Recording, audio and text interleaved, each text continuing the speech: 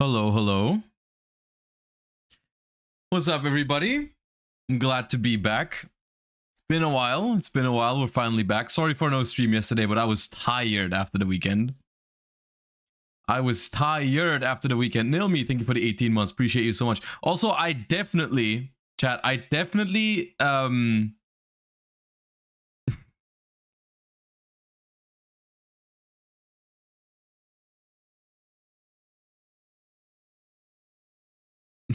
Darkard, thank you for the 10 months. I don't think grading Digimon cards would be that hard for me because I've played the game, actually. I have actually played that game. Rough Life, thank you for the 17 months. Acunum, thank you for the 21. So, chat, it's definitely not that I forgot the to change the sub sound. It's definitely just here because I'm nice and I know you guys find it funny and enjoy it. Yeah, can we all agree on that? It's definitely not because I forgot this morning to go back to a different sub sound. It's definitely, I'm just being nice right now, okay? I'm just being nice. ZB, thank you for the gift sub to Ray Cosplays. Dude, how many different accounts are there?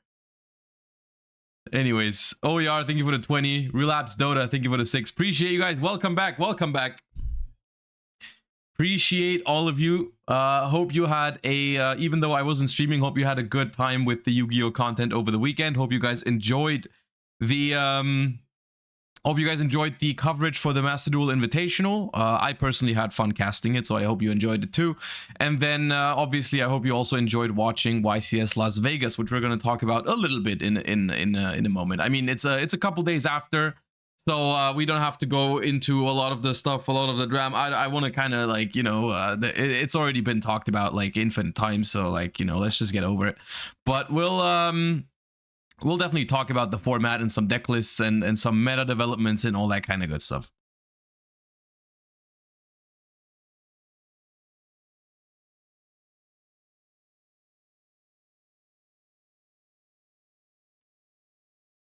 Straßenverkehrsordnung, thank you for the 9, first of all. Does Bonfire make such a big difference? I mean, look. Dude, okay, it's hard to answer a question when the Ray copy paste that keeps coming up. Chucky, thank you for the 8. KH Flow, thank you for the 14. I wouldn't say like Bonfire is a big deal.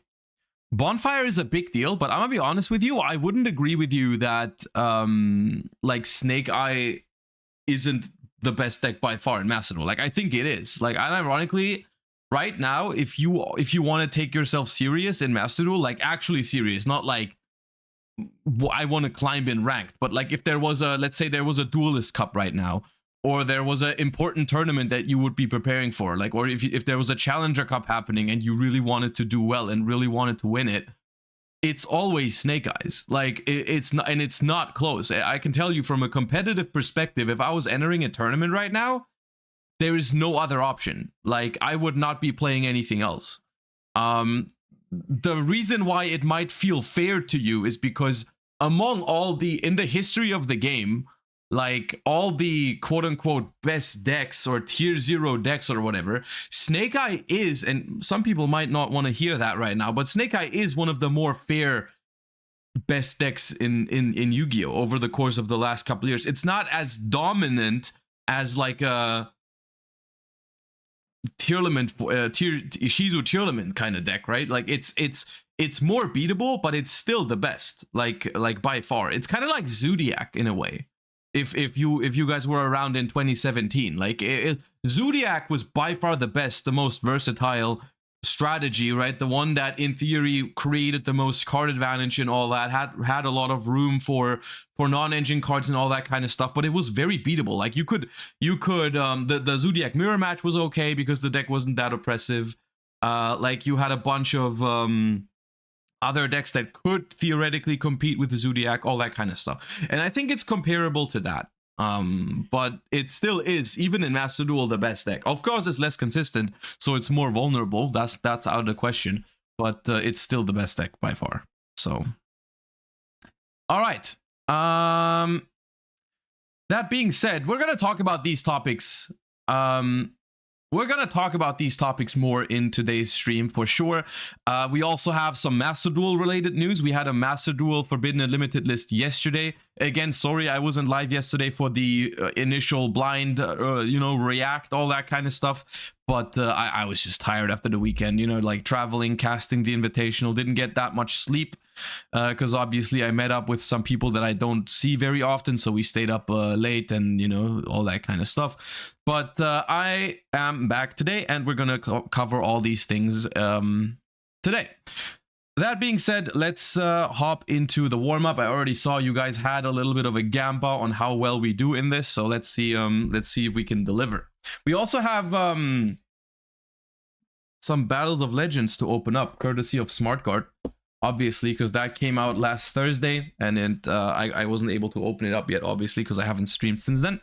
So we're going to be opening that in a bit as well. All right. Let's begin.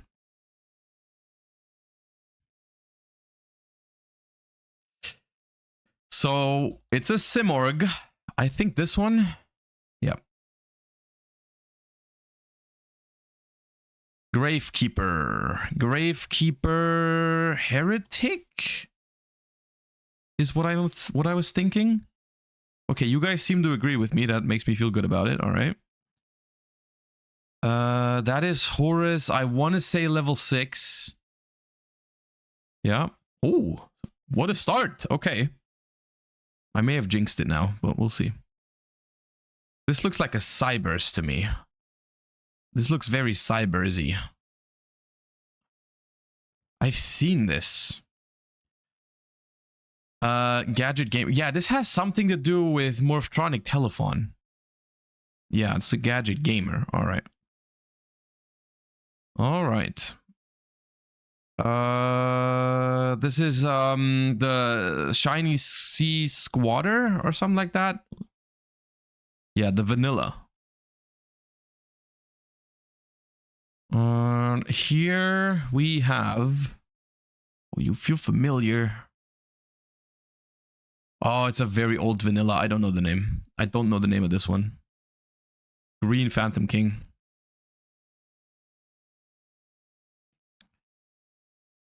This is a Fire King card. Is this like a Runix? No, you guys are right. It's the Megistus, the Synchro. Megistus Zoroa? No, it's not Zoroa. Megistus Varam? Varam. That's the one. All right.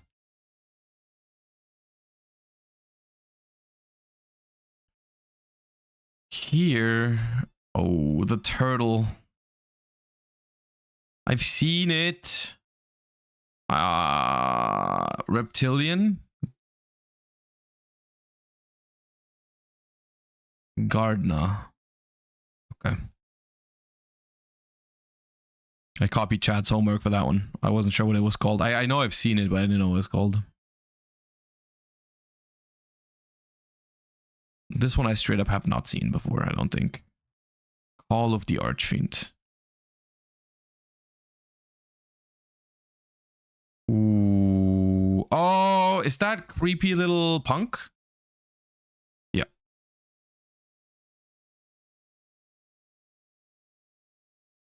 Okay, it's Bro Hunter, please. Yeah, nice. Good, good, good, good. This... Something True Draco? I believe it has something to do with that, but I'm not sure what it's called. Crystalic Potential. Okay, never mind me. Good thing I skipped. This could be Stardust Shimmer. These? Nice.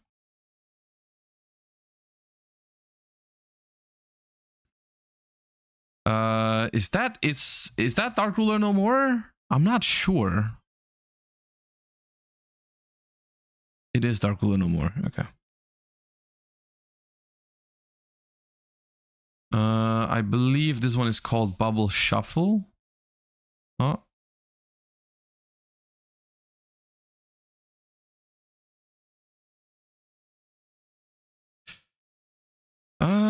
I don't know you. Power supplier. This is Jinzo Returner, I think. The small guy. Yep. Boston Pony, thank you for the 15 months. Appreciate you so much. Gen X something, but it might be Turban, but yeah. The bread boy, thank you for the 13 months. Appreciate you. You look like a performer pal with those stars. However, mutton. That's bubblegum. Wait, what? Okay, no, I'm skipping. You guys, if not even HCKO knows exactly what it is, then gum mouton. Okay.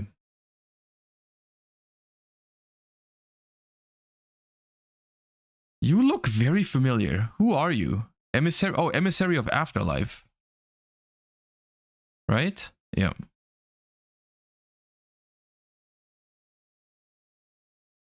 Pabo, thank you for the 4. The shark. I'm gonna try Buzzsaw Shark. Nope.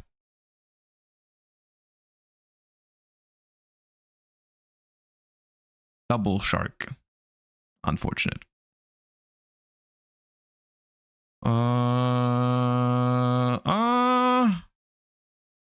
This feels familiar. What is this?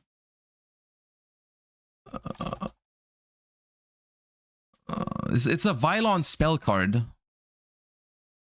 It's a Vylon spell. Vylon matter. Unfortunate. Okay. Mira, thank you for the 4. Ooh. Fluffle octopus. Yep. Easy enough. Beat.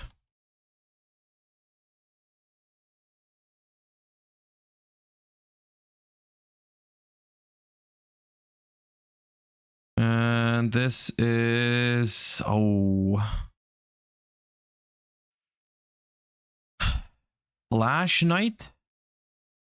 Yeah.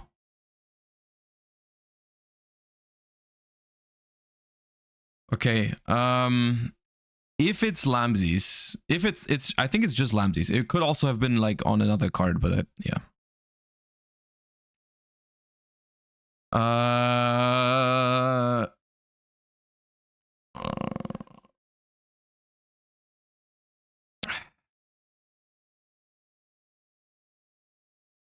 Wait.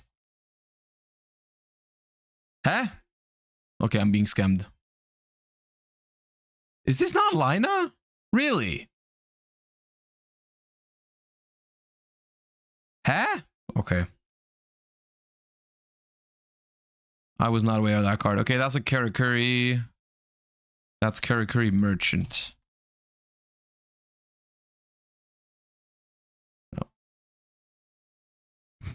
No, dude, we're halfway through. Come on, we're halfway through. It's not time for the Washu as yet.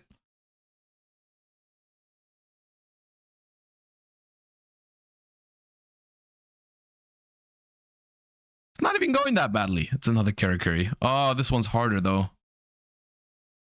Oh, which one is that? Karakuri... Samurai? No. Soldier? No.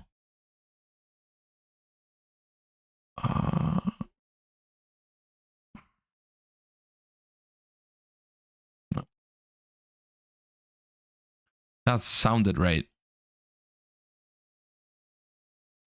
Oh, this is like Sword of Dark Eating Souls Devouring something.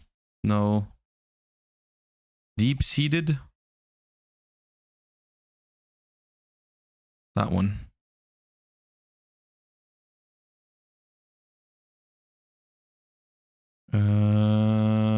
That's... Oh, it's not Patrol Robo. I believe we fell for that trap once already. Yeah, exactly. I thought it was Patrol Robo the last time, and it's Brave Scissor. I need to remember that.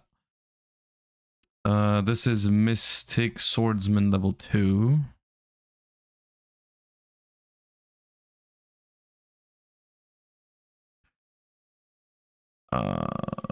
This one, like a cubic or a crawler? I don't know what that is.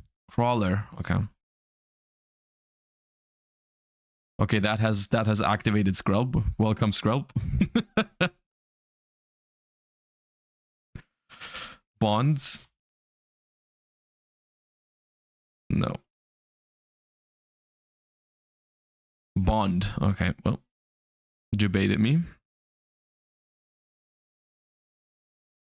Oh, something orb. Gravity orb? Gravitic orb. Yeah, that's the one.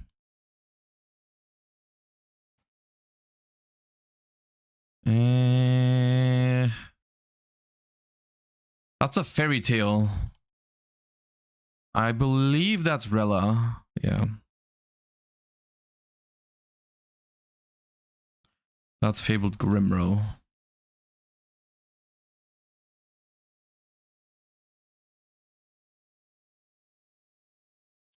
This looks familiar as well. Is that Gap? No, it's not. Infernity? Oh, it might be Infernity. General? I'm not... It's an Infernity, I'm pretty sure. I don't know which one it is, though. Destroyer, that's the one. One of the bad ones. I knew that. Oh, I've seen this one as well, but I don't know what this is called. I've seen this 100%. It's old, though. Ally Salvo.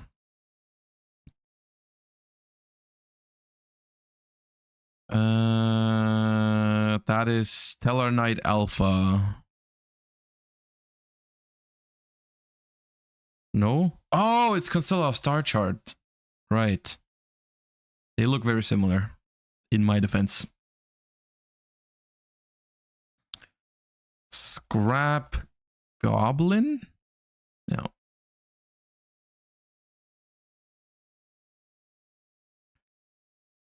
Please just be Birdman.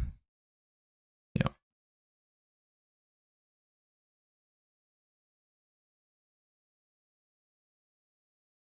What's happening here? Can't tell. Don't know what that is. Dragon's Rebirth. No idea. Ooh, and here... Oh, this looks familiar. Who is that again? Oh, it's Iron Chain Dragon. Iron Chain Dragon.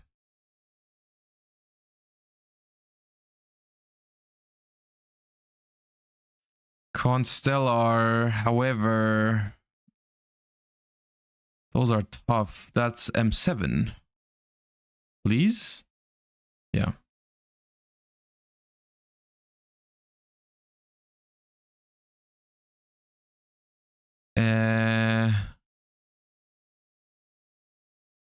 Who's that? No idea. Silver Sword Master. Okay.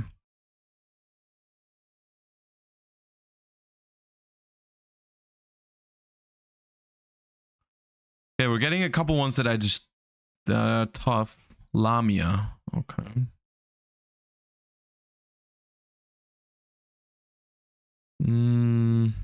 Oh, Raigeki. That could have probably been guessed with one or two less zooms, I'll be honest.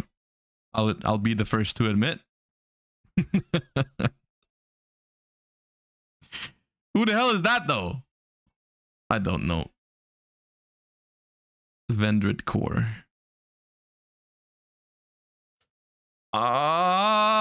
Mystical Ghost? No. Mystic Ghost? It's something Ghost. Magical Ghost? Yeah. That one. That's Suprex. Jump scare. 2018 jump scare right there.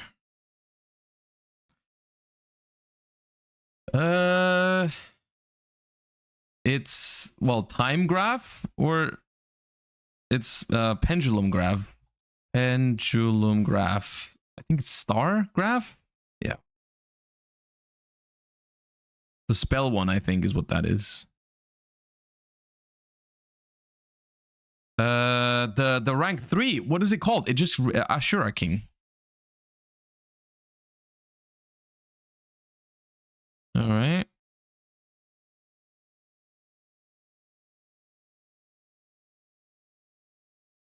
Don't know what that's called. Last counter. Dude, come on. 800 is so close. Oh, no, I don't know you. No, I need to skip this one. I need to hope I know the next one. I don't know who that is. Come on, 8 seconds. 8 seconds. What is this? I don't know what it is. No, I don't know what it is. Oh. Oh.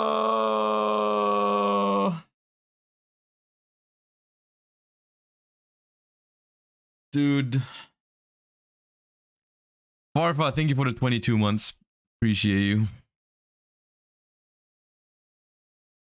I don't like how you guys are phrasing the prediction every morning. Why is it, how washed will today be? Well, I guess I'm not in the position to complain after this performance. I'll remember my complaints though. I'll remember my complaints for when I actually deliver. So keep that in mind. Yeah, okay. We're looking for high attack, low defense, not a warrior. Let's try a Pancratops. It's not Pancratops, but it is 2600 attack.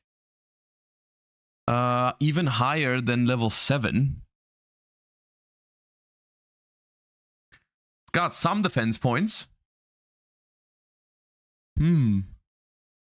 What is the attack on 29? Dingirsu? It's not a dark.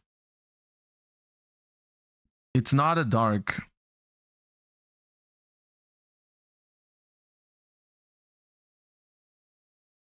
It's also not an extra deck monster, I'm pretty sure. It's not an extra deck monster because it was red on the Exceed. If it was like an extra deck monster, it would be yellow on that. It's just an effect monster with 2600 attack.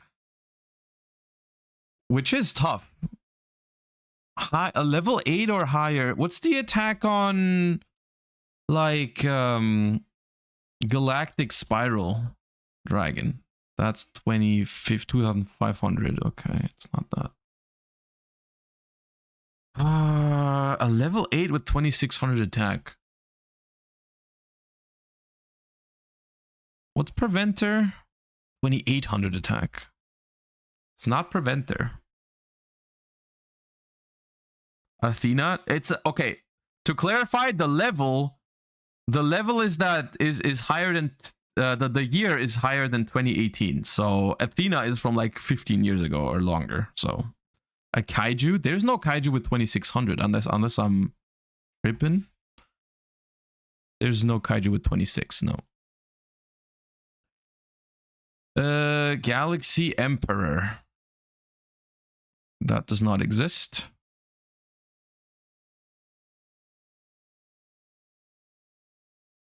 Nemleria? No Nemleria 2600. Danger? Dangers are all darks.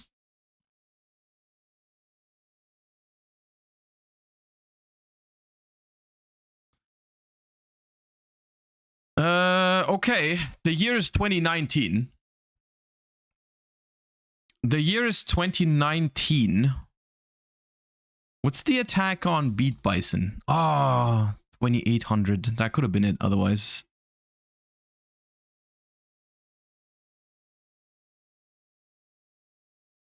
Okay. I just got that from chat and there is no shot in like there's no universe in which I'm ever guessing this card. Like, I haven't seen this card before. Where did this come out?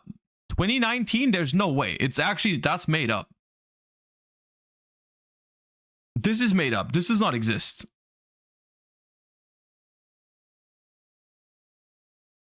It's the same as the other cataclysmics. But what does that mean? I don't know what a cataclysmic is. Is that an archetype?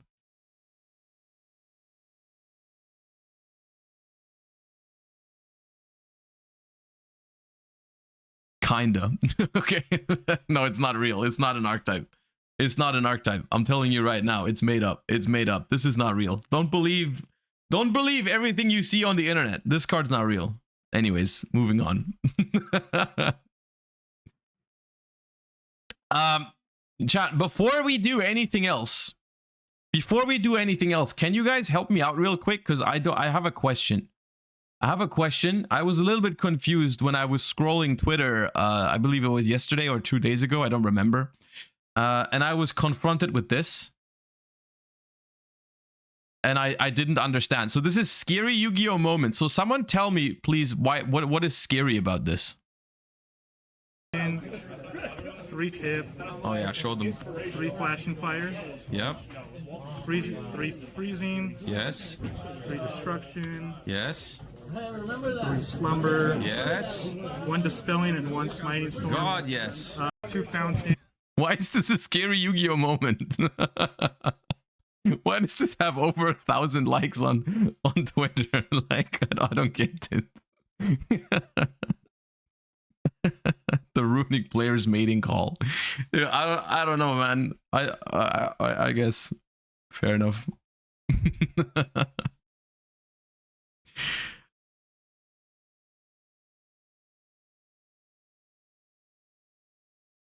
Aw, Pack, don't hit me with the Sag. Come on. First at a YCS and then second at a YCS the next week. It's not a Sag moment. I was rooting for you. Well done. Some Packawad collabs in chat right now for Pack. You did good. You did good.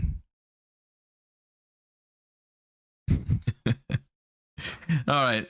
What do we do first, chat? What do we do first? Do we go, do we first talk about Master Duel ban list? Just get that out of the way and then spend some more time on Vegas? I think that makes more sense. Because the Master Duel stuff should probably be faster. Depending on how fast we get through the YCS Vegas stuff, we might also play some Master Duel later today, because I don't know if we've done Master 1 yet, and we only have a couple days left in February. So we definitely have to do that at some point. First things first, let us hop into this. We have gotten a new Forbidden and Limited List update for Master Duel, which will be implemented in just over a week, March 8th. Like 1.5 weeks. Yeah, and let's just go through it. I've seen it yesterday, but I'm gonna be honest, I didn't look at it in detail, so I couldn't even list all the changes in my head right now. So let's just go through one by one. We have King of the Swamp going from 1 to 3, which is good, because this card never deserved to be on the Forbidden and Limited list. This card, when it went from 3 to 1, it was basically just a help to Master Duel players, because it would help you make your deck better, because it forced you to remove bad cards from your deck. So there you go. Now you have the ability again to build a bad Tearlament deck. So boggers. Prank Kids Meow Meow Moo from 1 to 3 is, quite frankly, it's a good change. Unfortunately, I don't think it matters too much. Like I mean, it helps, but I'm gonna be honest with you, the difference from 0 to 1 is much larger than from 1 to 3. Like the one Meow Moo that matters the most is the one Meow Moo. Everything beyond that is kind of just like cosmetic. It helps a little bit, but I don't think that's what's holding back Prank Kids. But yeah, it matters. It's not irrelevant, but in the grand scheme of things, it's not gonna make Prank Kids good, I don't feel like. But it's a fine change for that reason, because it's not going to make Prank Kids super powerful. Then why is it on the ban list in the first place? So that's good. Water Enchanters of the Temple going from 1 to 2. I personally am a fan of this. Like, my take on this is simple. I'm seeing it in the TCG. The adventure engine is at full power for us, and it is not seeing much play. Pretty much proving the point of those cards can be unlimited and are fine. So I do not mind this, to be honest. Like I think the adventure cards are scary in some way, shape, or form, but it's just it's hardly gonna impact the format, I don't think. So yeah, solid change there. I think this is moving in the right direction. We have Super Heavy Samurai Soul Piercer going from 3 to 2, which is a it's a very Master Duel hit. Let's be clear, like it's super. This is the one thing with Master Duel that I just don't like this. Like I think the reason for this is because this is a rare card and they don't want to hit the ultra rares, so don't give you the free crafting points. I think the game can only take so many of these decisions. Like unironically, this is not a good hit to the deck. It's not smart to do this. And if they do this too often, it might hurt the game in the long run, because they're being weird about it. You know, they're being weird about like their banlist adjustments. They're not making the banlist adjustments that make the most sense from a game perspective.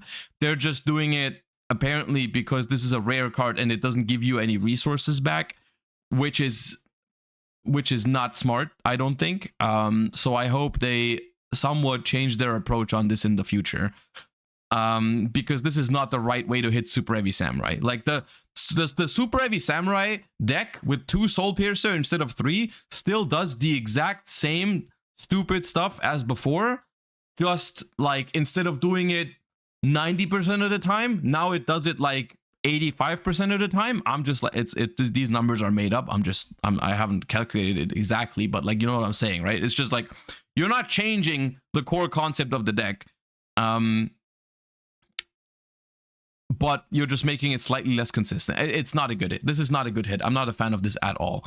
If anything would matter, it would be to ban this card, which would then be an okay hit. Putting it from 3 to 2 is not smart. It's not a good decision.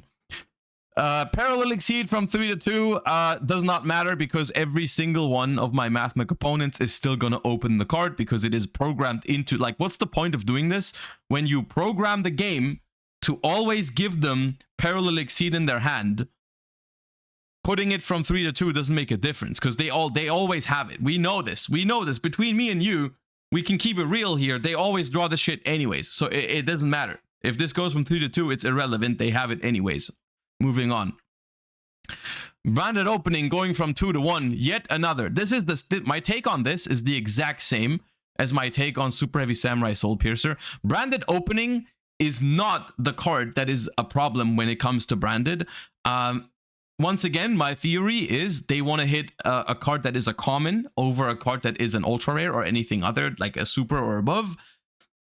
This is not the right way to tackle branded. Like, if you want to do something about branded, instead of making it even brickier, even just change what the deck is doing rather than how often it's doing it, in my opinion. But yeah, I mean, at the end of the day, it is subjective whether you think consistency hits are a good decision or not. I personally don't like them, so I don't like this one. And that's it. That is it. Now, overall, I'm like split on this list. I like some of okay, what I do like here is what they are removing from the ban list. That is that they are moving cards the right direction, because Adventure, King of the Swamp, and Prank Kids are all currently pretty much irrelevant in Master Duel, so giving them some stuff back is a good decision in my opinion. I heavily disagree with what they are putting onto the ban list, you know, with the direction that Soul Piercer, Parallel Exceed, and Opening are moving. Like, I think those are all not the right things to tackle about those decks. Don't get me wrong, all those decks probably deserve some sort of hit in Master Duel. Like, it's fair to hit Branded, it's fair to hit Super Heavy Samurai, it's fair to hit Mathmech. By all means, do that. Just not this way, I think. Just not this way. Just don't move around like, we're hitting the rares, the commons, and we're doing suboptimal changes due to that. Like, I don't like it at all. And another topic is, obviously, I think that's something that a lot of people are going to be mad about, is the fact that they didn't hit any Snake Eye cards, right?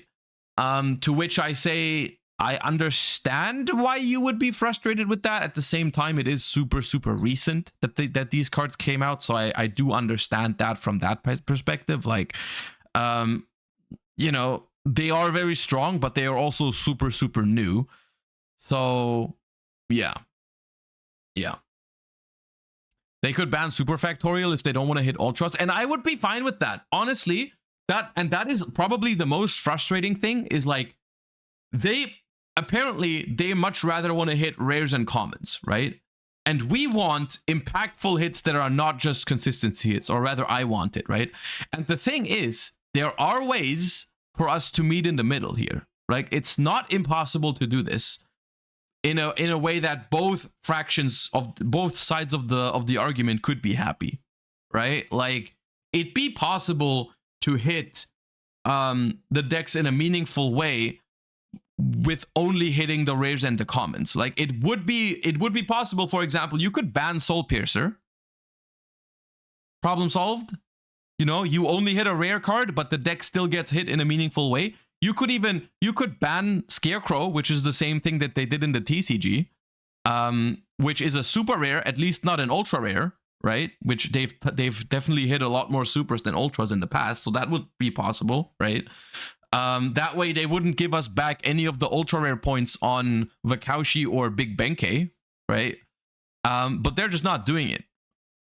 Right? They're not doing it. Instead, they're doing this half-ass Soul Piercer. So overall, I think this ban list is not good. It's not a good list. It's not a good adjustment to the game. The thought behind it is fine. You know, the thought behind it, I understand. The execution is not good. I'm not a fan of the execution here. Unironically, I don't like it. I don't like it. Is Snake Eye tier 0 in your opinion? I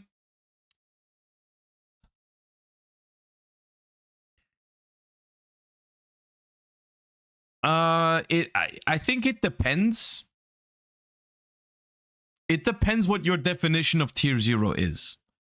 I think it's the best deck in Master Duel. The question is, what do you define as tier 0? I don't know if there's an official like definition for it. I think tier 0, to me at least, it has to be super dominant as well, and there needs to be like almost no other choice if you want to do well. I don't think we're quite there yet in Master Duel. In the TCG, we'll argue about it. We'll talk about it in a bit when we cover YCS Vegas in a little bit, right? Then we'll talk about it. But I don't think in Master Duel it's something I would consider tier 0 at the moment, because it does have its weak points. It does have its consistency issues. It doesn't have all of the options that it has in the TCG just yet. Obviously no Bonfire as well. No Raging Phoenix, all that kind of stuff, right? So like I would argue it's the best deck in Master Duel, but not tier 0 level yet. Whether that matters is another thing, because I think that is just it's just words around it, just definition questions. Best deck means best deck, right? That's I think an easier way to put it. But we'll talk about Snake Eye's situation in the TCG as well in a little bit. We'll talk about that today. All right. Another Master Duel thing that I thought was pretty cool, and I wanted to quickly mention it because I think it was announced like tonight, like last night or this morning. I don't know exactly when it was in the game. Maybe it was yesterday already. There's another tryout duel coming to Master Duel, which is Time Travel. Time Travel 2004 is happening in 3 days, March 1st. Tryout duels are mini events that take place over a short span of time. Aim for a specified number of victories while playing with the event-specific rules. During the event, you can duel as many times as you like. The rules for this one: Time Travel 2004, an event where you battle with cards released in the OCG until November 25th, 2004. In this event, the player going first can draw a card during their draw phase. The dueling rules may differ slightly from that of 2004. The thing is, people are saying this is close to GOAT format. I think this is GOAT format because of obviously for us TCG players, GOAT format is like 2005, but because the OCG is always ahead in schedule, I think this is very close to GOAT format. The last set is Flaming Eternity. Last set, Flaming Eternity means it's not exactly GOAT format, right? Because the last set in GOAT format, is that Flaming Eternity? What's the last set in TCG GOAT format?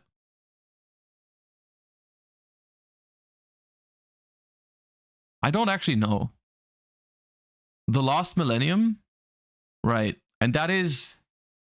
Lost Millennium is how many sets after Flaming Eternity? Is it like the next set after? It's the next set. Okay, so it's missing one set. All right. I mean, I'm gonna be honest with you. I don't think the specifics are gonna matter that much for this one because I think the most important thing here is how it's gonna feel. Like the gameplay feeling is essentially GOAT format, right? Like whether the Lost Millennium is in there or not is not super relevant. Of course, like 1 or 2 cards are going to be missing, like Brain Control, but it's not. Brain Control is not even that important in GOAT format, honestly. But like the way it's gonna feel is gonna be different. Now, I'm inclined to check this out. At the same time, I wonder how many of the cards are gonna be ultra rares because I know a lot of the cards. Like I think every single banned card, like every single card. When Master Duel released, I think every single card that was banned at the time is an ultra rare, right? Now they've banned cards since that were not ultra rares, but I think most of them, or if not all, are ultras. Metamorphosis is super. Okay, then Metamorphosis was super. But like a lot of them are ultras, I think. A lot of the old staples, I think, are ultras. Which I would be okay with that. I would be okay with that if I could keep playing this format with friends maybe after the event, right? If the event comes out, you play it for a couple days, and then you can maybe make this an option when you're dueling in a duel room. Like, why not? Just let me select this game mode when I'm playing with my friends, maybe, right? Can you do that with old tryout events? Is that something that's possible, or do they completely remove it after the event happens? No? No.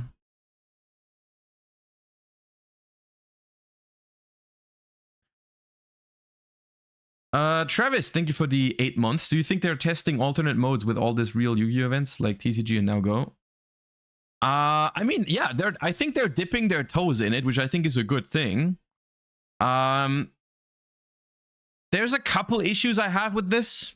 My first issue is the one that I just mentioned, like the fact that it's only in the game for a few days and a lot of the cards are high rarity makes it a little bit weird for me. At the same time, I still think it's an incredibly good idea and they should explore it more often. They should make it permanent, in my opinion, to solve that issue. Someone in chat just mentioned you can play this with your friends already because you can set like the duel room to unlimited ban, like basically no ban list, right? The problem is you still don't have the draw in your draw phase, for example, right? It's still different.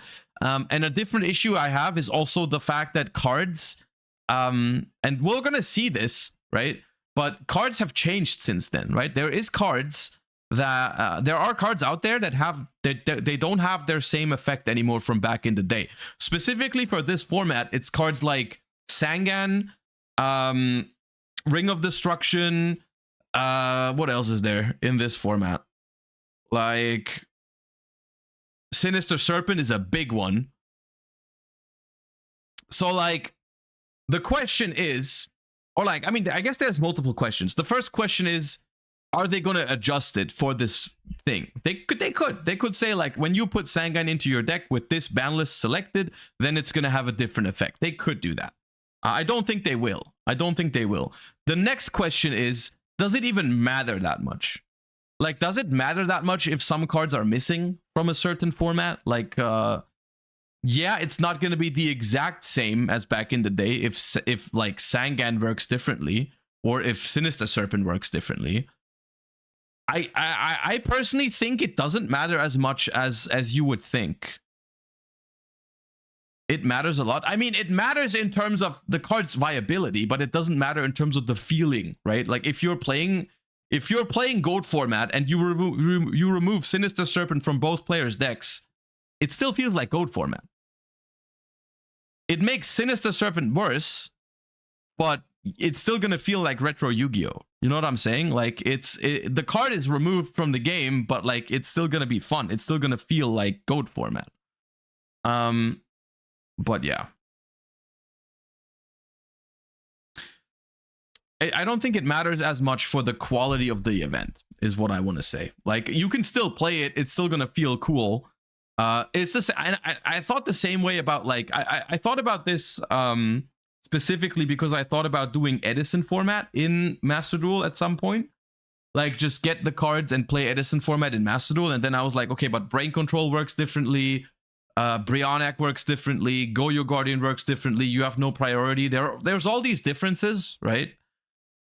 But like it would still be fun, wouldn't it? Like Future Fusion, yeah. It's not like Edison format is only fun because of how Brain Control works, right?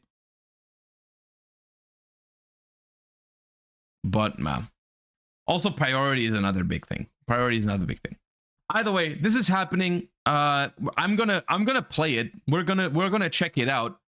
We're gonna see how fun it is. We're gonna probably. I'm gonna be honest with you. I'm probably gonna try and find a way to play this without having to craft 10 ultras. Like there's a limit to how many ultras I want to craft for this. Like we're probably gonna make some, but I'm not gonna like if every single banned power card from back in the day is an ultra.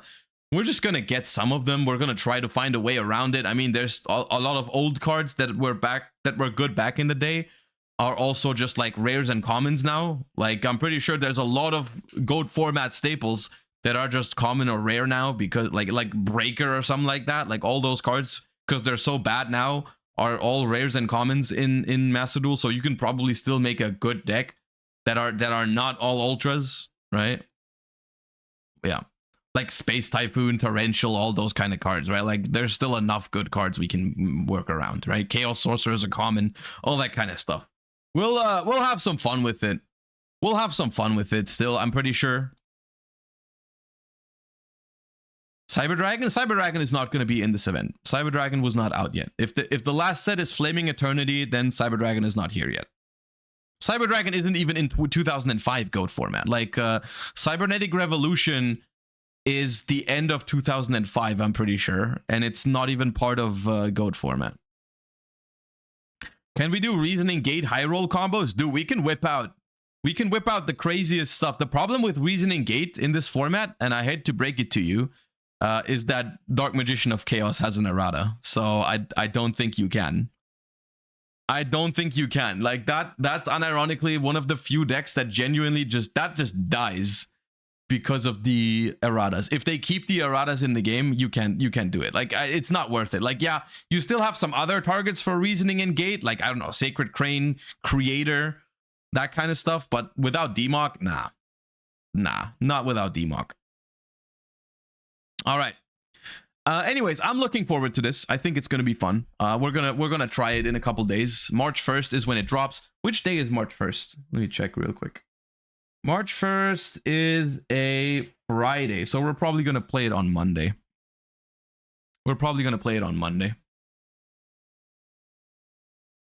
We'll see. Maybe I'll go live on Friday a little bit. I don't know what the plans for Friday are yet, but okay.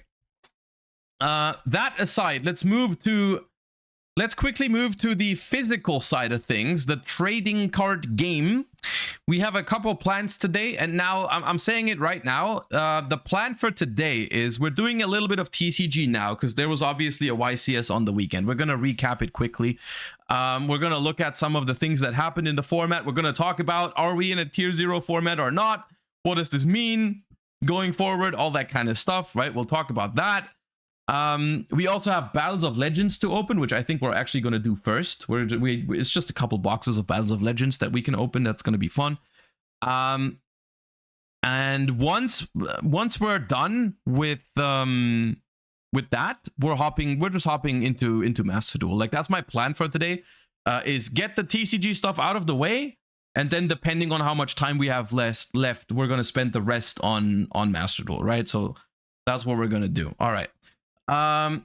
Let's just do the opening first. What are we thinking in terms of the Gamba? What do you want to Gamba on when it comes to Battles of Legends? Should we Gamba on whether we get the Utopia or what? Gamma 0302, think of it as 7 months. How about some remote Edison? I mean, we can try that at some point. As soon as my remote setup isn't finished yet. Like, we've already been doing remote setups, but I am currently getting like assets made for it, like overlays and stuff. So it's gonna look a lot cleaner soon, hopefully. And once that's done, like remote content, we can do whatever. Like, if you guys want to see me play Edison, like we can invite like I don't know, E3 or Carpath or whatever. Like, we can play some Edison with some popular Edison creators as well. I mean, I have all the Edison decks pretty much. So yeah, we can do that too at some point. Or waiver, yeah.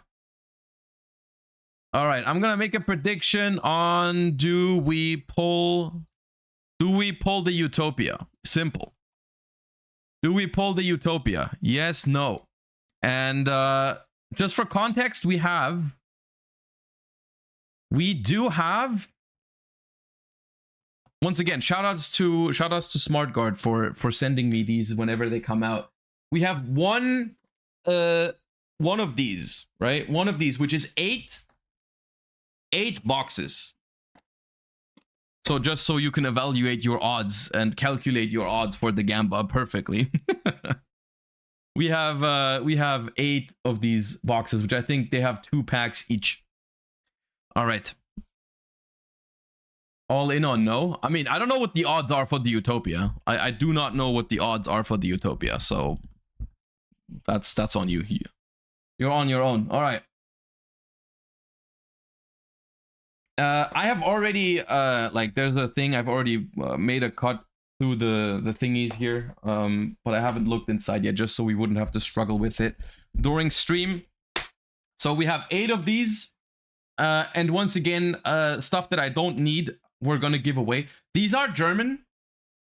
Usually they send me English, but these are German this time, so we can have some fun with some German names. We'll see how it goes. All right. Let us begin. Is the Gamba still running?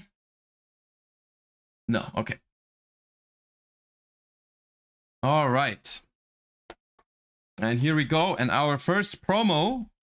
By the way, the way these are in here is a little weird, because like there's this area here right between these 2 flaps or whatever it's called, and like the card doesn't fit in this, like I don't know, it's weird. Anyways, we've gotten, I don't know what the English name of this card is. Okay, you guys can't. Okay. Can you focus?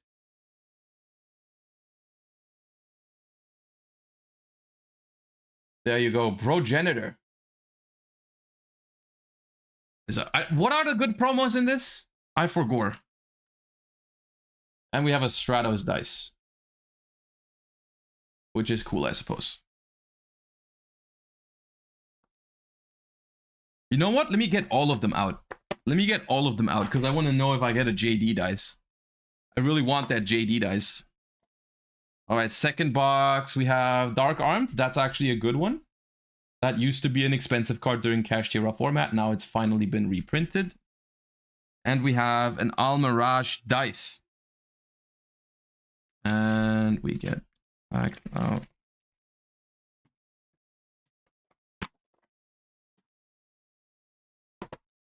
Third box, we have, ooh. I believe that also used to be an expensive card at some points, but I think it's already gotten a reprint, right? So like this one's not that yeah. You have to say the German names. Okay, we got Schwarz glänzender Soldat, Soldat des Chaos, and another Almirage dice. The Magnificent Maven's Ultra is $5. Okay, yeah.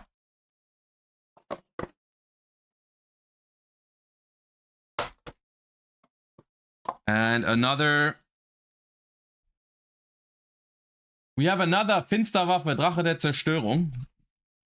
Argue. And a Cyber Dragon dice. Cool.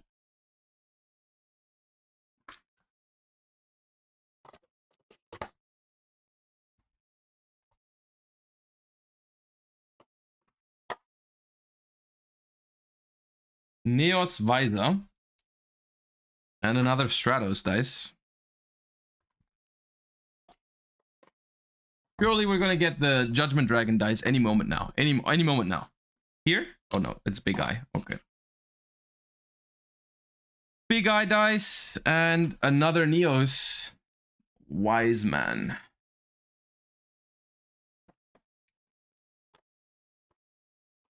Pop up. Oops. And another Big Eye dice and another Neo. Okay. Can I stop? I don't need... never mind. I'll just see myself out.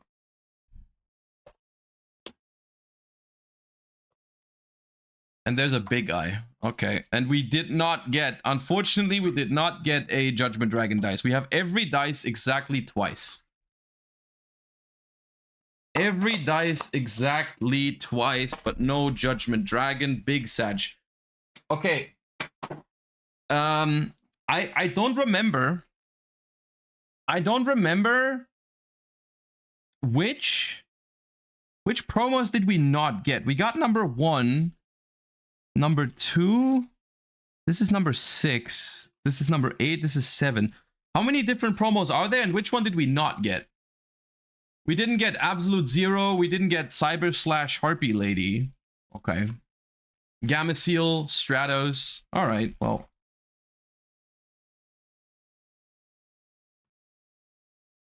Three freaking Neos Wise Mans. All right.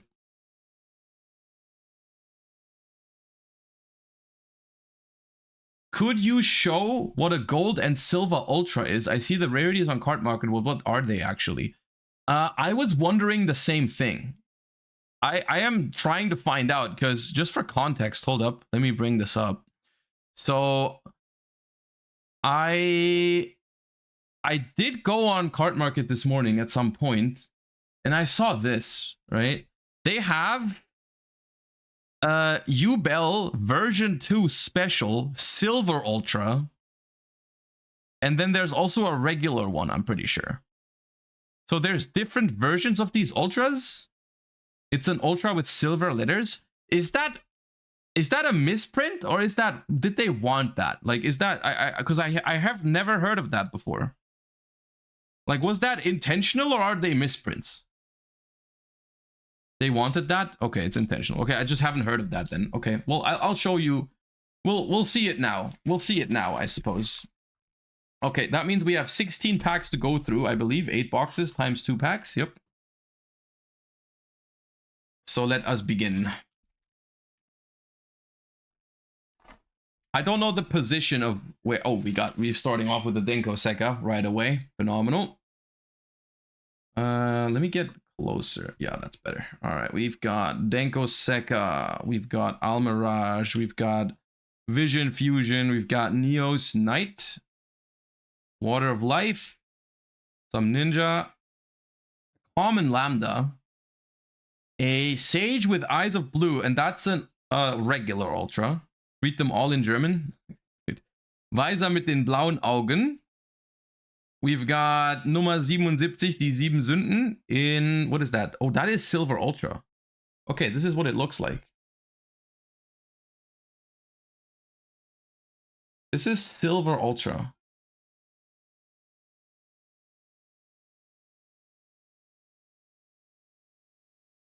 Okay. How do I feel about this? It's kind of cool. Kind of cool. And we've got a Minerva in the same rarity. It's kind of like a... At first I thought it was a secret rare. But it's not quite. It's like if a rare and an ultra rare had a baby. is what it is. Okay, well, we've got a common Prisma. Driver. We always pull driver. Common diagram.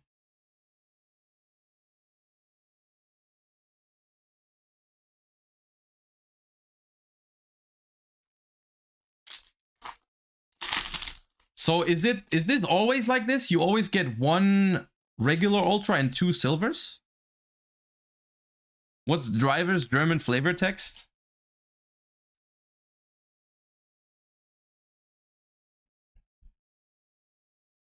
Ein Psi-Soldat, der auf Lichtblitzen in die Schlacht gegen die Sicherheitskräfte zieht. Er verwendet einen autonomen Verstärker, der Psi-Hülle genannt wird. There you go. Alright, we got Lila. RP something. Jaugen. Raid Raptor. Celestia. Wolf. Speedroid. Raid Raptor. RP's Perfumer. We've got a silver alt art Boral Sword Dragon. Kaliber Schwertdrache. Alright. And we've got a silver U-Bell.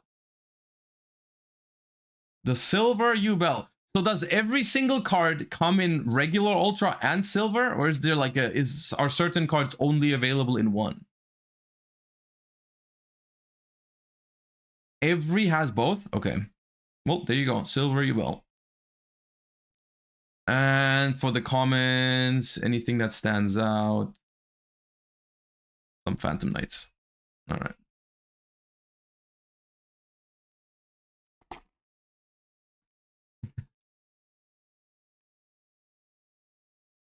Vanity's Fiend, Troll Despair, Trinity, Into the Void, Almirage, White Aura Delphine, Dolphin. Okay, here we go. We've got a... Look, we're a YCS champion. We've got an Ultra Rare Minerva next to the silver. This is the difference. I guess we can show it off like this because we pulled them in both now.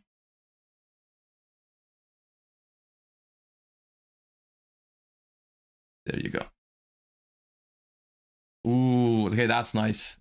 That looks nice. We've got the Silver Ultra Chaos Emperor Dragon. That's pretty cool. That's pretty cool. And a Security Dragon in Silver Rare. Sicherheitsdrache, let's go. Double Helix. Prep.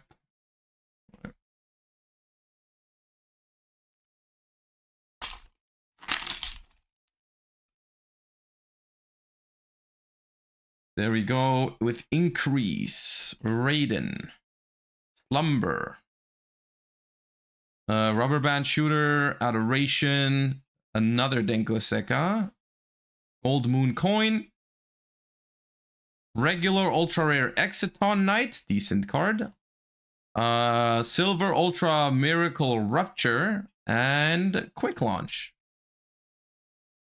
Okay, I feel like we're pulling decent so far. We're pulling some decent cards. There's like barely any like really bad cards here. Right? It's unless maybe I'm high rolling, but like for the most part, a lot of these holos that we're getting are decent cards.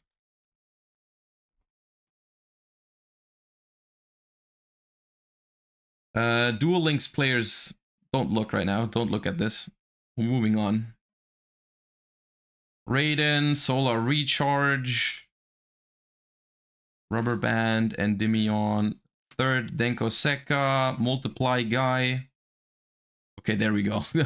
There's the first not so great ultra. Shout out to Lionheart. E! And another U-Bell. Oh, I'm glad. Oh, my camera has frozen. Unfortunate. Hold up.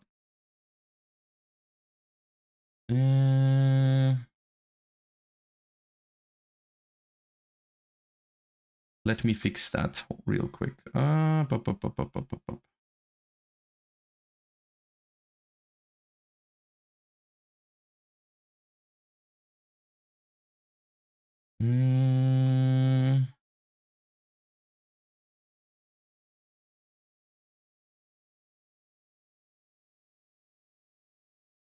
Okay. There we are again. Yeah, sometimes it does that. I don't know why and when, but yeah. I'm just happy that the two U-Bells we've pulled so far are the same. They're both silver. There is nothing that would bother me more than getting a mismatching playset of U-Bells. But I'm pretty sure silver U-Bell is good.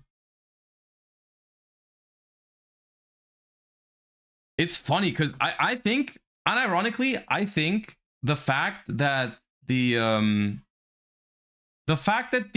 U-Bell support that was recently announced is so good, I think shines a whole different light on this product. Because like if U-Bell, and I'm not saying it will be meta, it might, I'm not sure yet, but like the fact that U-Bell is getting hype right now makes this product so much better, right? Like, because imagine if this product didn't exist and U-Bell was not reprinted at all. Like, that would have been terrible.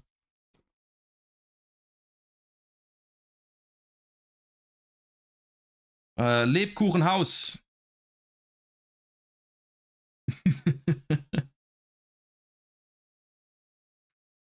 Papa is Machete. Thank you for the 4 months. Appreciate you. Visionsfusion. We have a Schicksalsheld Malicious. Ooh, that's a good one. We have a number 90 Galaxy Eyes Photon Lord. We have a Nummer 90 Galaxie Augen Photonenherr. Let's go. And a Kumongus, der Kaiju der klebrigen Fäden. Poggers.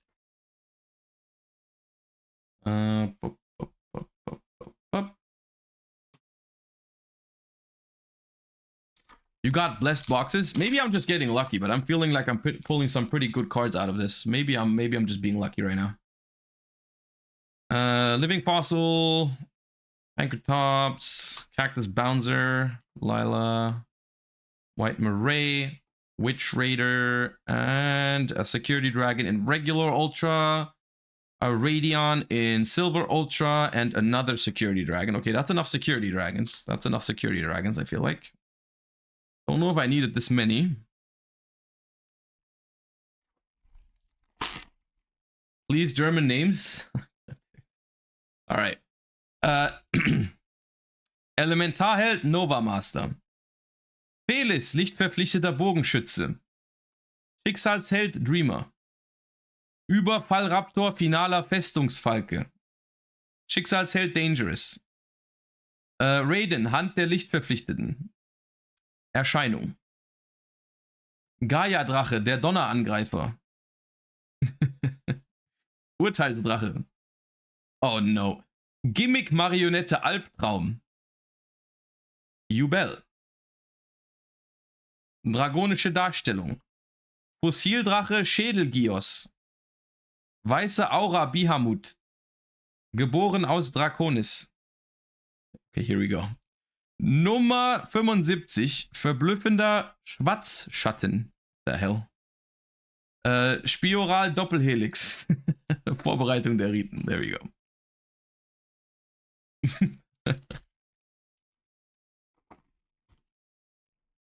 There we go. I'm not doing that for every single pack. I am not doing that for every pack. There's no shot.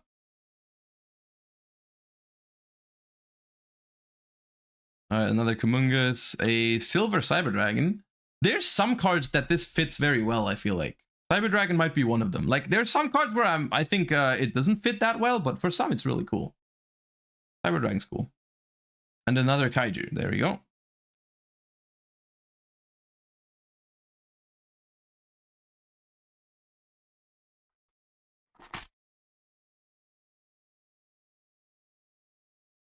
Why are you buying it in German? I haven't bought this at all. This is sponsored by SmartGuard, sponsor of the channel.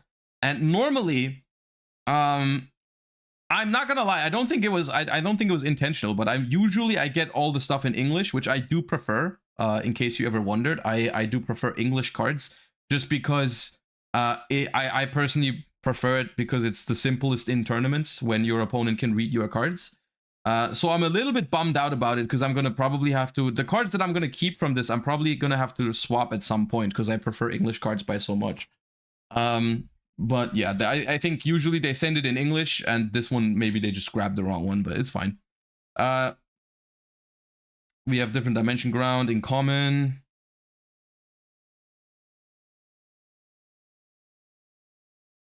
We have alt art cyber dragon in ultra. An afterburner in silver ultra, which essentially just looks like Secret Rare but with a different picture on spell cards. And we have Finsternis Metall, Drache des Dunkelstahls, which I think is the Red Eyes link.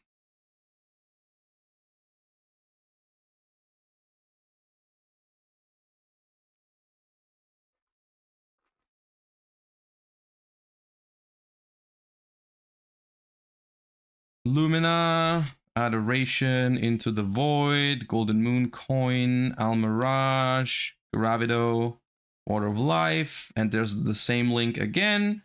We have a silver extra, like this one, for example. I feel like it suits so much better. The fact that it's silver, it looks better than the golden. I feel like. And then we have another Sage of Blue.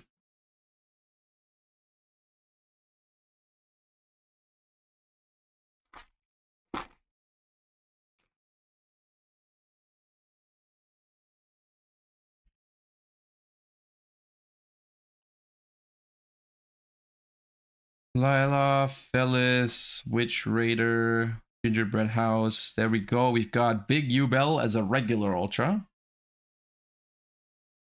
Another Silver Minerva and another Kaiju.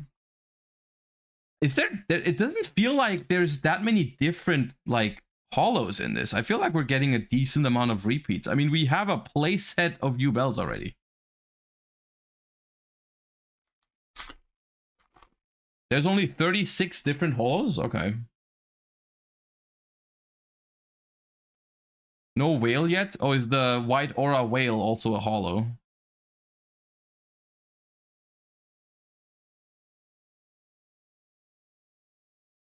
There's our fourth freaking security dragon. We've got Orgoth in a silver. And oh, dude, stop with the security dragons.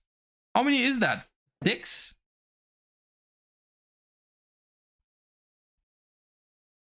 Or 5?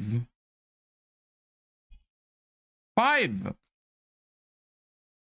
I don't need any more security dragons, please.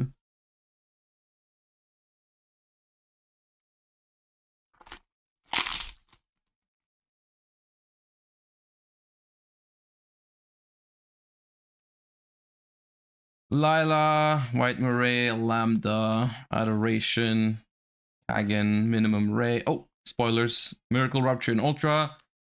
Second form of Yubel. So we've pulled all the forms of Yubel, which is pretty cool. And another Orgoth. Okay, I feel like I could have survived this opening without pulling Orgoth. You don't need to, like, give me multiples in the last couple packs. I was fine without it.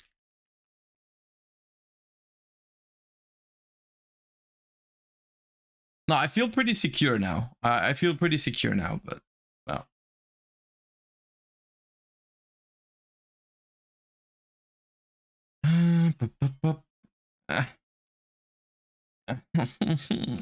Stop with the security dragons, man. Okay, we have Judgment Dragon.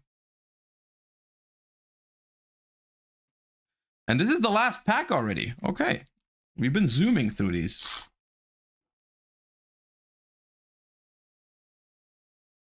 This is the last chance at the Utopia for any believers. Don't know what the odds are for pulling it, but needs to happen now. And Lionheart is not Utopia. That, oh my god. Lionheart, Minerva. Okay, I don't... That was not a banger as the last pack. Okay, I mean... Overall, though...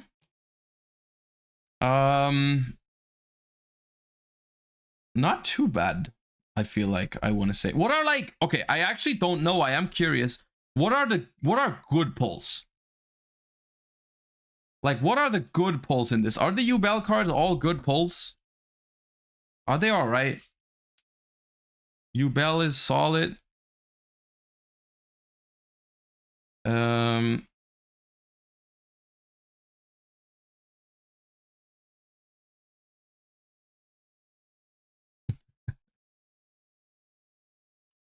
dude, I'm sorry. Can you even hear that? I can barely hear that. I'm sorry, Toxic Rain. Seeing all these German cards made me remember I, for some reason, learned German in my primary school in Australia. Well, what do you mean for some reason? I'm pretty sure the reason was to learn German. Isn't that the reason you learn any language?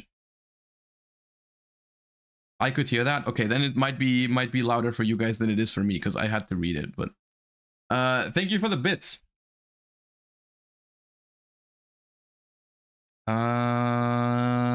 I'm pretty sure. Like, I mean, Gimmick Puppet, I guess, is a solid pull. This is a solid pull. This is a solid pull.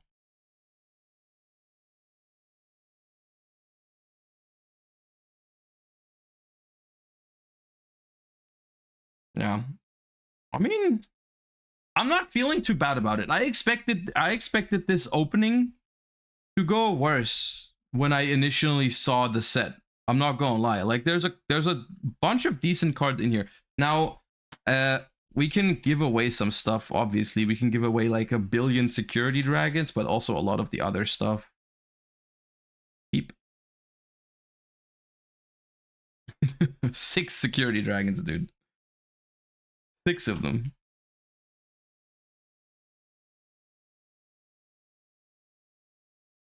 You can keep the security dragons? No, I'm gonna force you to take them. Whoever wins the giveaway is gonna be forced to take the thing. Okay, so what is good stuff to give away? Exiton's a good card that we pulled multiples, so we can give away Exitons. We have enough Minervas for sure as well. Minervas. Let me keep 2 Minervas and give away one each, one regular and one silver.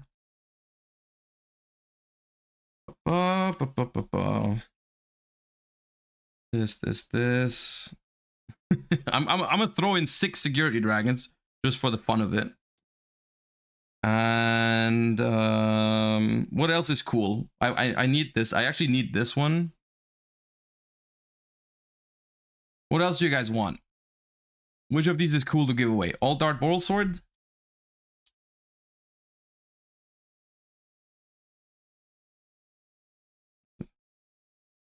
Because I don't want to send this entire stack away when people don't really want the cards. Militias? I can throw in the militias. I don't care. Just name which cards you want from this in the giveaway.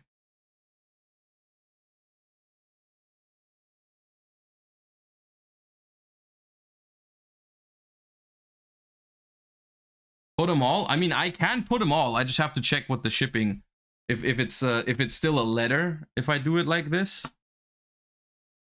That's still a letter, a regular letter. It'll be fine. It'll probably be fine. Yeah. It'll probably work out.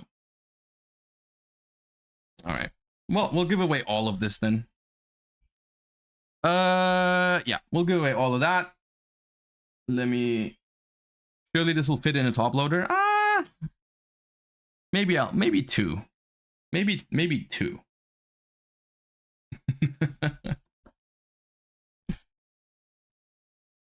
All right.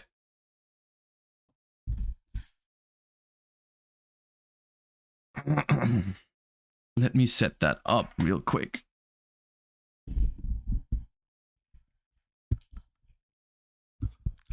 Two smart guard could actually work. It's more like 3, but like, yeah, smart guards are easier to fit stuff into than top loaders. That's true.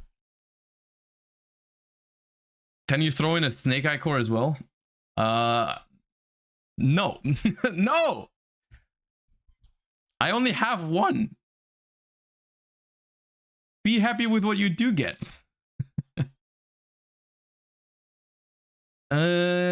Giveaways. Keyword.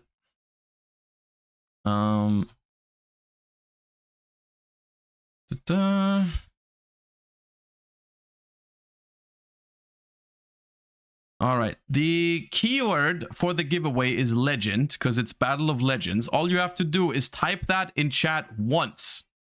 Once. Once is enough. Just type legend once. We're going to leave it running for like a minute or two, and then I'm going to pull a random winner. Once again, no extra subscriber luck, no extra regular luck. Anyone can take part. Anyone has the same chances. Just type the word legend once.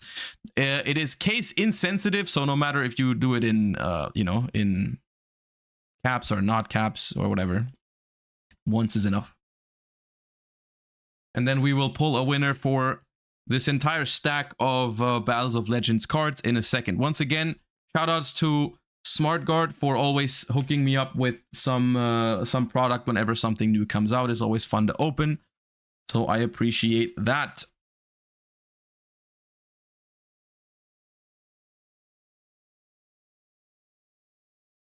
And I guess we'll do it at 27. So when a minute passes, I'll pull the winner.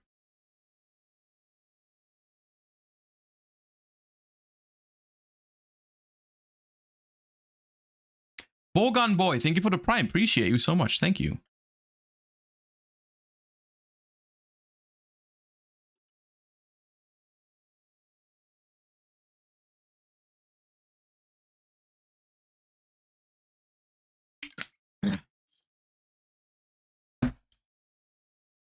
Get the riggeds ready. Prepare your riggeds. It's not rigged. What dice did you get? I got every dice twice, which I think is the average. Like, that should be normal when you have a box of 8. Like, unless you get lucky and get the Judgment Dragon, which we didn't. All right, it's 27. Roll it.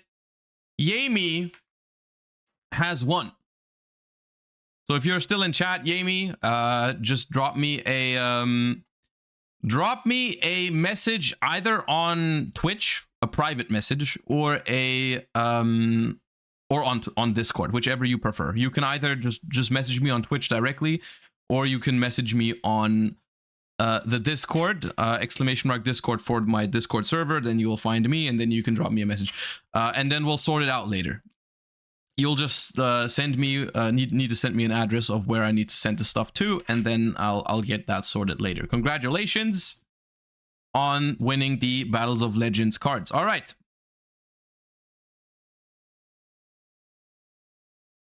All right. There we go. When do mods get extra luck? They won't. They will not.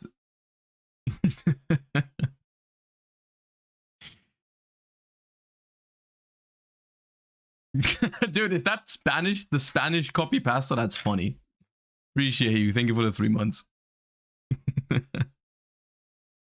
All right. That out of the way, let us move on with the TCG content for today, because we have some things to talk about. Now, obviously, YCS Las Vegas has happened over the weekend, and you guys have probably seen what happened there and have talked about all of these controversies a bunch of times. So I want to move through it a little bit quicker than maybe if it was 2 days ago, but yeah, we'll still talk about it in some way, shape, or form.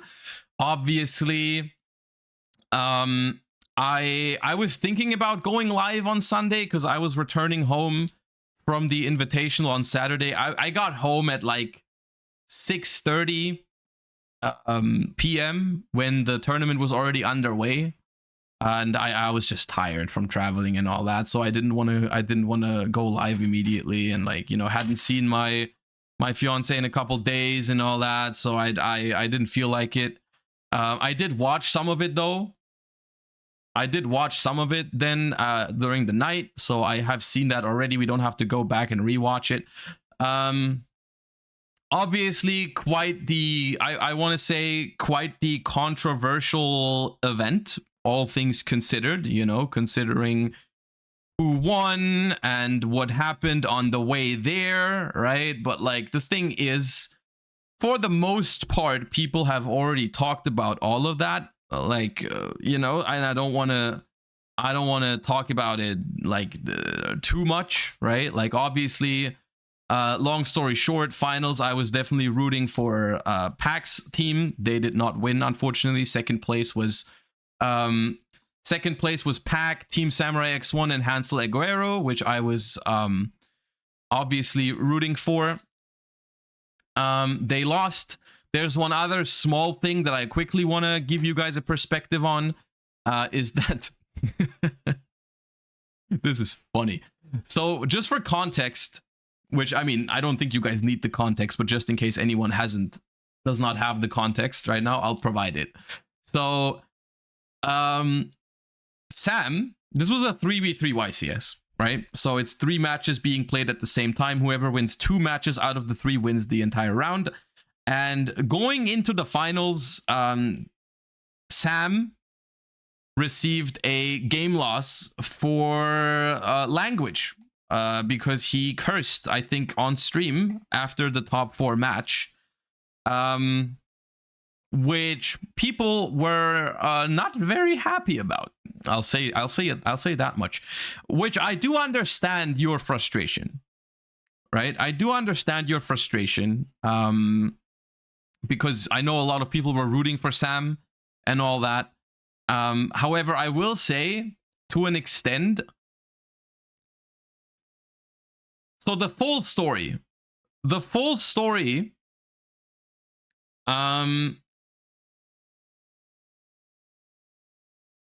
according to, I've talked to Pac yesterday. I've talked to Pac yesterday, and Pac told me that Sam had previously gotten a warning for language in one of the previous rounds. I don't know exactly when.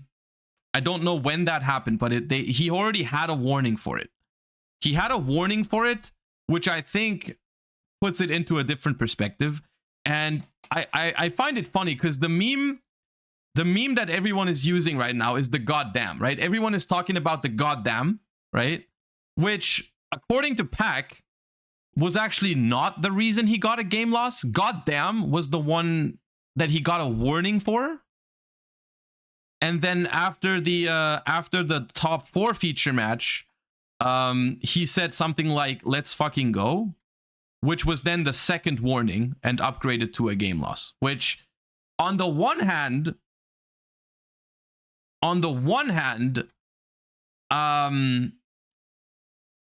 I understand the frustration for everyone, and like, you know, it's like it's definitely, it's one of those situations where you're like, you need to get, like, the judge that gives you that penalty needs to have an incredibly bad day. Like, I think it's very unfortunate overall. The problem with it is, I don't think you can really hate on it, because it is technically, if you want to get really technical about it, right? The rules are the rules. It's in the policy document. He got a warning for it previously. It's not like they came right off the bat and said, like, yeah, you're gonna lose now. You're gonna get a game loss. They gave it happened once. They gave him a warning. They were like, hey, stop doing that, you know, and then did it again, which is like, it's weird, because I think they are in the right to do it. It's still incredibly, I feel like it's petty. Like, it's like super, it's not necessary, but that doesn't mean they're not in the right to do it. Like, I think they can do it according to the policy document. Like, it is what happened, right? It is what happened.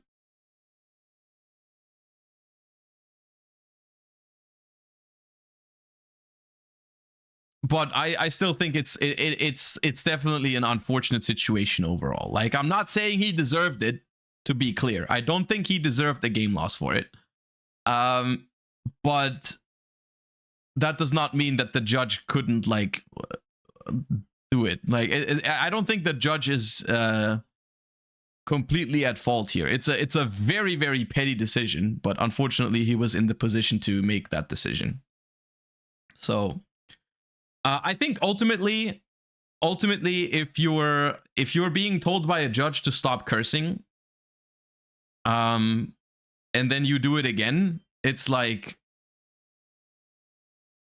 I'll say that much. If I was the judge, I wouldn't have penalized it.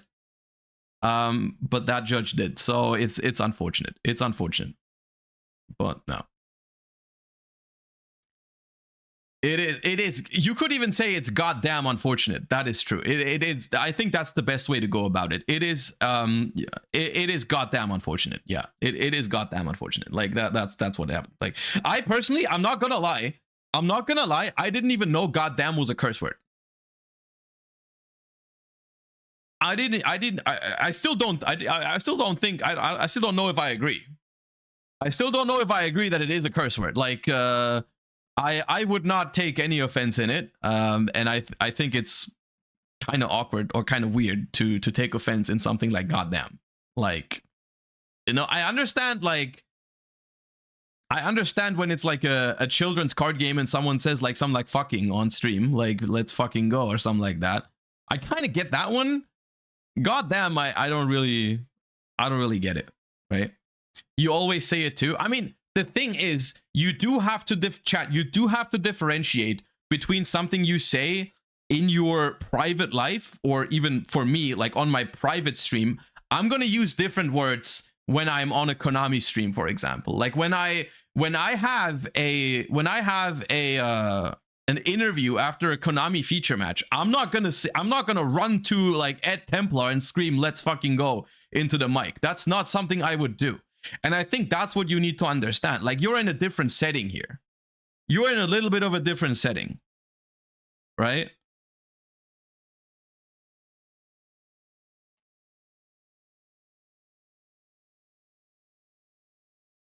So, yeah. I don't know.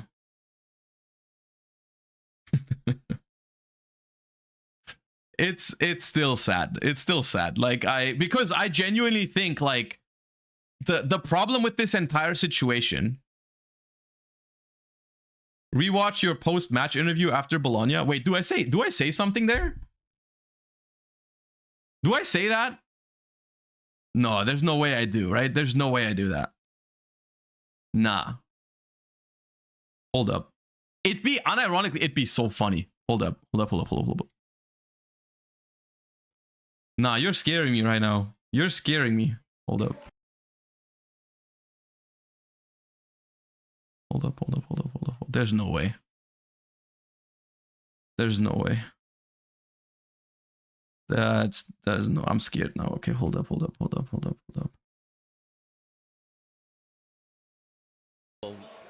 So yeah, we are going to be having a Duelists, your champion of the Yu-Gi-Oh! Championship Series live in Bologna is none other than the man himself, Joshua Schmidt! That's a real one for that one, by the way. Congratulations, Joshua. You've just come off the back of a world championship, and now you're straight back into winning YCSs. How does it feel? Thank you so much. It still feels surreal every single time. It's like It never gets old. it really doesn't. Well, speaking of getting old, nothing's going to get old like having a good old trophy handed to you. This is your trophy and your prize card. Another Versus Glatonia. Congratulations. Nah. Give it up for your trophy-holding champion, Joshua Schmidt. Thank you so much. Nah, fine.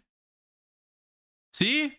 Dude, you had me scared for it. I got one guide. I'll be honest. I'll be one guide. I got one guide, but I respect that. That was a good attempt at one guy.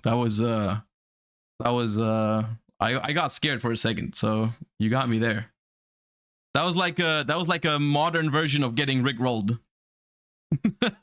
Okay, anyways, moving on. It was the pack match, not this. Oh. Wait, am I getting one guide again? No,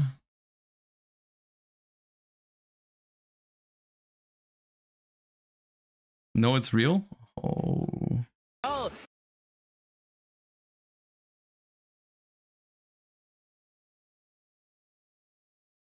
World Championships. Does it feel good coming through these, still getting a feature match in the middle of a YCS? No, it's very cool, especially against someone like Pac, who is actually, I met him for the first time this weekend. Really? We've been talking forever, but like it's the first time I'm seeing him in person, and then like being paired up against him for the very first time immediately, it was very, very cool. Feels like an anime showdown. You get paired together in a feature match the second you meet. Yeah, we've been playing next to each other, like, or 2 tables next to each other, like the last couple rounds, so we kind of saw it coming. But yeah, it was really nice. Pac's really nice, and I was glad that we got the feature match. Yeah. It was really good fun to watch as well. Obviously, you're playing Bestial Runics now. We've seen you use Runics a bit. Why Bestial Runics for this tournament? I'm going to be honest with you. I think there's just a lot of viable decks right now, and I was a little bit like, you know, every deck has its weaknesses, and so I'm like, whatever deck I pick, I'm like, what if I play against that matchup? What if I play against this matchup? And so at the end of the day, I decided I'm just going to pick what I like. And I like Runic decks, and the Bestial Runic deck's kind of like a new thing. Does some really cool combos with the Cartesia and the Quem, and I just really, really enjoy it. I think it has good matchups in the format. Funnily enough, Infernoble, not one of them. If he would have won the dice roll, probably not be standing here right now. Like, that matchup is very, very bad if they get to go first. So yeah, that's kind of like the thing, right? Some matchups are going to be bad this format for you, so I picked the comfort deck that I like, pretty much. I mean, it's a really diverse format at the moment, so that must have been quite hard, sort of having to come up with it. Did it take a while to sort of theory craft the perfect deck for such a format, or is there just no such thing when it's this diverse? Well, there might be one, but I haven't found it. I don't think my deck is that. Like, I don't think it's the perfect choice for the format. It works for me. It's good. I like it. It has its good matchups, but it's not the perfect deck for the format. I don't know if that exists, because if that existed, we wouldn't be talking about a diverse format. Maybe a tier 0. Yeah, well, yeah, exactly. So let's have a quick talk about this. So game 1, you grinded to the win pretty much through the Runics, and then game 2, so I'm sure people at home spotted this, but it was the SP summon off the normal monster. So that caught me really off guard, because I was like, wait, what could have gone wrong there? And because they interrupted us, and I was like, what happened? And then I realized, god damn, that thing does not have an effect. It really does.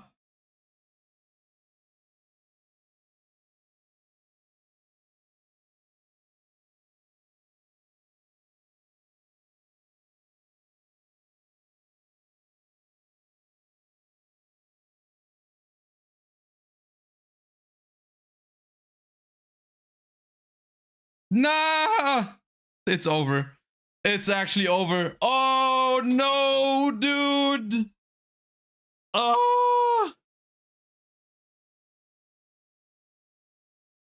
Okay. Chat, no narcs. No narcs. No narcs. No one narc. No one narc. No one narc. We will just wait. We will just have to wait until, what's the term for it? When like a crime is like so far in the past that it doesn't like matter anymore. What's the word for that in English? Statute of limitations? Statute of limitations? I don't know what that's called. Anyways. Well, in my defense, like I said earlier, I genuinely didn't realize or didn't know that that was a curse word. I still don't consider it one, but okay, well, no narcs, no narcs, no narcs. Well, hey, actually, the first one was only a warning for Sam as well, right? Though now, hey.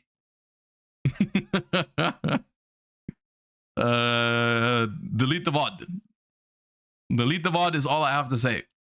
ZB, thank you for the gift sub to goddamn. Oh man. All right. Yeah, the first goddamn is free. The first one is free. Oh man. All right. Oh god. Okay, so that was honestly it was, you know, the thing is, to an extent, I think this entire situation, it's really unfortunate, but it's also like kind of funny.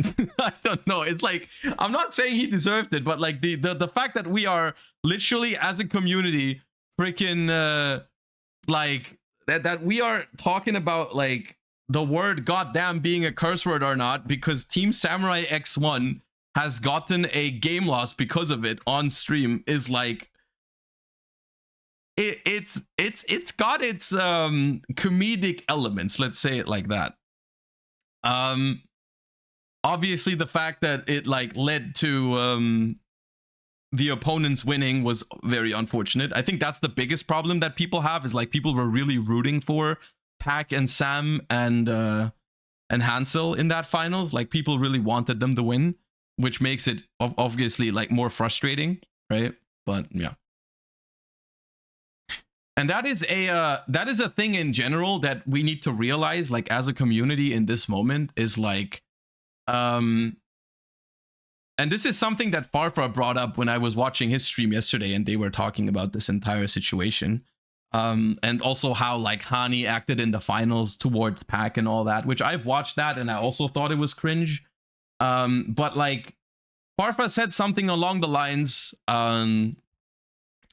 of like people evaluate these actions based on their personal like perception on the person doing it, right? Like or like in short, it is so much easier to be triggered by someone that you personally don't like or that you're not rooting for, right? Which is 100% true. Like it's like if someone like if someone that you like acts like this, right, you're not going to be triggered by that as much. You might even think it's funny. Like if I think the comparison he made was like when Hani did something in the finals alongside, like looked at Pac and he was like, yeah, it's over. No, like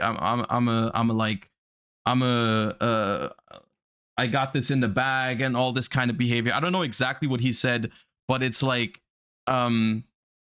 people didn't like it. Watch it. I don't want to rewatch it. I watched it once or twice and I've cringed enough at it, but I don't want to. And then like it was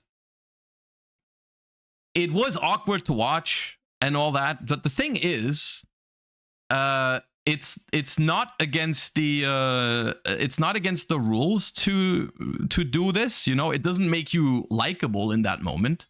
But I've seen the most unhinged takes on like on social media or on Twitch of like yeah, they should have like given Hani a game loss for it or whatever, you know. It's like no, they shouldn't. It's not against the rules to be cringe. Like you can, and the thing is, you can dislike what he did for sure, like that's okay, but you can't argue that should be punished like that. Those are two very different things. Like you can find Hani unlikable all you want, but your point should not be he should get a penalty for that. There was one particular thing during the finals that he did that I felt like was maybe worth a warning, was when I think it was Pac's turn and Pac was thinking about what he wanted to do, and Hani was doing stuff like, oh, I need to draw Bonfire or Ash now, please. Like he was not being quiet when it was Pac's turn to think, right? Which I think is somewhat like I don't think that's fine, right? But it was like he wasn't given a warning for it, which was the maximum penalty that he could have gotten for it. Like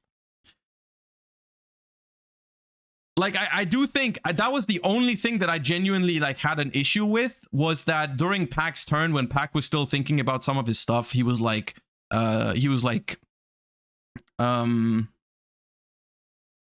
already saying like, please let me top deck Ash, and I'm gonna cook him or something like that, you know, like, yeah.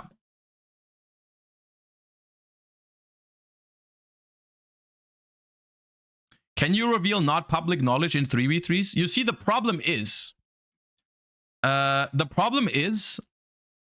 in general, you are not allowed to reveal private information, right?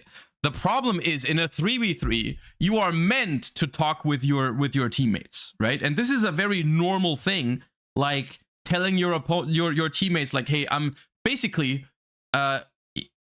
what people are calling cringe is like him drawing his opening hand and showing it to his brother who's sitting next to him and being like, yeah, I'm on a god hand here, like I have a god hand right now, like I'm a win this, right? That kind of stuff, right? I personally think in a 3v3 setting, that's probably fine. Like the way he said it is just like a very Hani way of saying it, which you can find likable or not, that's on you. But I don't think it's like against the rules, like he can't beat this or something like that. Like if I'm playing a team tournament, I'm probably letting my teammates know that I'm about to win this game, right? Because it's important information that they need to have, all that kind of stuff. I don't know. It's yeah. What do you think about the zone moving incident? I did not see any of that. The zone moving incident is not something that I am aware of.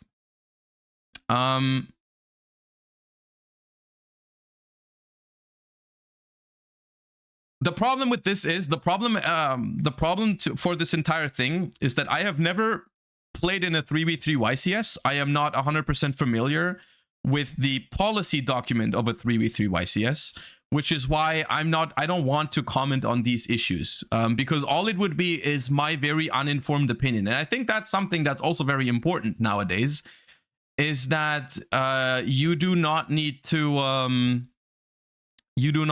comment on everything. You don't need to have an opinion on everything. And on this particular thing is that I don't know this stuff well enough to have I have my own I don't have an informed take on it. So I don't think I need to make a judgment on it.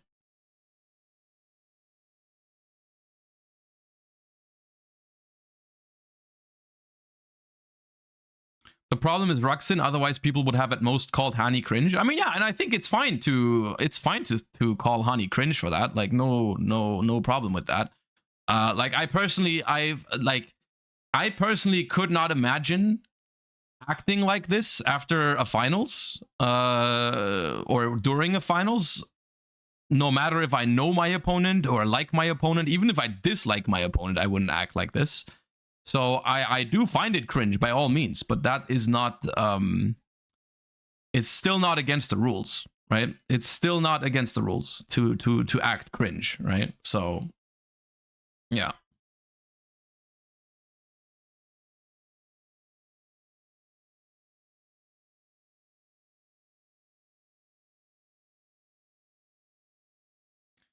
But yeah. You know what? You know what, chat? I know people are always super interested in this sort of drama and all that. So I at least wanted to touch upon it, but I really don't want to spend as much time or more time than actually necessary on it, because it's a couple days past now. Everyone has their opinion on it. I quickly wanted to comment on the curse thingy, but the I want to drive our focus. I want to drive our focus more on the actual, like, Yu-Gi-Oh side of things, which I feel like is something that has kind of flown under the radar the last couple days, because everyone has been focusing so much on the controversial stuff, and I would much rather talk about Yu-Gi-Oh. Right? I would much rather talk about Yu-Gi-Oh. So I have a couple things prepared for this segment. I want to talk about a couple things. So just to give you guys some overview of what I want to talk about from this, I want to talk about the deck breakdown. Obviously, we're gonna have the discussion of is Snake Eye a tier 0 format at this point in time. And then instead of watching individual deck profiles from the YCS when it comes to fire decks, right? I don't want to watch 5 different fire decks for the like 5, 6, 7, 8, 9 card difference and try to pinpoint them. I've already gone through some of the lists and I have extracted some of the interesting choices that people have made in their decks, and we're going to talk about those individually. I think that's a better way to go about it, rather than watching 5 different fire decks and trying to pinpoint the exact differences. I've already gone through that, and I'm going to talk about some of the new things that have come up, some of the interesting developments that have happened in deck building, right? And what I think of the format in general. And then we're also going to take a look at some of the, like, where I will look at, like, in detail the deck lists and all that, is for the non-fire decks. Like, I want to check out those, if there's any of the deck profiles available. I have the spreadsheet open already, but like there was like a Rescue Ace deck, for example, that topped. There was some Voiceless Voice that topped. There was even a Pearly deck in top 16. So those I want to take a more detailed look at, right? So let's go one by one. Shout outs to Lampy for the graphic, the 3v3 YCS top 16 breakdown, which obviously consists of 48 decks because it's a 3v3 tournament. So top 16 means 48 decks. We had 22 Fire King decks, 18 Pure Snake Eye, 5 Voiceless Voice, 1 Pearly, 1 Flu, 1 Rescue Ace. So 40 out of 48. 40 out of 48 are Snake Eye decks. Actually, 41 even, because Rescue Ace is probably also Snake Eyes. I think at this point in time, you have no other choice but calling that tier 0. You have no other choice but calling that tier 0. Now, of course, a 3v3 tournament is a little bit different than a 1v1 tournament. I do think that rogue strategies have a much better chance in a 1v1 setting rather than a 3v3. So maybe we should wait for some of the YCSs, the 1v1 YCSs to happen before calling it a day. But I do think at this point in time, it's pretty clear that Snake Eyes is, I think it's tier 0. I think it's tier 0. It's so powerful. So that is that. The next step, the next question though is like, and I should probably do a YouTube video on this because we keep repeating this discussion and I would really like to refer people to a YouTube video. But like tier 0, a lot of people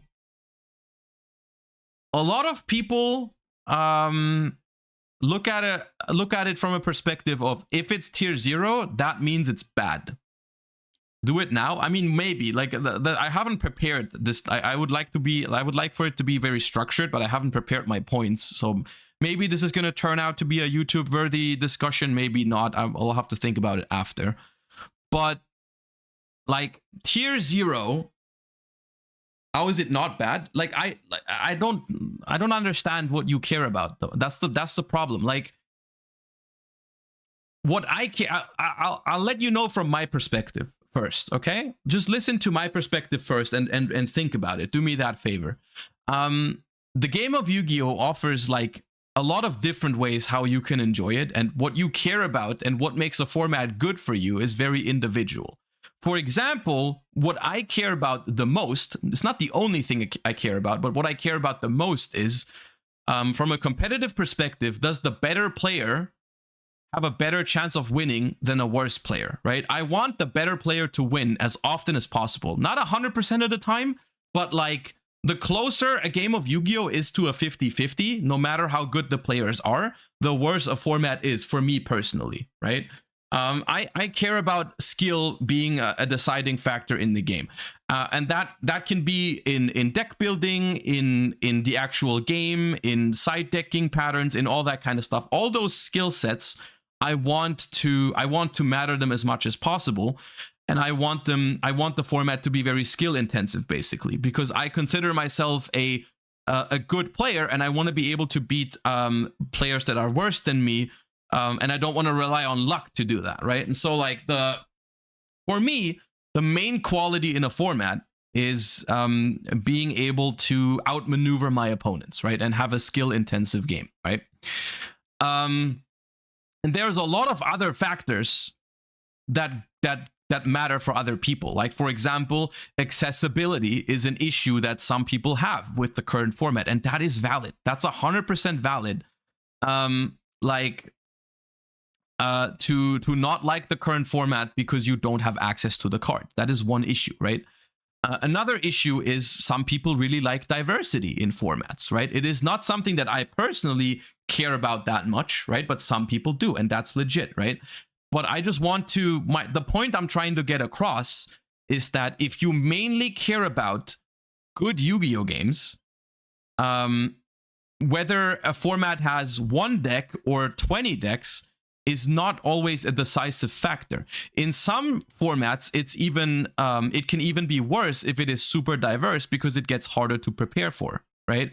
The harder the more decks are in a format, the less predictable it is for a good player and predict on what you're going to play against, right? Which is a commonly mentioned problem in super diverse formats that some pro players have. They get frustrated because they can't prepare for 20 different decks, right? And like, that is something that some people really enjoy because they have a lot of options and they have very, diverse tournament runs, a very diverse tournament experience. You get a lot of different opponents, different decks, and all that kind of stuff. For some people that matters and it's good, and for some people it's bad, right? And I think the most important takeaway from this entire thing is that the game of Yu-Gi-Oh is super, super subjective in how you enjoy it, right? Different people enjoy it in very different ways.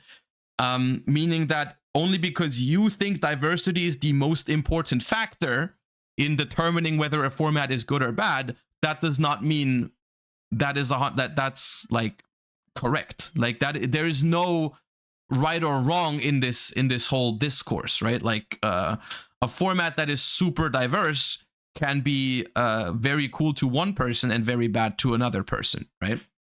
And so tier 0 formats, I personally think, are not per default like bad. I don't agree with the take that like tier 0 means bad. I think that is simply not the case. For me, right? For other people, it could be like that, right? I just think, as with most things in life, tier 0 formats have pros and cons, right? One con is that you don't have a lot of choices in what you play.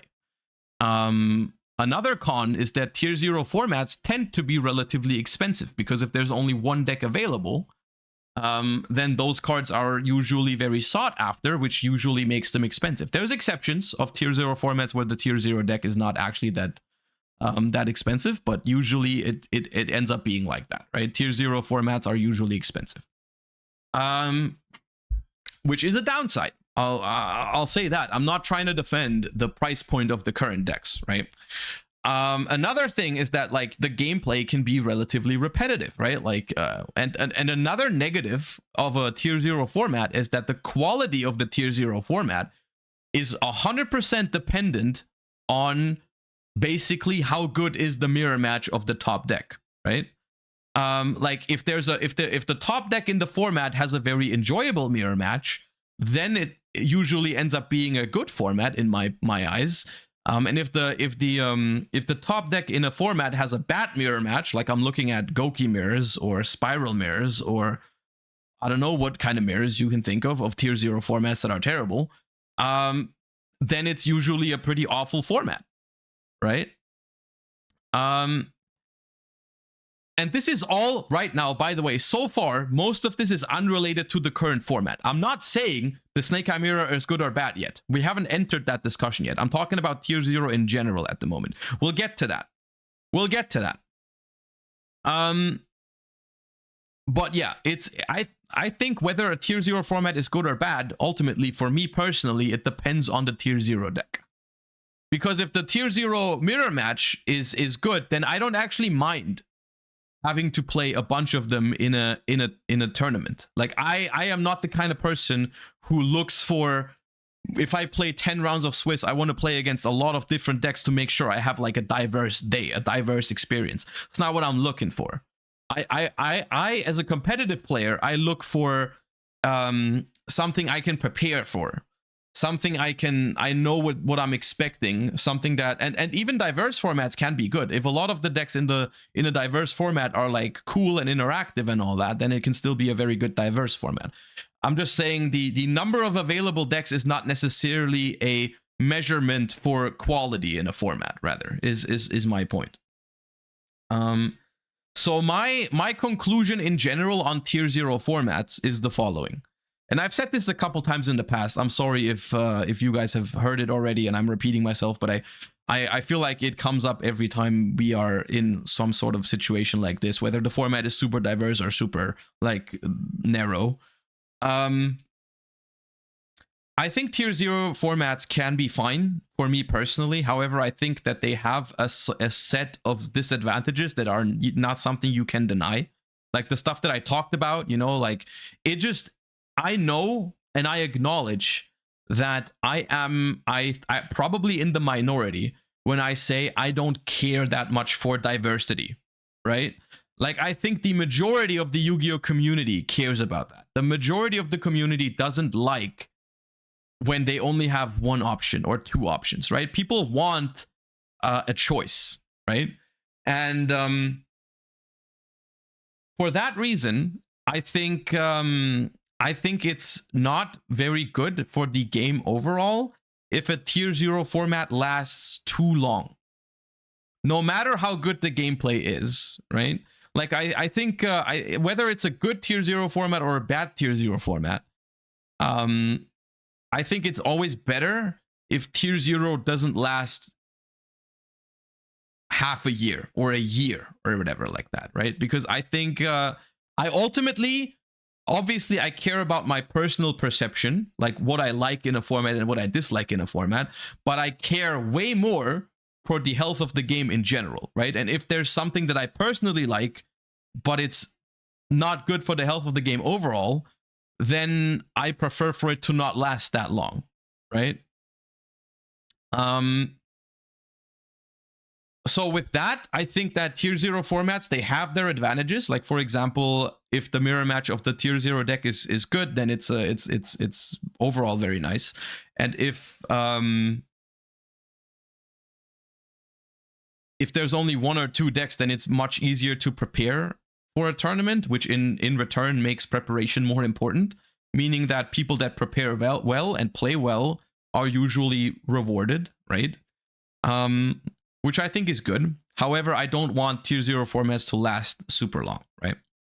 That being said, I just want my main point, essentially, and something that I always want to like get out there is that Yu-Gi-Oh is an incredibly large community, and it's an incredibly it has so many, the game has so many different aspects, and so many different people play this game and enjoy it in so many different ways. So all I'm asking, I know it's a tough ask from the Yu-Gi-Oh community, is to just try to put yourselves into maybe the position of others, which I know is something that in general humanity nowadays is not very good at.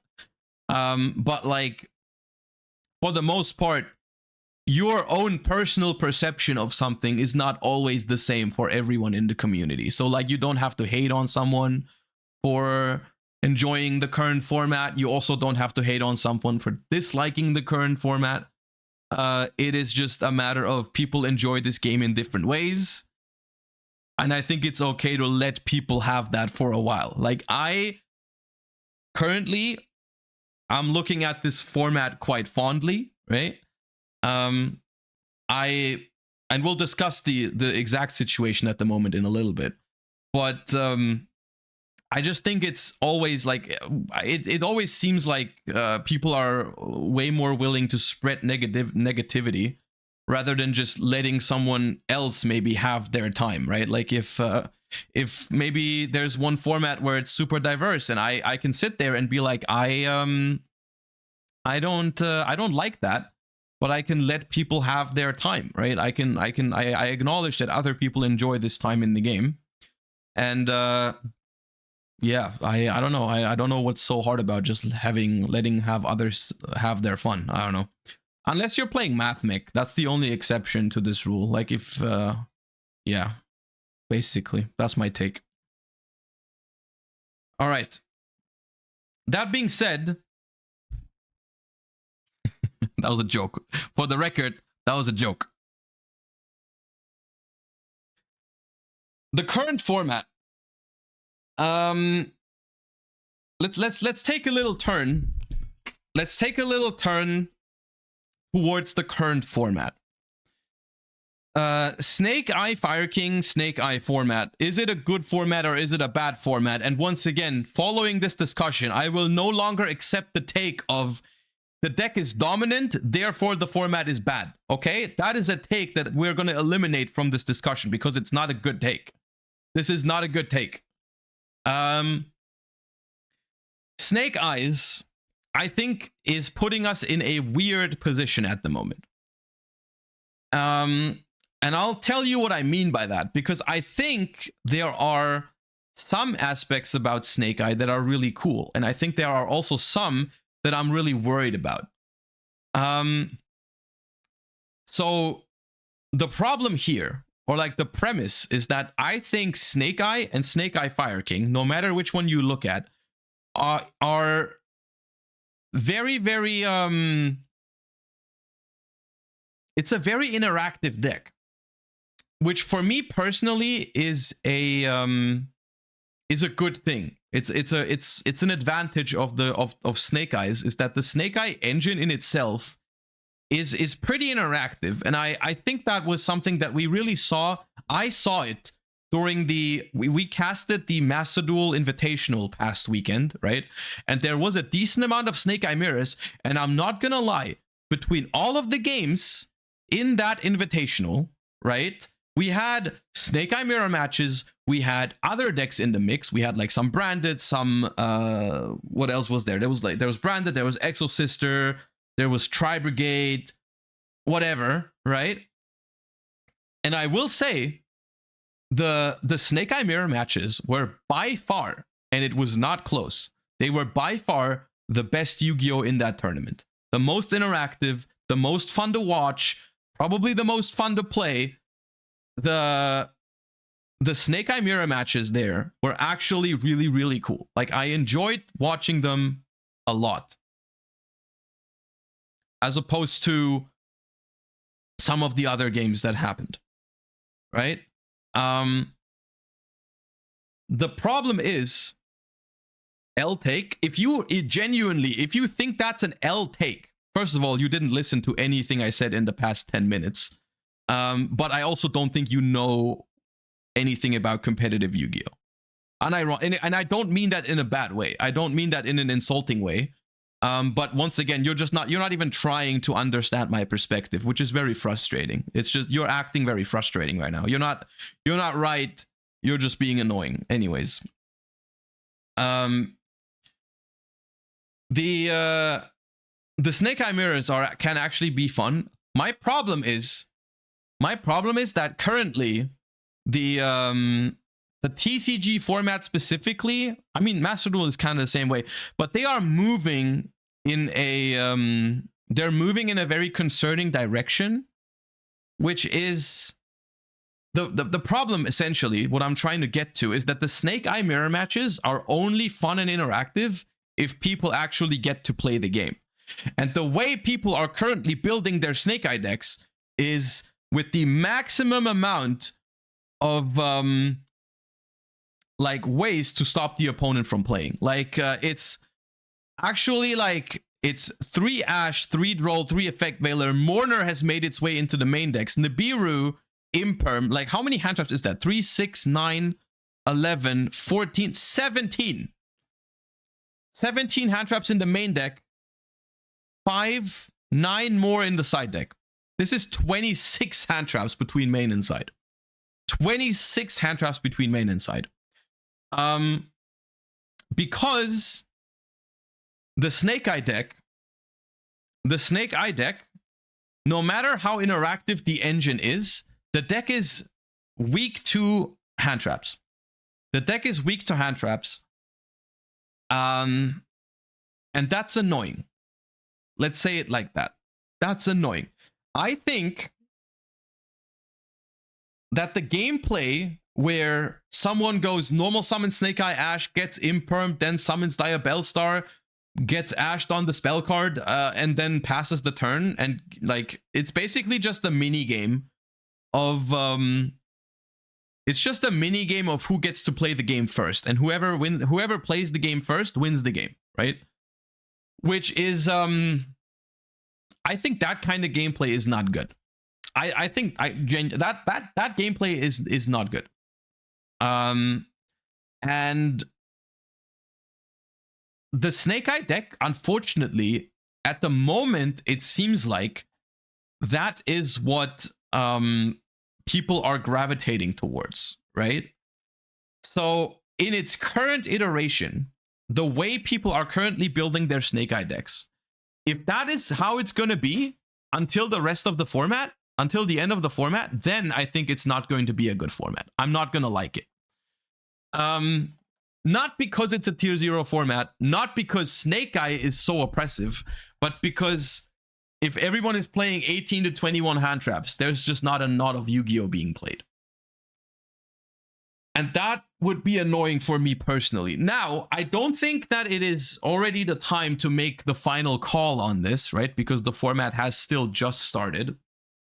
I think there is still some room for experimentation. I have ideas, essentially, is what I'm trying to say. There is no other way to play. No.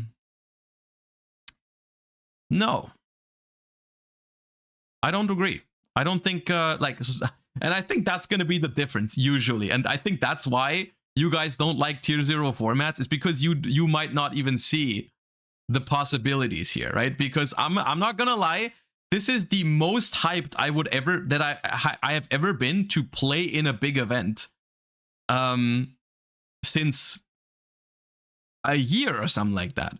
Like, the amount of ideas I have on how you could solve this format and how you could approach it differently to, like, maybe find a solution to this sort of thing, it's so much more than in most of the past years that I've, like, ever had the hype to play in a tournament. Like, it is so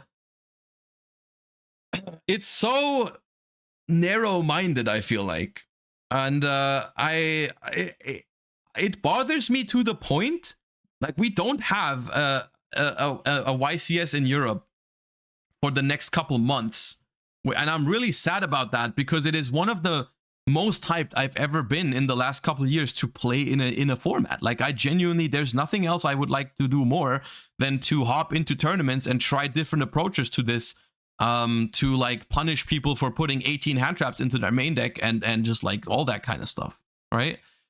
And, like, you guys know how much I hate flying for, like, environmental reasons, but, like, I'm this close to, like, traveling to an American YCS in this format.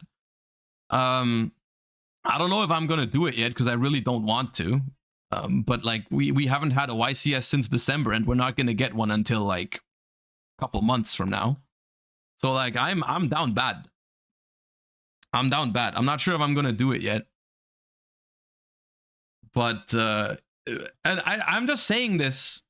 I'm just saying this to showcase how what is frustrating for some people is really motivating for others. And I'm not capping when I say this is the most motivated I've been in a long time to try stuff, to play a format, right? And I think that alone should maybe showcase that there are different perspectives on Yu-Gi-Oh formats, right? But yeah, I have some tournaments coming up in the next month, like some regionals I'm going to, but it's obviously not the same. It's not going to satisfy my urge to play this format. But yeah, I haven't decided yet, but we'll see.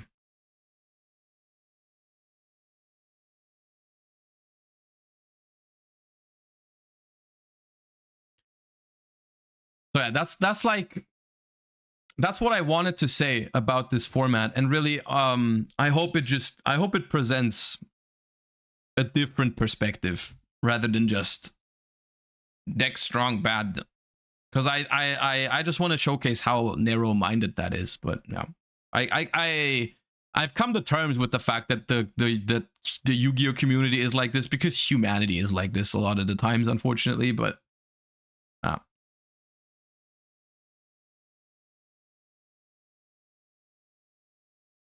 the one thing about this format that I will not defend and that I do think is pretty bad is its price point. That is a genuine issue that I 100% agree on. And I won't defend at all. I think the deck is too expensive, and I think that hurts. Yeah.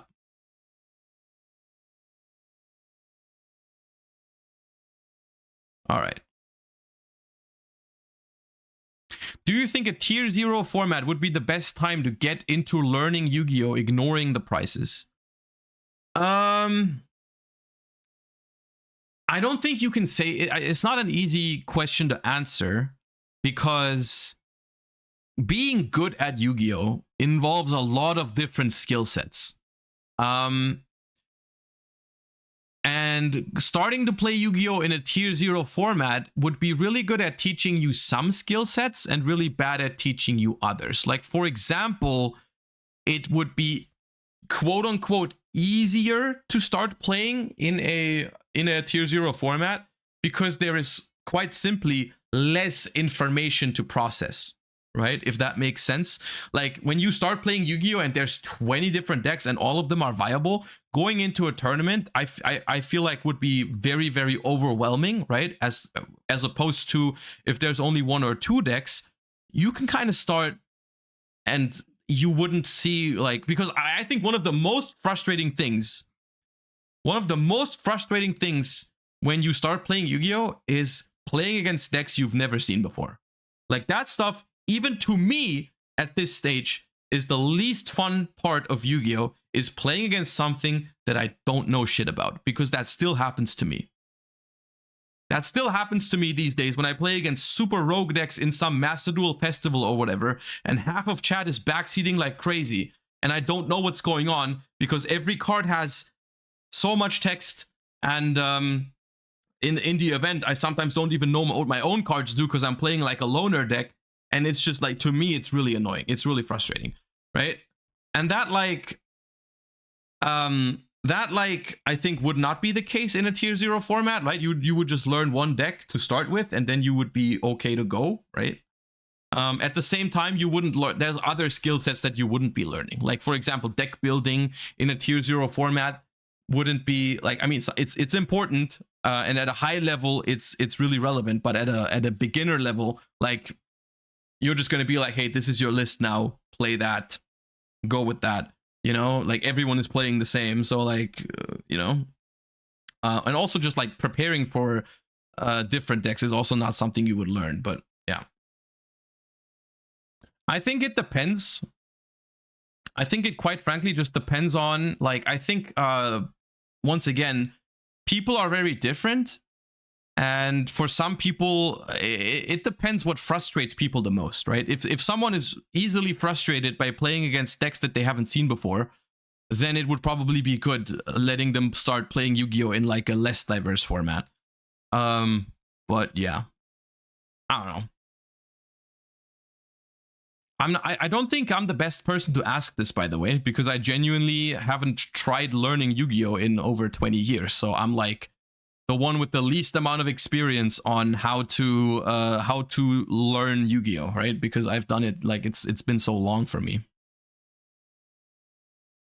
So I can't even imagine sometimes how it feels for someone to enter the game like completely fresh.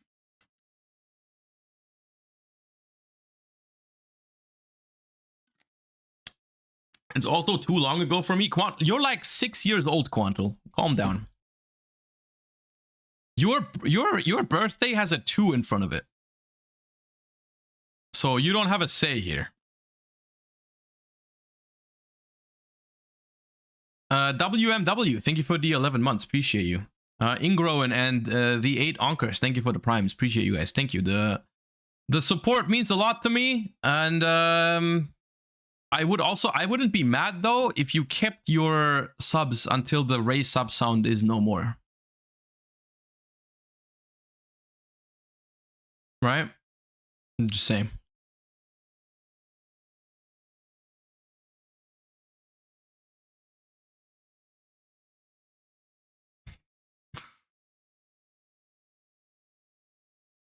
You are so easy to trick, King Boohoo. I'm letting you know that. You have been fooled. Well, you still did get the sub sound out of it, so I guess it's fair. All right. That being said, in order to showcase some of the Ender is nice. Thank you for the prime. Bobby, thank you for the 6 months. Look, understood the assignment. Well done. Thank you for the full year. Still, every single time you resub, I'll tell you the same thing. I'm not gonna read your name out loud. I know you're French, and it means a different thing in French, but I'm not trying to get banned. So thank you for the full year. Appreciate you.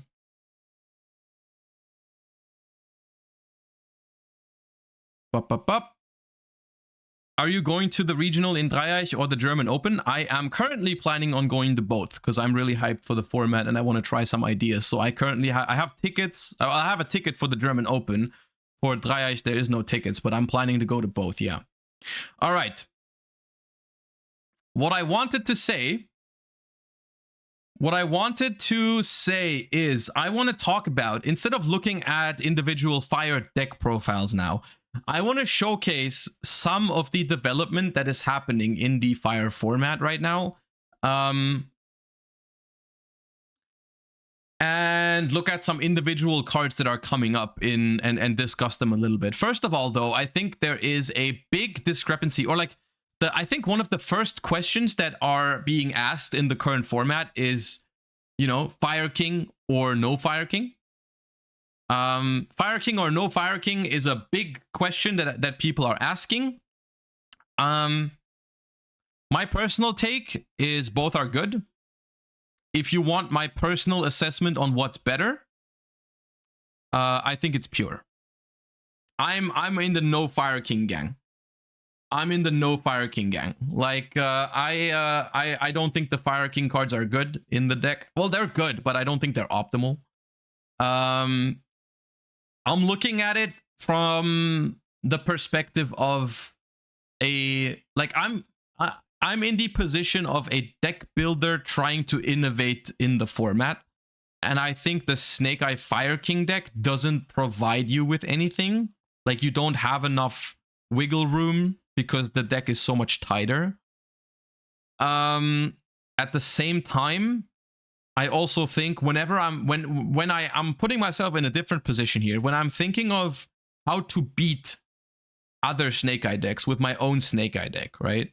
And I'm trying to explore other options that are not like try to throw 18 hand traps at them, because that's not what I want to do, right?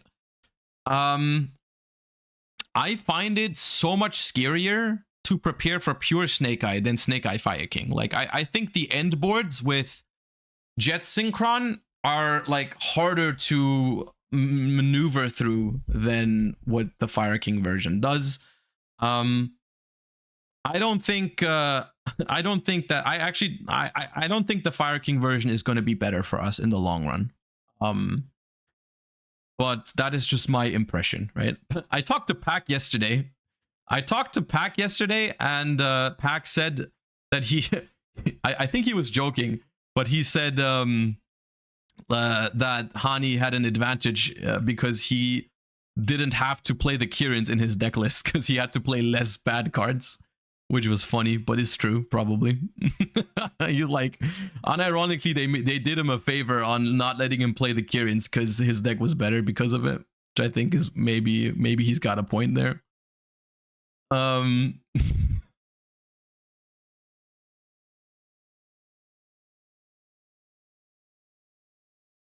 I'd agree with that. Learning is easier with less decks, yeah.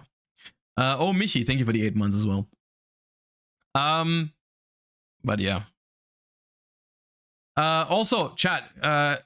Christian Arena is in chat right now. I already looked at this video earlier. It's pretty good. So I'm gonna link it to you because people are bringing it up right now. I want to talk about individual cards right now, not about combo lines. But shoutouts to Gunther for explaining a lot of the lines in the pure Snake Eye deck. I watched it already. It's pretty good. It's pretty good. It's a pretty good combo guide on Snake Eye after their performances at the YCS in Las Vegas and the one the week before. So shoutouts to Gunther. The link is in chat right now. Go check it out. All right.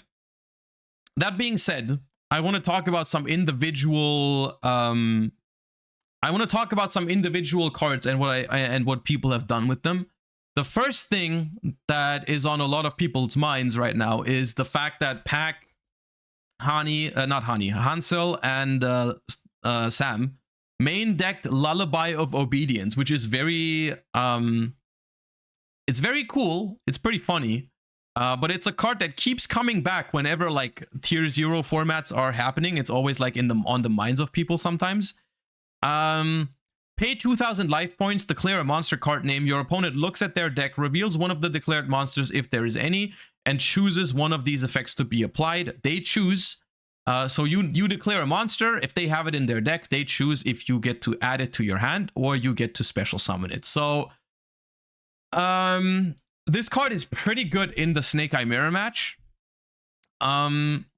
because obviously your opponent is going to have the same cards in their deck as you do. And you have the ability to either, like, I mean, your opponent gets to choose. Unless, I believe if Droll and Lockbird is active, they have to give it to you. They have to special summon.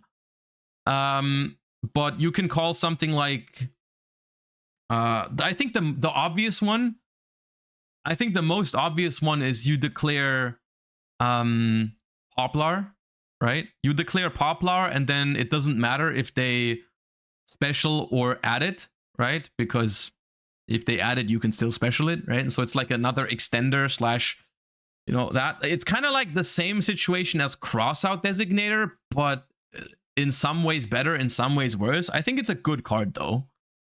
I think it's a good card. It's just, it acts like a pseudo bonfire essentially, right?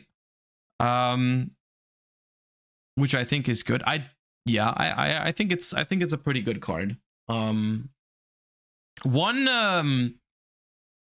thing that Pack mentioned to me that I thought was pretty cool about this card is that it also, as opposed to something like Bonfire, or like you can also search Diabellstar, one key difference about this card is that it also puts a monster into your opponent's graveyard. Right? Because the monster that you get from it, like let's say you get a Poplar with it or something like that, right? Well, Poplar is a bad example because it would go into their grave and they could trigger it. But like, let's say this is the first card you activate and you call Snake Eye Ash, right? They add it to your hand, you normal summon it, and then it goes to your opponent's graveyard and you can Hida it, right? Same is true for Diabellstar. You call Diabellstar, that's a Dark to Dark Charmer in your opponent's graveyard on the first turn, which is pretty interesting. So in some ways, if you're playing Snake Eye Mirrors, this card is pretty damn strong, I think.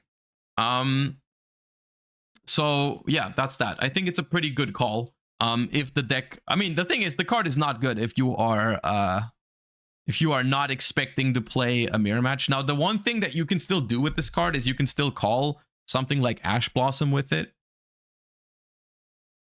No. Isn't Bellstar triggered when sent to their grave though? It would. It actually does. Do you have to control Diabellstar? I have to check. I think it was you control Diabellstar.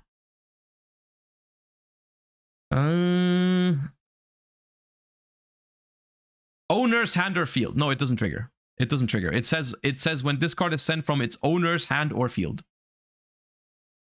So it does not even trigger Diabellstar, right? So it's pretty good. I think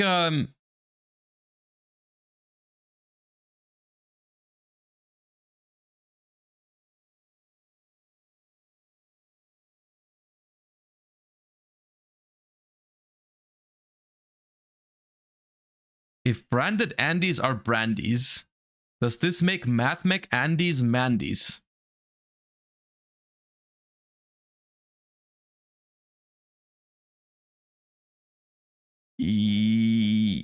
Yeah. Yeah. Yeah, you're right. You got a point there. I can't really deny that. That's yeah, no, a Mathmech Andy is technically a Mandy. Yeah. Matthews? No, they're not Matthews. No, they're Mandy. Yeah, I like that. That makes sense. Yeah. No, I can't deny that. Can't deny that.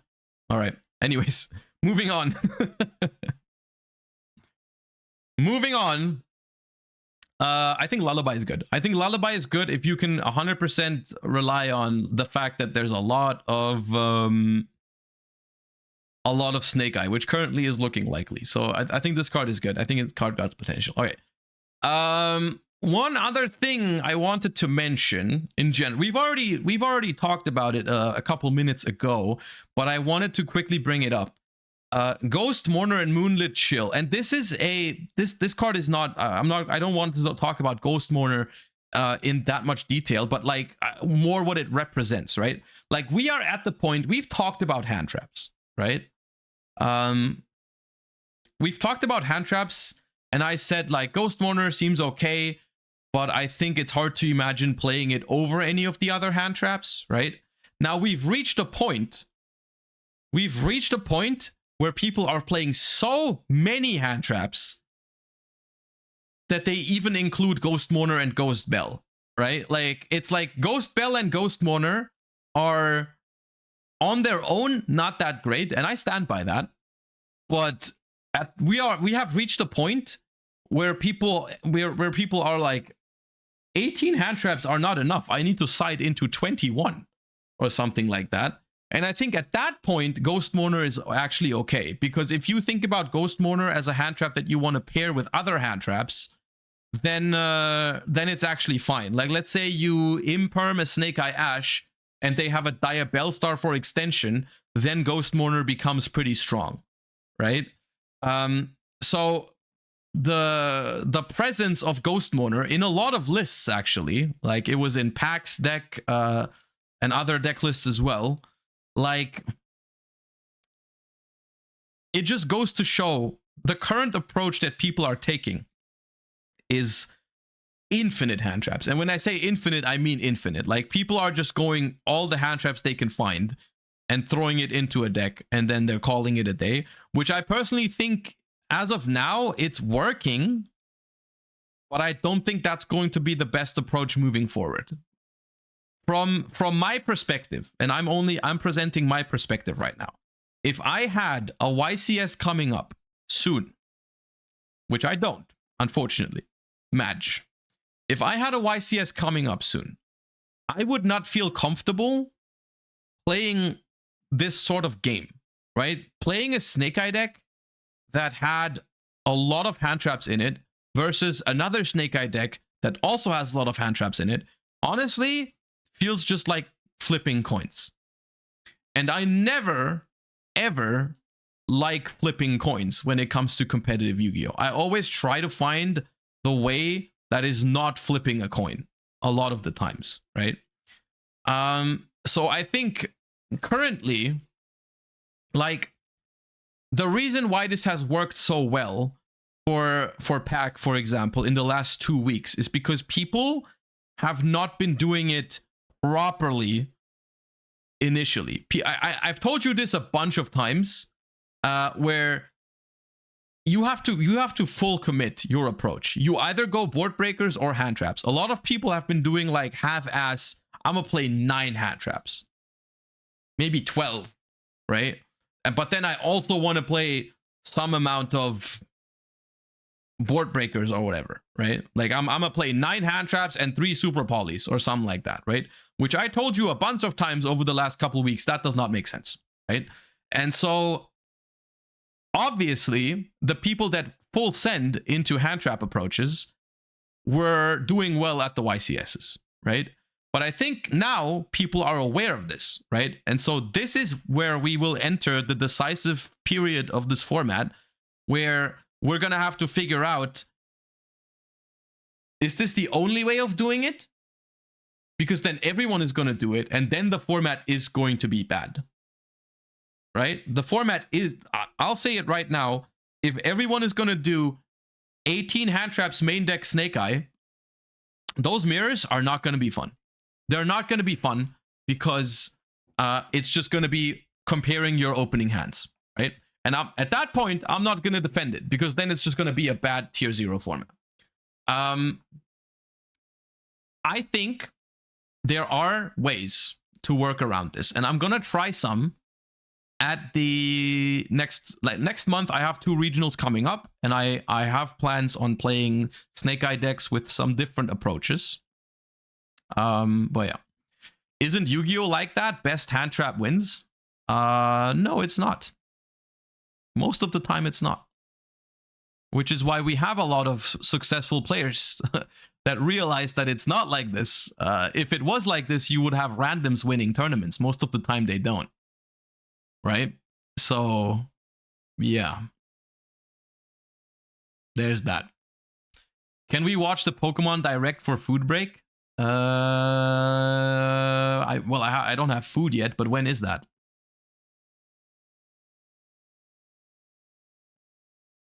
What? It's in 30 minutes? Okay, maybe. So what I will say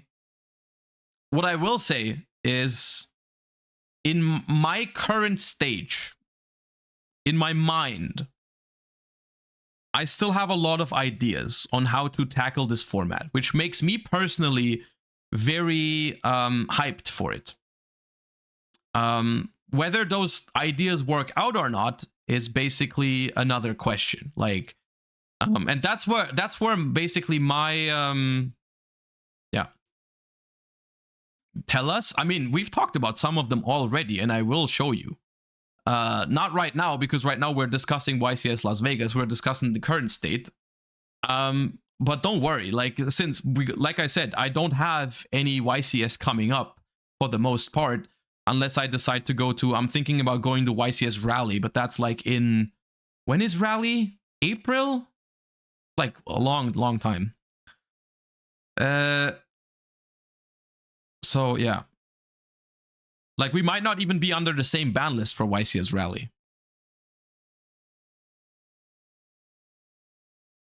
Yeah. So I'll show you some of my ideas for sure. I'll show you some of my ideas for sure. But anyways, the current approach, and the reason why I wanted to mention Ghost Mourner and Moonlit Chill is because it's basically, it showcases really well what people are doing in the format right now. People are full sending hand traps, which is, if you want to play hand traps, you need to full send it. So I agree with this. I think it's good. Whether it's the best remains to be seen. But yeah. All right. On another note, Bistials. I wanted to mention Bistials because something very interesting happened this weekend. Now, and I will admit, I was wrong about this. I was wrong about this, which is very, it's funny. To me, it's funny because it's such an obvious thing that I didn't think of. So yeah, during my non-engine discussion, I was like, okay, Bistials are good against stuff like Voiceless Voice, maybe Branded, right? That kind of stuff. But you wouldn't main deck them, and you wouldn't like side them in for the fire decks, right? And I thought that was a reasonable take, right? That seemed to make sense at my position. Like, I was siding them in some decks, but I would only put them in for like Voiceless Voice. And then I watched the YCS and I saw people like Pack siding in Bistials in the Fire Mirrors. And I'm like, at first I was confused, and then I thought about it more, and I was like, hey, that actually, that might be good. That might be good. It depends on what you want your deck to do, but like hitting IP Masquerena in the graveyard can be pretty damn good. Hitting Formula Synchron can be pretty damn good. Hitting Linkaribo even can be really good, right? Like, there's a lot of cool applications for this card in the mirror match. Plus, it's also really strong against Voiceless Voice. So I think Bistials are really strong options. My only problem with Bistials, which I also think makes them slightly awkward, it makes them slightly awkward in the super hand trap heavy decks. I don't know if I like Bistials when you pair them with 18 other hand traps, because it's like your goal is your opponent not even getting to the IP Masquerena. If you know what I'm saying, right? But yeah, I think Bistials are better versus fire decks than you might expect, I think. Right? Is what I'm trying to say. But yeah, so I would expect Bistials to be relevant. Another thing that I wanted to bring up that I noticed is two things. The first thing is Amblo Whale is a card that people have cut. People have cut Amblo Whale. I believe Pack didn't play it. And I think the winning team also didn't play Amblo Whale. I don't know how to feel about this. Don't need it in pure. I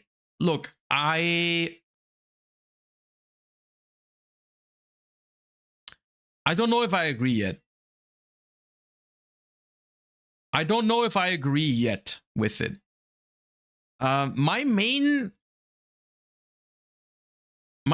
problem, quote unquote, for cutting Ambler Whale, I think it's completely okay in theory, because a lot of the combos, like, you don't need to make it. There's a lot of combos that don't make it, right? It's often the vanilla. It is often the vanilla. However, what I want to say is I think the most important part of Ambler Whale, is not really what it does. It's mostly just like the fact that you get to link off your princess, which I guess you could also do with Sunlight Wolf or Salamangrate Pyro Phoenix, right?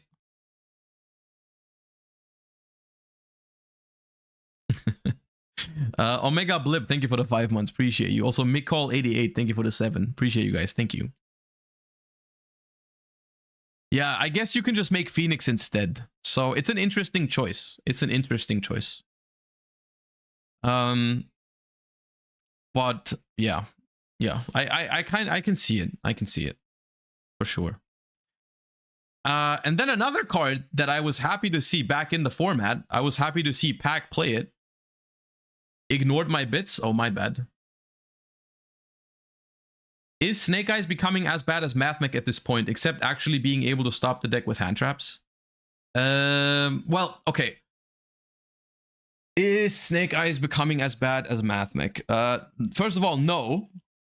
But let me explain. I mean, we've had this talk before. People have called me a hypocrite for liking Snake Eye and for disliking Mathmech.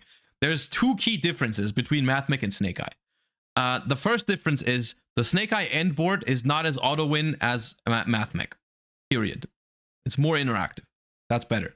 The second thing is, in Snake Eyes, one play trades with one hand trap equally. Whereas for Mathmech, one circular trades with 1,000,000 hand traps favorably. It's a difference.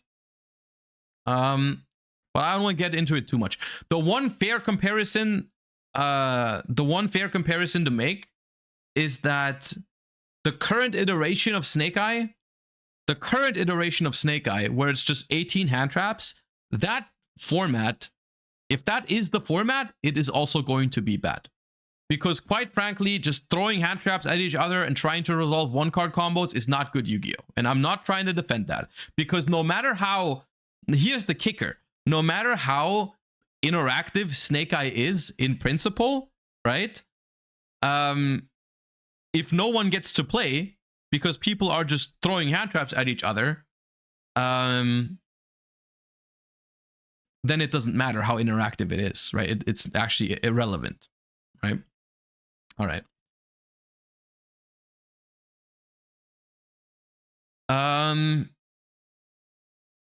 Another card that I was happy to see back in the format is Typhon. Typhon was a card that people haven't been playing really, mostly because of space issues. But I saw that Pack had found room for this card in his deck, and I'm a big fan of Typhon, so I wanna point that out. Typhon is a card that since it's come out, I always want to play it in my decks if I can fit it. Yeah, he took out the Ambler Whale. He took out the Ambler Whale and replaced it with Typhon, which I think is, I mean, I'd have to test it. I would have to test it, but yeah. Real quick, important.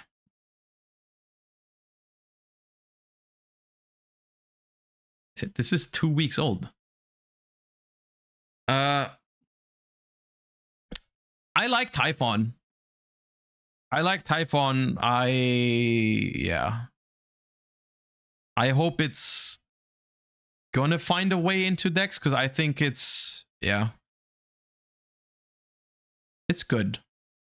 It's a very lukewarm take on Typhon, because the Typhon is one of those cards where it's always gonna be good if you can fit it into your deck, essentially. But I still thought it was an interesting thing to point out that it has been back into the extra decks now at some points. So yeah. One pack to match in top 4. Yeah, like I think there's a lot of scenarios where this card can come up and save you. Wow. Typhon was great, but Prometheans means you lose as soon as you summon it. I mean, well, yeah. Don't summon Typhon when your opponent still has an unused princess in the graveyard. But like the thing you have to realize about Typhon is because it's a card in your extra deck, it's just an option. You don't have to go for it. Like a game that you lose because you summon Typhon into Promethean Princess is usually a game that you wouldn't be winning anyways. Right?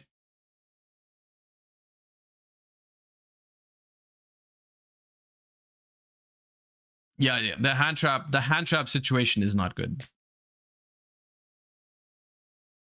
Because Ambler Whale would really help against that Promethean. Yeah. If I had Ambler Whale, I was winning, is what you need to understand. TGR, thank you for the sub. Appreciate you. 15 months, damn. Actually, no, I take it back. I don't want to get banned. Thank you for 15. Will there be a ban list soon? And will the deck get gutted or an emergency ban list? Quite frankly, I don't think so. I'm gonna keep it realistic with you. I don't remember the last time they have done a emergency ban list, but like it's been a while, and I don't think, quite frankly, we've talked about this beforehand. I don't think Snake Eyes warrants an emergency ban list. I don't think it warrants it. Like, I genuinely don't think so. I think we're gonna get a ban list. We're gonna get a ban list at some point, maybe 1 or 2 months from now, possibly, right? Because when was the last one? Early January, right? Like, it's gonna be maybe an April ban list, maybe an early May ban list. Like, I'm expecting it to be, before nationals, maybe in Europe, like before Euros. For sure, like at some point, May, June, that kind of sits right with me in terms of a ban list. However, I don't expect them to kill the fire deck, and I don't think they should either.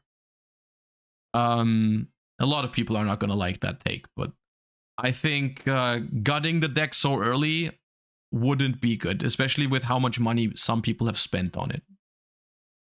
Like, I genuinely don't think that would be fair to the people that have spent the money on bonfires and wanteds and all that. I don't think that'd be good.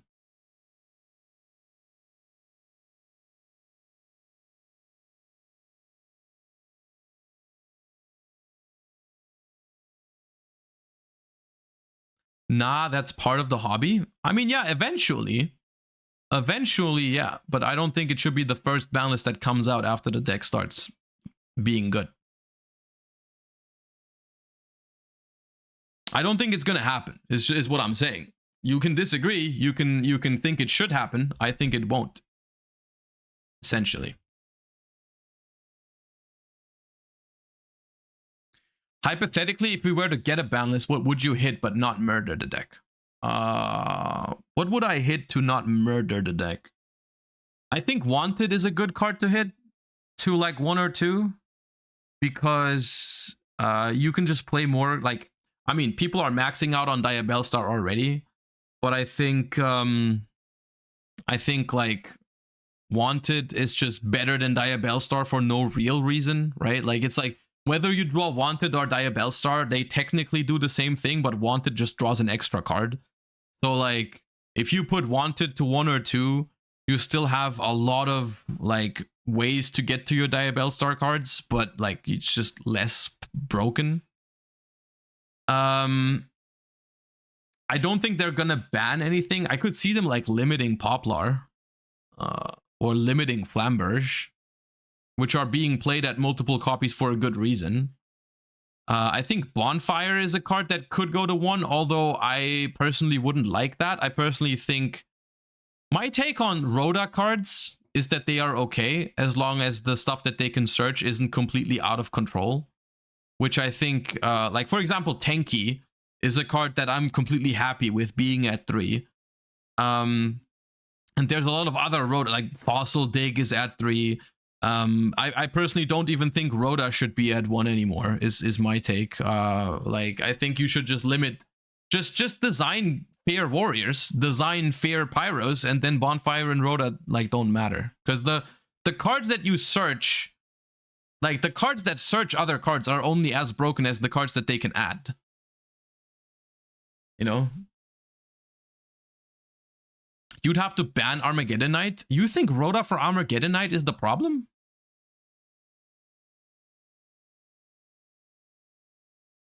That's crazy. You haven't played this game in 6 years. That's amazing. And you're still here. Congrats. You have a lot of stamina. You're still watching Yu-Gi-Oh streams even though you haven't played the game in 6 years. That's wild.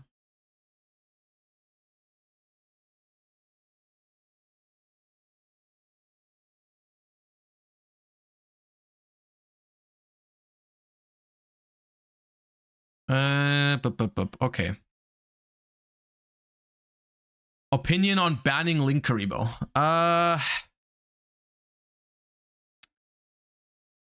Banning Link Karibo.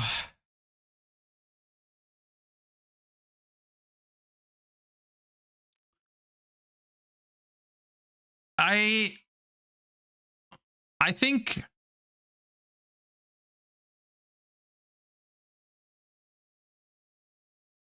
Manatium Snake Eyes, dude, you're a monster. Banning Link Karibo, I wouldn't be mad about it. Let's say it like this. I personally think Link 1s in general are kind of sussy. I think that's the scientific correct word to use. Sussy. Yeah. Like the idea behind it. The idea behind it is not great behind Link 1s. The problem is that Link Karibo is not the problem right now. Link Karibo is not the problem when it comes to Snake Eyes. It's very good. 100%. But it's not the problem.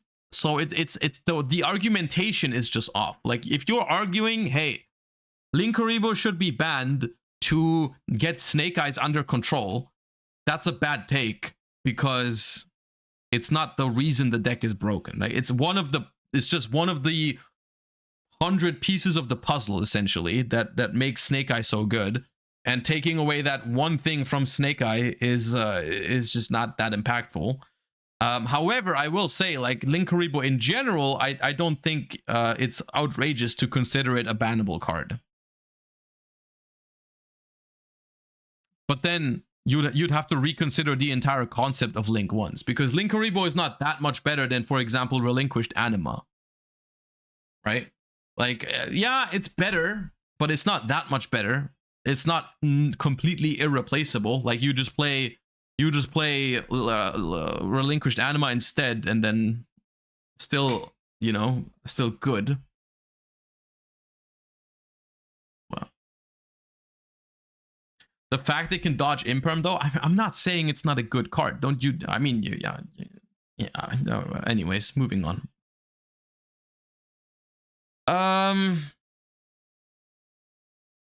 What about Princess? I could see Princess being banned eventually. Not yet, though. I could see Princess going eventually, because it's like it kind of reminds me of like Sprite Elf in a way. It's like a Sprite Elf for fire deck situation. It's like incredibly powerful. I don't think Princess is a problem. I think if Princess doesn't get banned, unironically, I'm telling you, if Princess doesn't get banned, we're playing that card probably for years. It's kind of, I think Promethean Princess, as long as cards like Ash Blossom are in the game that are just generically good fire monsters, that card is going to go into almost every deck very often.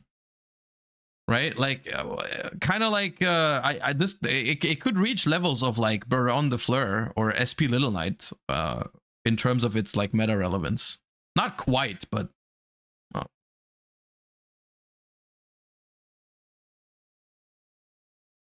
yeah.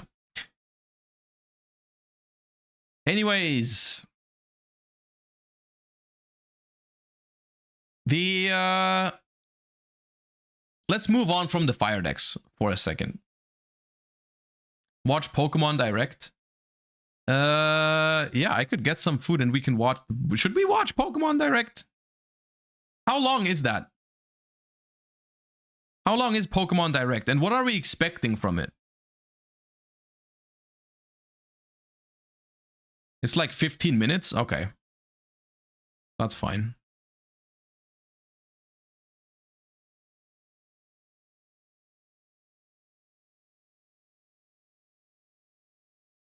We are expecting everything and nothing. Okay. Hog you.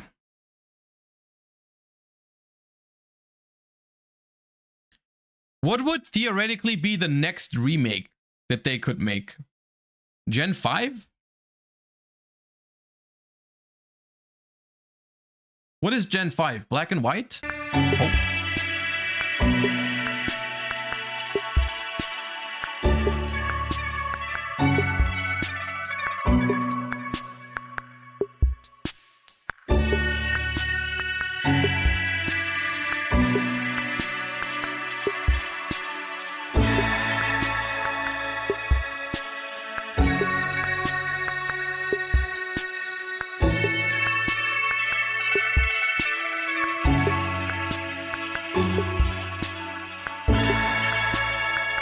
Rip ears.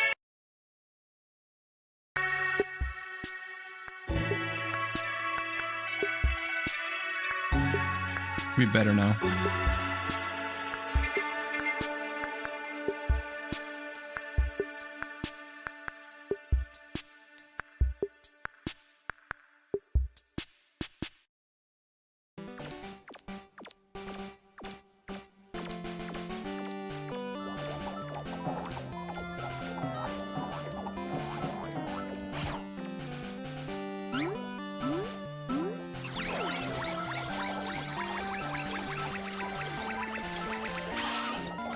It's gonna spell Pokemon Presents. Hello everyone, I'm Ishihara from the Pokemon Company. Today, February 27, is Pokemon Day. This is the date Alright, that it's the Pokemon Day. Red and Pokemon Green games were first released in Japan. Our adventures with Pokemon, which started with the simple fun of collecting, trading, and battling in the Pokemon Red and Pokemon Green games, have expanded to fit into so many facets of daily life, including walking and sleeping. We'll keep challenging ourselves to create new ways to enjoy Pokemon, and we hope you'll continue your adventures with us. Gen Today, 2 remake? we I mean, will be they've already bringing done you that though. all the latest news about Pokemon, including our down, though. newest titles. Mr. Utsunomiya, please take it away. Hello, I'm Utsunomiya from the Pokemon Company. I hope everyone has enjoyed their adventures in the Pokemon Scarlet and Pokemon Violet games so far.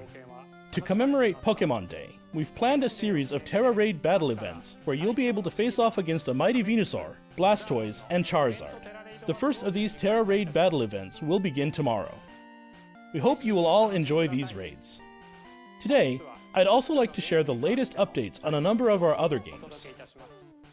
Please have a look at this.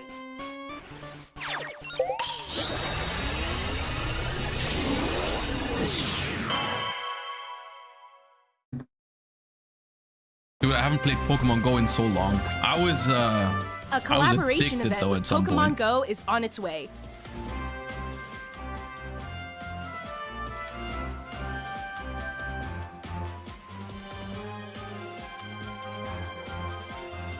Pikachu wearing Cap's hat is making its Cap. debut. It even knows an attack new to Pokemon Go, Volt Tackle. Charcadet, Armarouge, and Ceruledge are coming too. And Liko and Roy will be dropping in when you snap a pic and go snapshot. So set out on an adventure with your new friends.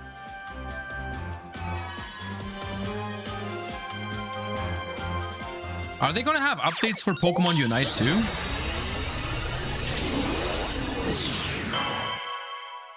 Bedge! Wait, what the hell is Pokemon Sleep?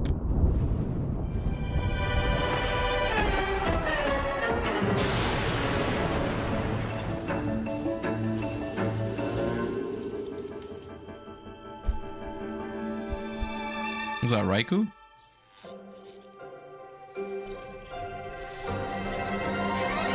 Oh.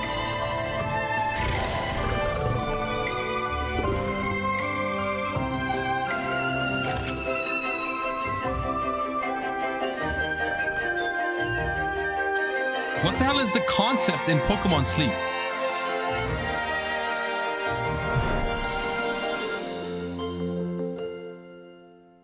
You sleep. Oh, okay. Insane.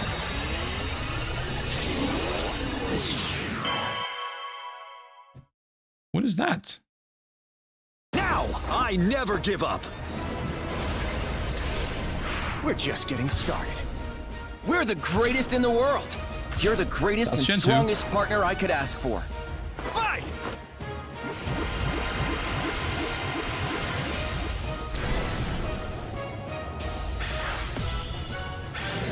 Oh, it's like a 4-year-old game. Okay. What is that?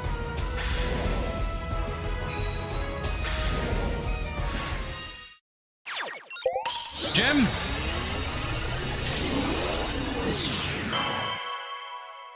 We're playing Pokemon next. I mean, we've played Pokemon on stream before. We played Scarlet and Violet. That was fun.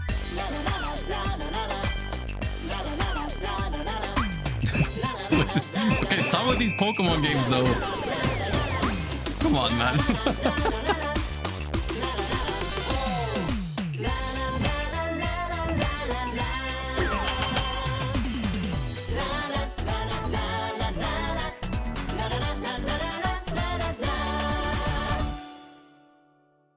Pokemon Cafe Remix. Oh.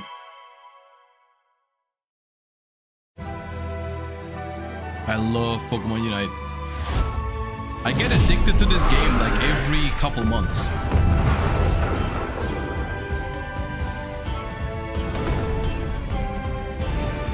Dude, Phalanx? What?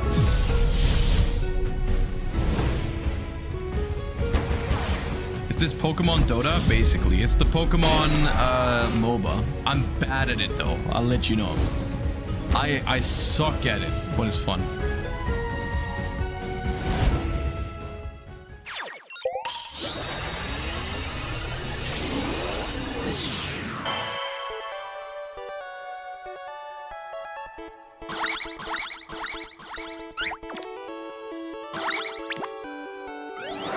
Moving on, please have a look at this video.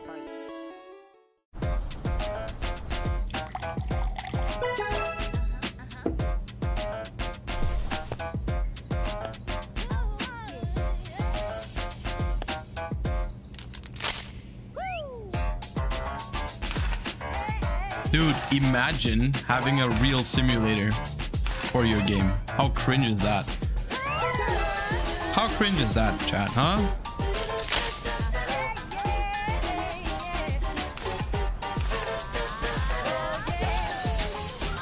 Isn't that cringe?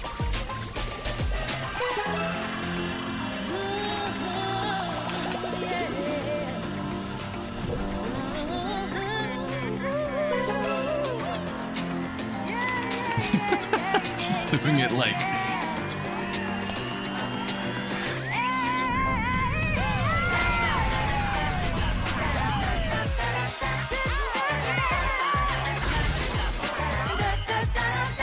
Dude, and you can play with them? How cringe is that, dude? How cringe is that?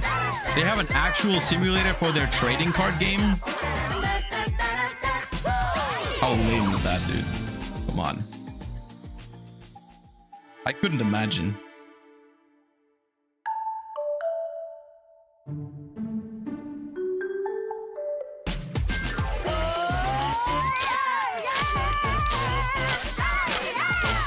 Dude, they don't even have like a utopia that shows them when they're not getting a good card. Like they need to add like a visual effect that baits you into thinking you get a good card and then you don't.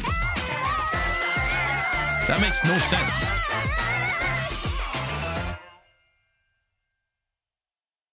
Make no sense. What you just saw was the world's first look at Pokemon Trading Card Game Pocket. This game lets you easily collect Pokemon cards, which players all over the world have enjoyed since they debuted in 1996, but in a new digital format. The Pokemon Company is developing this game as a three-party collaboration with Creatures Inc., the creators of the Pokemon trading card game, and DNA, our partners in the development of Pokemon Masters EX. To mark the launch of this title, here's a message from Mr. Yuji Kitano, President and CEO of Creatures. Mr. Kitano, Creatures. take it away. Hello everyone, I'm Yuji Kitano from Creatures Inc. I'd like to start by thanking everyone for enjoying the Pokemon trading card game. With Pokemon Trading Card Game Pocket, we hope to bring you all a new way to enjoy the Pokemon trading card game, so we are hard at work developing digital cards. When we develop physical cards, we strive to please by taking great care with our paper quality, colors, and printing process. Since this game uses mobile devices rather than paper, we're challenging ourselves to express that care in new ways that are only possible digitally, such as using the characteristics of the screen to show off brilliant colors and stylish effects. One way we're accomplishing this is with immersive cards, which give players the experience of leaping into the world of the card illustration. Also cringe. We could What's never. more, we've developed new streamlined game rules based on our existing battle system, so you can enjoy a quick battle during the free moments in your day.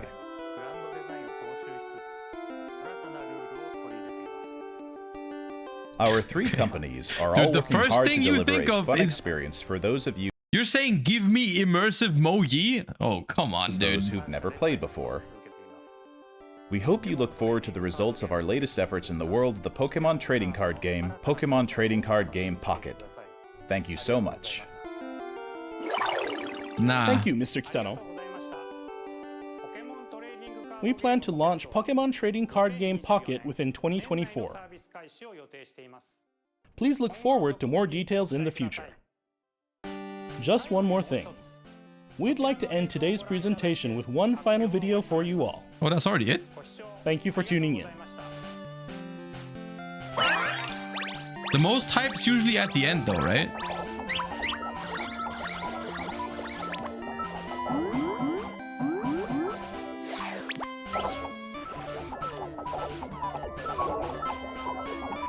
The hell did that spell?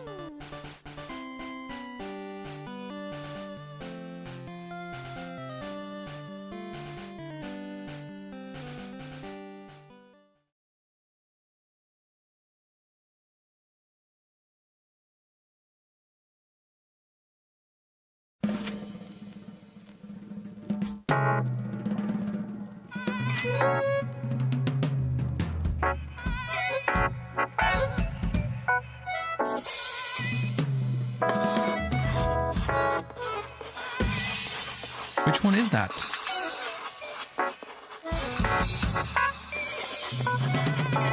Last Pikachu.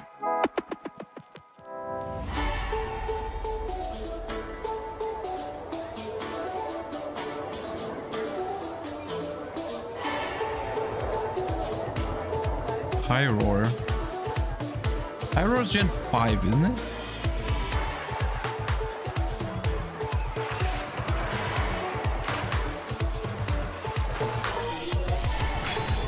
Okay, Aegislash is not Gen 5. Pyro's Gen 6? Okay. Wait, this tower is X and Y.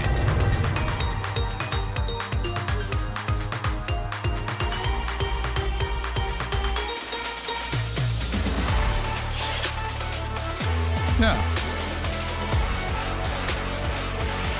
Wait, they're remaking X and Y?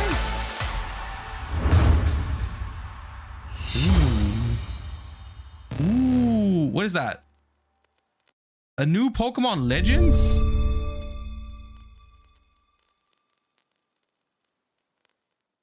$2025.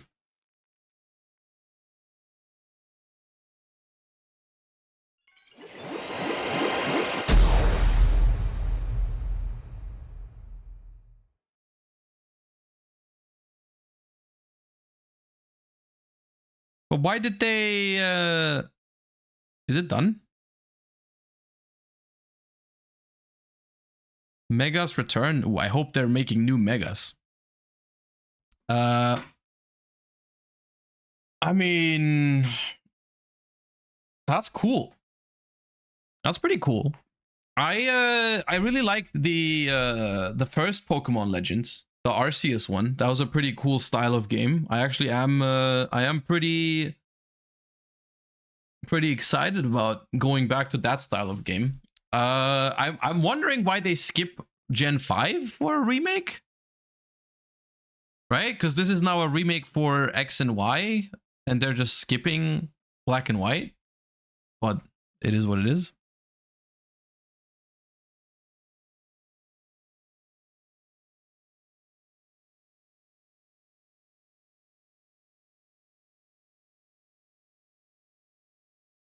The prediction was either 2 and 5. I mean, yeah.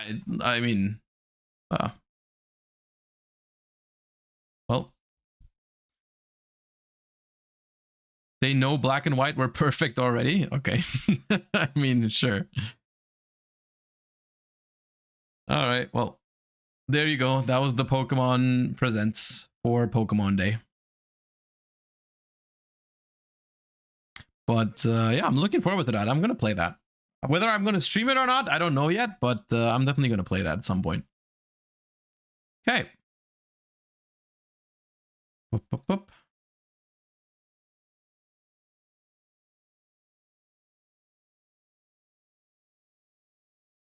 Pokemon stream was dope. Yeah, the Scarlet and Violet one, I actually had fun. You know, obviously, I mean, whenever you stream a different game, when you're like in a position that I'm in, where like you are mostly streaming for one specific game, whenever you swap games, like it reflects in your viewer numbers, let's say it like that.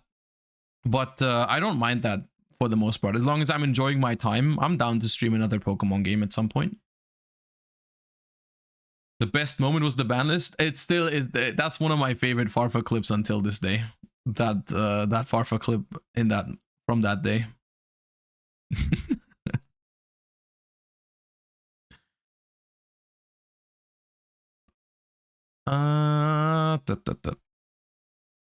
All right. Let us return to the game of Yu-Gi-Oh! If you guys mods category back to Yu-Gi-Oh! Yeah. No, don't scatter. Do not scatter. All right, so we are spreadsheet gamers now. I want to take some time to look at the decks that are not Snake Eye or not Fire King or pure Snake Eye that made it into the top cut at YCS Las Vegas, which means we're going to spend some time with some deck profiles. And we have, our options are, we have Pearly that we can look at. We have Voiceless Voice, obviously. We have branded Voiceless Voice, which I'm definitely going to take a look at. And we also have, I mean, we're not going to, the only one we're not going to look at is Flu. We're not looking at Flu. No birds. And Rescue Ace. We also have Rescue Ace. All right, let's go. What do we start with? Let's start from the bottom. Start from the bottom with Pearly. Which I'm going to be honest with you, I did not expect to see Pearly perform. But here we are. Let's see. What up, YouTube? Asian Persuasion here. I'm here with my boy Slim, and we're at the Team YCS Las Vegas, and we're with top 16 duelists. What's you guys' names, and what did you specifically play? I'm from Georgia. I was the only purely player in top cut. Oh God, yes. Representing my cats, you know. Shout out to Simba, RIP. But yeah, I play cats for the weekend. Cats, and then you guys got your teammates right here. Cole, Matt, insane players. Insane. I'm so glad they were on my team. Like, shout out to them. Heck when yeah. we lost, we carried each other. Yeah. We were whole teamwork, baby. Let's teamwork. That's how you do it, baby. Heck yeah. We together, lose together. That's what's up. But the cats got you this far, so we gotta see this. Did you see the 17th placed team had Infernoid FTK? First of all, I did not see that. Second of all, what the hell is an Infernoid FTK? Is there a deck profile? Twice, man. But before we get in there, you want to do any shout-outs before that? Get it all over with? Shout-outs to my teammates, of course. Of course, the shout-outs. You guys, you know what Hey, you already know. Shout out to my girlfriend. She's very supportive. I mean, I can't thank enough because it's hard to find a girl these days that support our hobbies the way she does. And she cares for me and everything. My family, Pac, you know, ETL, all of them.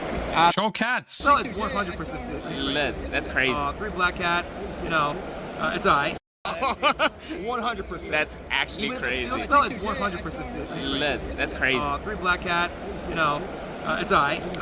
he likes the sackiness. Yeah, more. 100%. 1 delicious, 3 happy, 3 pretty, 3 my friend, and these are just supplementary engine. So the logic behind the deck right now is this is 22 total engine, but these are 4 supplementary engine. So the math is there's 18 engine, 18 non-engine. Yeah. And the math of you drawing a supplementary engine and non-engine, 2 to 3 engine and non-engine, is 94.6%. So it's extremely, like, it's decently consistent. And if you have 5 hand traps, because you have 18 hand traps, the variance of you drawing like 3 Ash, like 1 Baylor, and like 1 Imper, like, you will always have multiple hand traps. Yeah. So if you're not playing, they're not playing. And you've got both on top deck mode anyway. So that was the logic. And yeah, this was the all engine. So 18 engine, 4 supplementary engine. I mean, that's a whole lot of cool numbers. You could also just say, I'm maxing out on all the engine because that's what you're doing. You're playing the maximum. It's not like you had a choice to go higher than that. You played all of them. So, well. And yeah, these got us there. So is that only 2 sleepy? Was that what I saw? Yeah. Oh, really? Was there a reasoning beside that? You know, there are things called Banlist. I had to troll a little bit. I'm convinced that they throw a dart. There's a dartboard, and they just throw a dart. And I was like, oh, sleepy to 2. Oh. Yeah, I just like man hitting the cat deck more than every other deck. It's kind of funny. Yeah, they just literally throw a dartboard. Like I'm telling you, Scarecrow to 0, like out of nowhere. Like yeah, they hit that deck before the week they could have a 2 moment. Weeks. Yeah, it was playable 2 weeks. 3 Ash. 3 Bell, 3 Baylor, 3 Droll, 3 Ned. We got an ultimate rare enjoyer. Okay. 3 Imperm, and last card was 41 Tactics. Reason behind Tactics: 41 and 40 have 0.05% in difference in math. It really doesn't change the math that much. But I was trying to fit this card in side deck, but side deck is so tight for going first and trying to break. So yeah, I mean, you're just doing hand traps, I guess. So this is just like,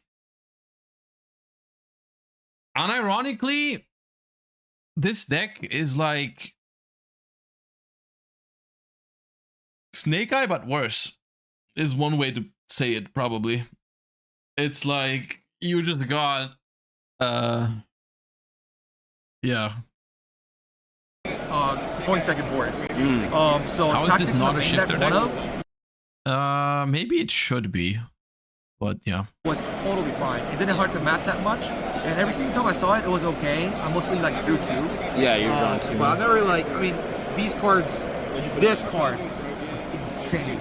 So Nibiru was crazy. I wanted to see every single draw of like 2 or 4 draws off of Sleepy. I wanted to see Neb every single time. Because if I saw my Noir and D-Guys, if they take it, they can't make suits. They can't do nothing. Yeah. And I always use my Noir like preemptively, so they can't play it. And if they set 1 or 2, I have Field Spell up, I have all my follow-ups up, I drew 4 or 2, and I have Nim in hand, so they have to play through 2 Noir bounds. So I think one key advantage for this deck maybe could be that like the Field Spell is really good into cards like Imperm and Veiler, right? The deck is fine into Ash. The deck's not great into Droll. The deck is good into Nibiru, which is also very popular. So like if you compare it to other like versions of the deck, like other decks in the format like Snake Eye, it's got some advantages, but yeah. The deck in general is bad into Imp Veiler but no field. That's true. That's true. Yeah. Like it's like if you have the field spell, it's good into Veiler. If you don't have the field spell, it's bad into Veiler. Yeah. Like double Imperm, like variants. Yeah. It hurt. But other than that, I have 4 hand traps. I'm chilling. It's cool that no one's playing. How was Droll for you? Droll was okay. It shut down a lot of greedy players. So I mean, it is correct for you to add Ash off of bonfires, and sometimes they would pass if they're not having extenders, but Duel was pretty good. Against Voice's Voice, it's just turn skip.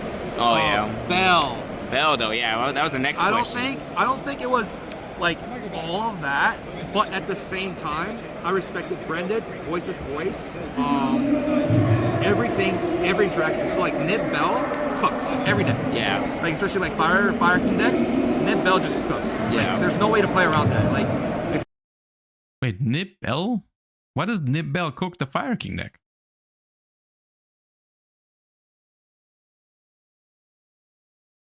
If you're trying to make 4 bodies and go into Appaloosa, I would nib. You chain trigger Flamebird, chain Bell. Nib them and then Bell the Flamberge?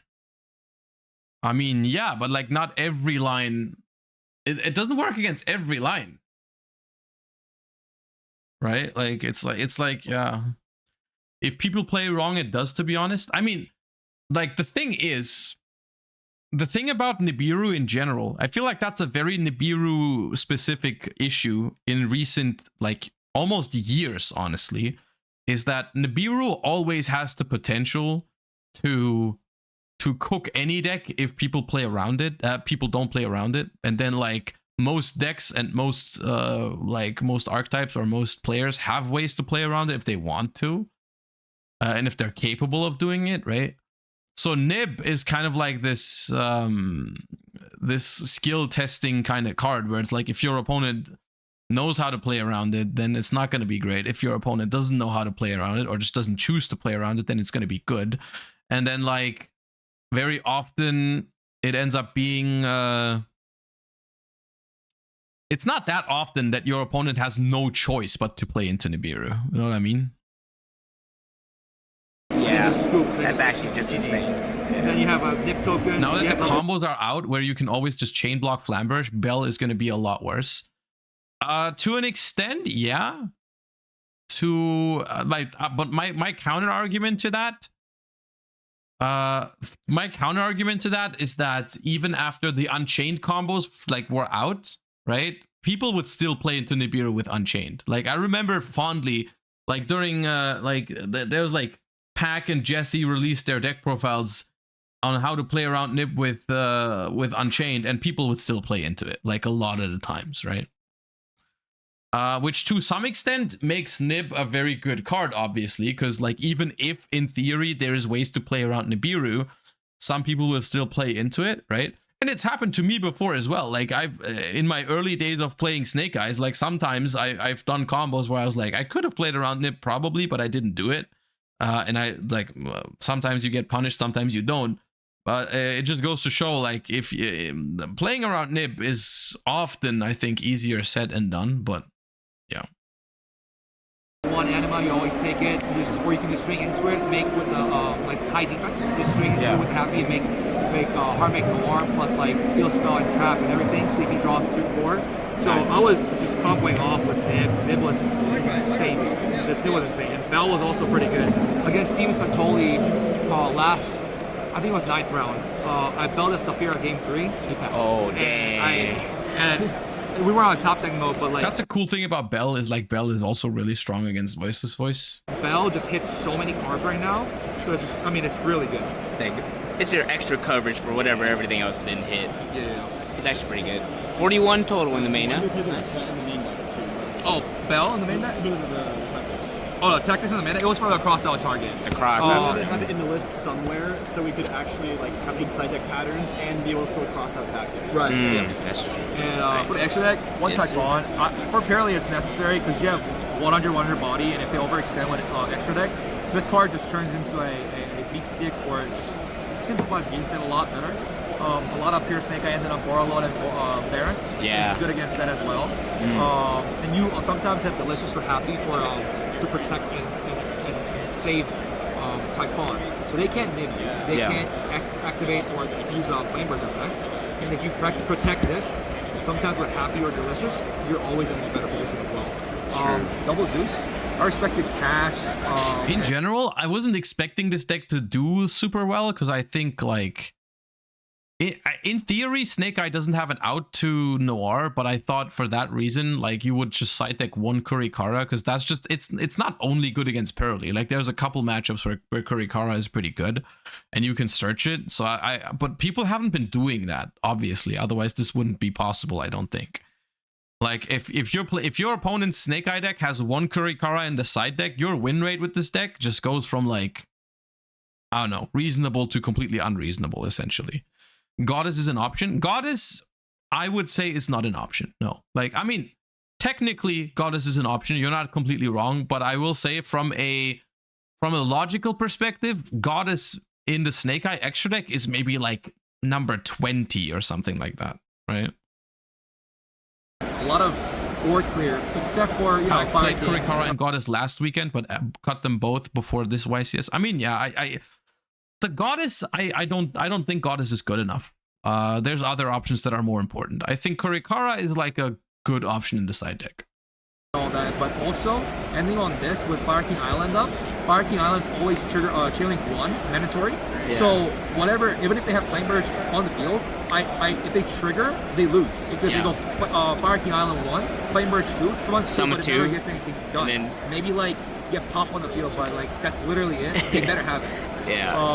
And Double Noir, insane card.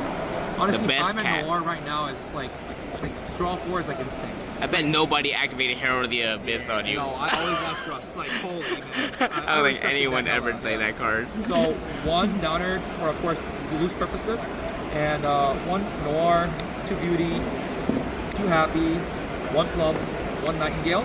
I never made this, but honestly, you need it sometimes to make Zeus. And SPN Anima.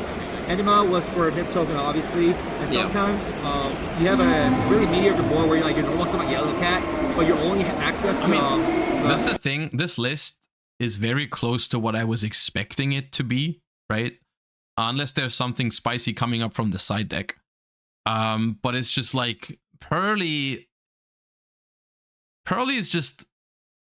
That way you basically have to build it this way in the current format. Like, you're not gonna break I don't think you can play like a board breaker approach for Pearly. I don't think you're gonna break a Snake Eye board with it. So it's just naturally hand traps plus engine. Oh and god, dimensional fissure. Ogre, Droll, Veiler is predominant in the format in every deck, main deck. Going first, this deck really doesn't lose anything. If you have Field Spell, you can't get Warner, Veiler, or Imperm. Yeah. Only thing you're worried about is like maybe like Imperm without Field Spell and Ash, if you have this. And this prevents like Ogre, Veiler, and Droll. Yeah, because it turns this them off. card's too insane to not play, because it's just, whenever you want to send it off, you can always send it off with Pretty Memory, or you can always, and also the XYZ materials for Noir, all the Black Cat and all the cats under the Noir will always go to graveyard because they're XYZ materials. So you're not really losing anything playing this card. Maybe losing like 1 Noir, but you always cycle it back, so like you're always advantaged. And so DPS are going first. Cross out. There's, in hindsight, maybe I could have main decked this to play around tactics, play around all that stuff, but I mean, it is what it is. I think this card going first is always mandatory. Tactics and cross out was, when I watched the games, it was FTK against everybody. I bet it was. A lot of people didn't respect this card, so I played it against Voices Voice, Cash, Flu. This card was nuts. Nice. Unless they see anti-spell, which I had prepared for, which is Cosmic. Cosmic's good against a lot of like Flu back row and all. Is Dark Ruler really that good against Voiceless Voice? Doesn't it just trade with 1 negate? All the anti-spell and summon limit and stuff, but like Dark Ruler was insane. Yeah. Because this deck requires hand advantage. Dark Ruler was just always... Doesn't he look a little like Din? No, I'm pretty sure you're just being racist right now, so stop doing that. Yeah, they don't take damage, but you make Noir. Noir and they can't play. They can't play anyway. I draw 2 every turn, like, you better have it. And then the logic behind this, which I never got to really like activate or draw because I never got into time. I always either 2 OM or like I get blown out because, you know, if they have it, they have it. Yeah, they have all the The format's like, yeah. I guess if they have the good opener of Omni Negate plus it's the Soravis the Old Man, right? Then you get more value from a dark. It's a good card against Voiceless Voice regardless, yeah. If you're done first, yeah. But literally, this card logic is if you're on like Fisher, Veiler, and Droll, your own cards are also good. But Droll, I keep in because if I don't see this card, Droll is the best next card against a lot of decks right now. Yeah. So I would keep those. But side out like Veilers, because I would cross out these going first. So like side out like two Valor Impermanent like bells or something. And then I would. It's a relatively cookie cutter list, but I mean they did put some thought behind it. You can definitely tell. And I mean that is definitely necessary if you're gonna play a rogue deck in this format, which Pearly I think is. Then you need to put in some extra work, obviously, which I think I mean the problem that I have with this deck is not that I think it's bad, it's just I think it tries to do what pure Snake Eye does, but it's just a little bit less efficient at doing it. Like you're still playing a deck with a lot of hand traps, trying to hand trap your opponent and then getting the win with the deck that way, right? Which is fine, and it might be what you need to do in order to perform with Pearly in this format. But at the same time, I find it hard to imagine that would ever be a better choice than just playing Snake Eye yourself. But yeah.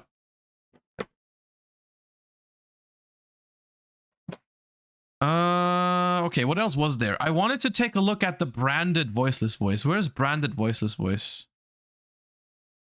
It was somewhere.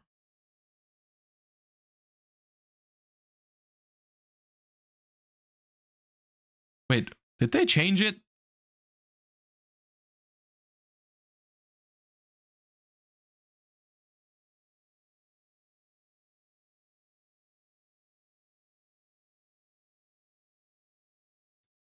Did they say oops because they put branded there on accident? I'm pretty sure this was the one where it said branded. Okay, well, let's get one voiceless voice deck profile. What up, YouTube? Asian Persuasion here, and I'm here with my boy Slim. We're at the YCS Las Vegas with our boys Mayo and his team. Corey Nance and my boy Austin Taylor. Yes, sir. And the team name? Team Fafnir, but we registered as Team Ragnarok. Ragnarok. You guys were the other Ragnarok team. Y'all were getting me. There's two Ragnarok's. I was confused. All right, what were you guys playing this weekend? We are a team of voiceless. You guys were all voiceless. Three months ago, we printed out the proxies, and we've been testing for 3 months. So awesome. And concluded that it can beat fire. Yes. It beats fire. Okay. Nice. But like all fire. I played 2 matches that were not fire. That's it. All good. That's pretty crazy. All right, man. Let's go and get to the deck part. Let's see it. All right. So we got 2 Skull Guardian and 2 Saravis. This is like the very standard ritual lineup now. Pretty much most accepted.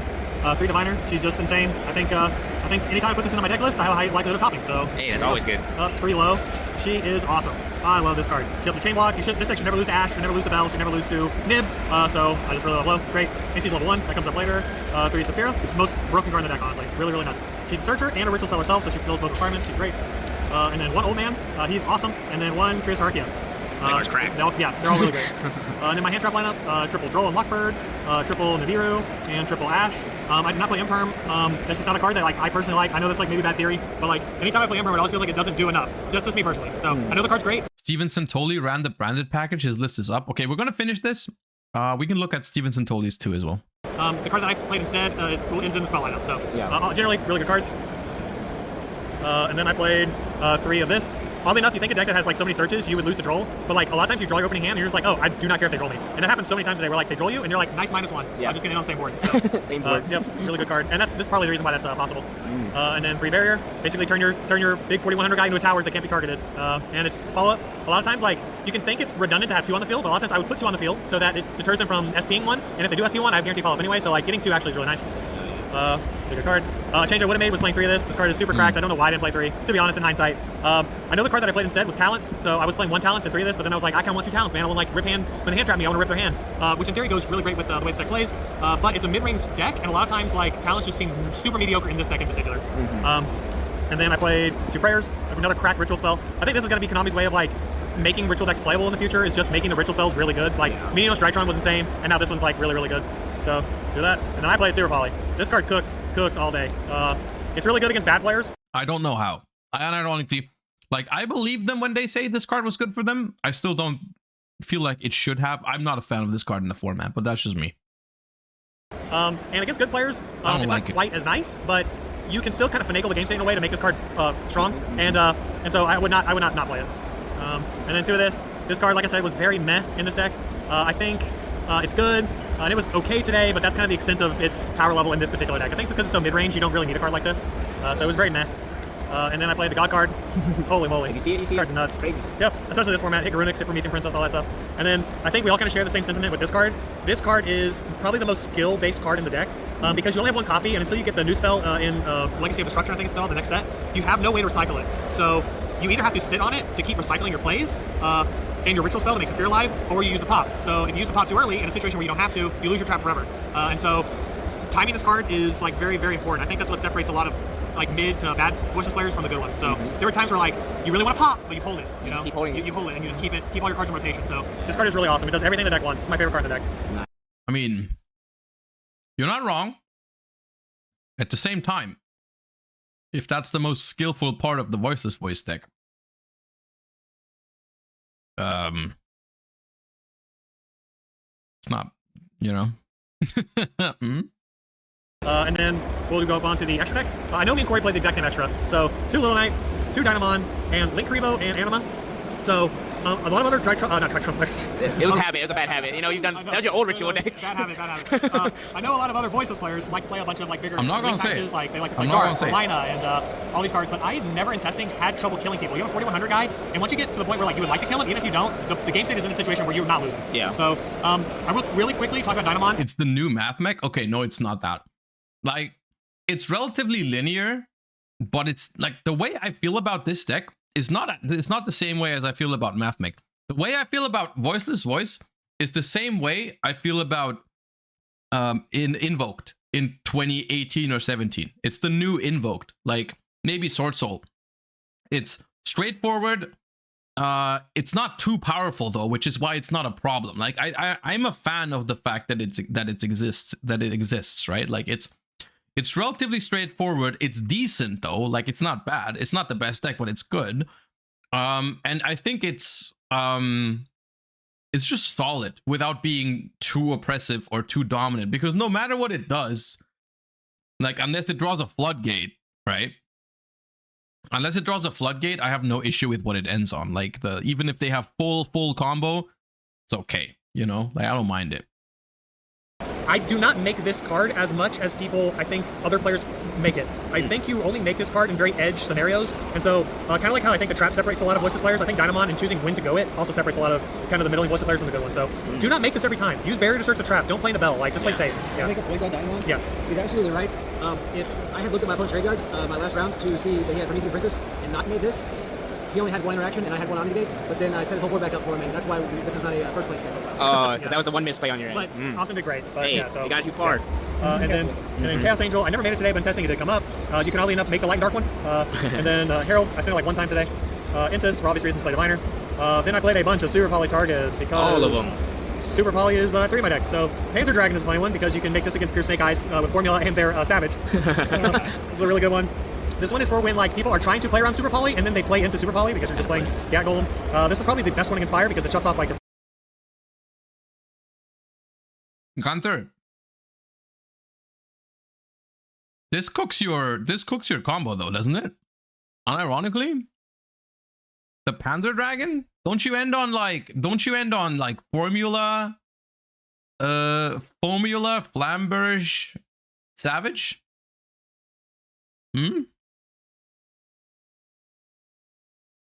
The Panzer Dragon. Uh-oh. Promethean Princess, and you play for free. So no imperms, no veilers, just call light, you're good. And then play this one for Brandon, and then play this one for mana, random mana, or if they set up the Baron Savage play in Pure Snake Eyes. So, yep. I like Panzer Dragon. I haven't seen that card for a while, bro. I can't believe I topped the YCS with Panzer Dragon. Yeah, that was the first thing I saw. I haven't seen that. Not even, bro. He goes -2, and I still have Promethean and more interrupts and a 4-card hand. To be fair, I mean, I was joking. I still don't believe, like, that's my problem specifically with Super Poly, right? My problem with Super Poly is not that you won't be able to resolve it. My problem with Super Poly is that even if you resolve it, you're not winning. Because I believe, what was the combo you showed with in your video with Snake Eye Ash plus Diabellstar, right? You ended on Flamberge, Formula, Savage, and IP Masquerena in the Spell and Trap Zone, right? Even if they Super Poly, the Formula and the Flamberge, the Formula and the Savage, right? You still have Flamberge, IP Masquerena, Promethean Princess in the graveyard, right? So it still is IP Masquerena into Little Knight, which is basically 2 interruptions, plus Promethean Princess in the graveyard, plus infinite follow-up, plus non-engine in hand. Like, I just don't see it winning. Even if you play the friggin' most off-the-wall extra deck target for Super Poly, I can't help myself. I'm not a fan of the card. Even if you can resolve it, I don't like it. Already made it, bro. So then for the side deck, we played 3 Phantasme. Corey will agree, this was cracked all day. Really, really cracked. Super funny, in our top 16 match, it got ashed, but unironically, the fact that it got ashed won me the game. Like, it got ashed on his turn, and then I still had it on mine, and I didn't have to play through ash. So, like, it ate an ash, like, that was great. Like, unironically, really good. And then I played this. It's fine. It's fine. I don't have a lot to say about it. Duster, I would not play it again. I did it to respect Rescue Ace, but I think if you brought Lab or Rescue Ace to this tournament, you were probably an insane person. So, and then 2 of this, I would play 3 of this. Just entering. I love Phantasme and Soul Release, but not in this deck. Not when you're on hand traps. Like I said, once again, the way to approach this format, non-engine wise, is you full send it in one direction. You don't go the mixed route. I don't like that. I don't like playing 9 hand traps in the main deck, pairing it with Super Poly, siding into more sort of like board breakers in the form of Soul Release. Your goal has to either be break the board or prevent the board. Not both. It doesn't work like that, I don't think. It can work, obviously, you know, all the way up until top 8. Doesn't mean that the approach was optimal. I don't think it's optimal to do it this way. Phase 1. Isn't Phantasme good with hand traps? It depends, really, because, like, it's good with Effect Veiler and Ash, for example, but, like, it's bad with Imperm, it's bad with Droll. It's, like, it's a little weird, I would say. Like, yeah. Bam, Soul Release, just really nice. 3 of this. I think we all know this card's cracked. Super awesome. And then I played 2 of this. I would have played 3.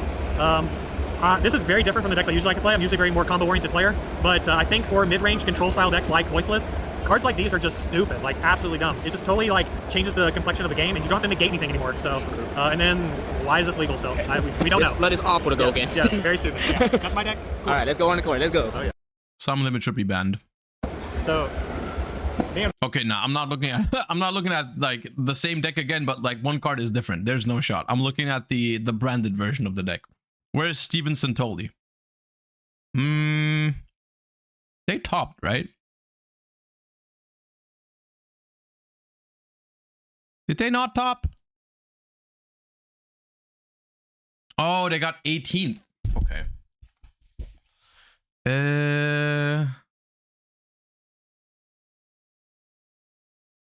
The Steven Santoli.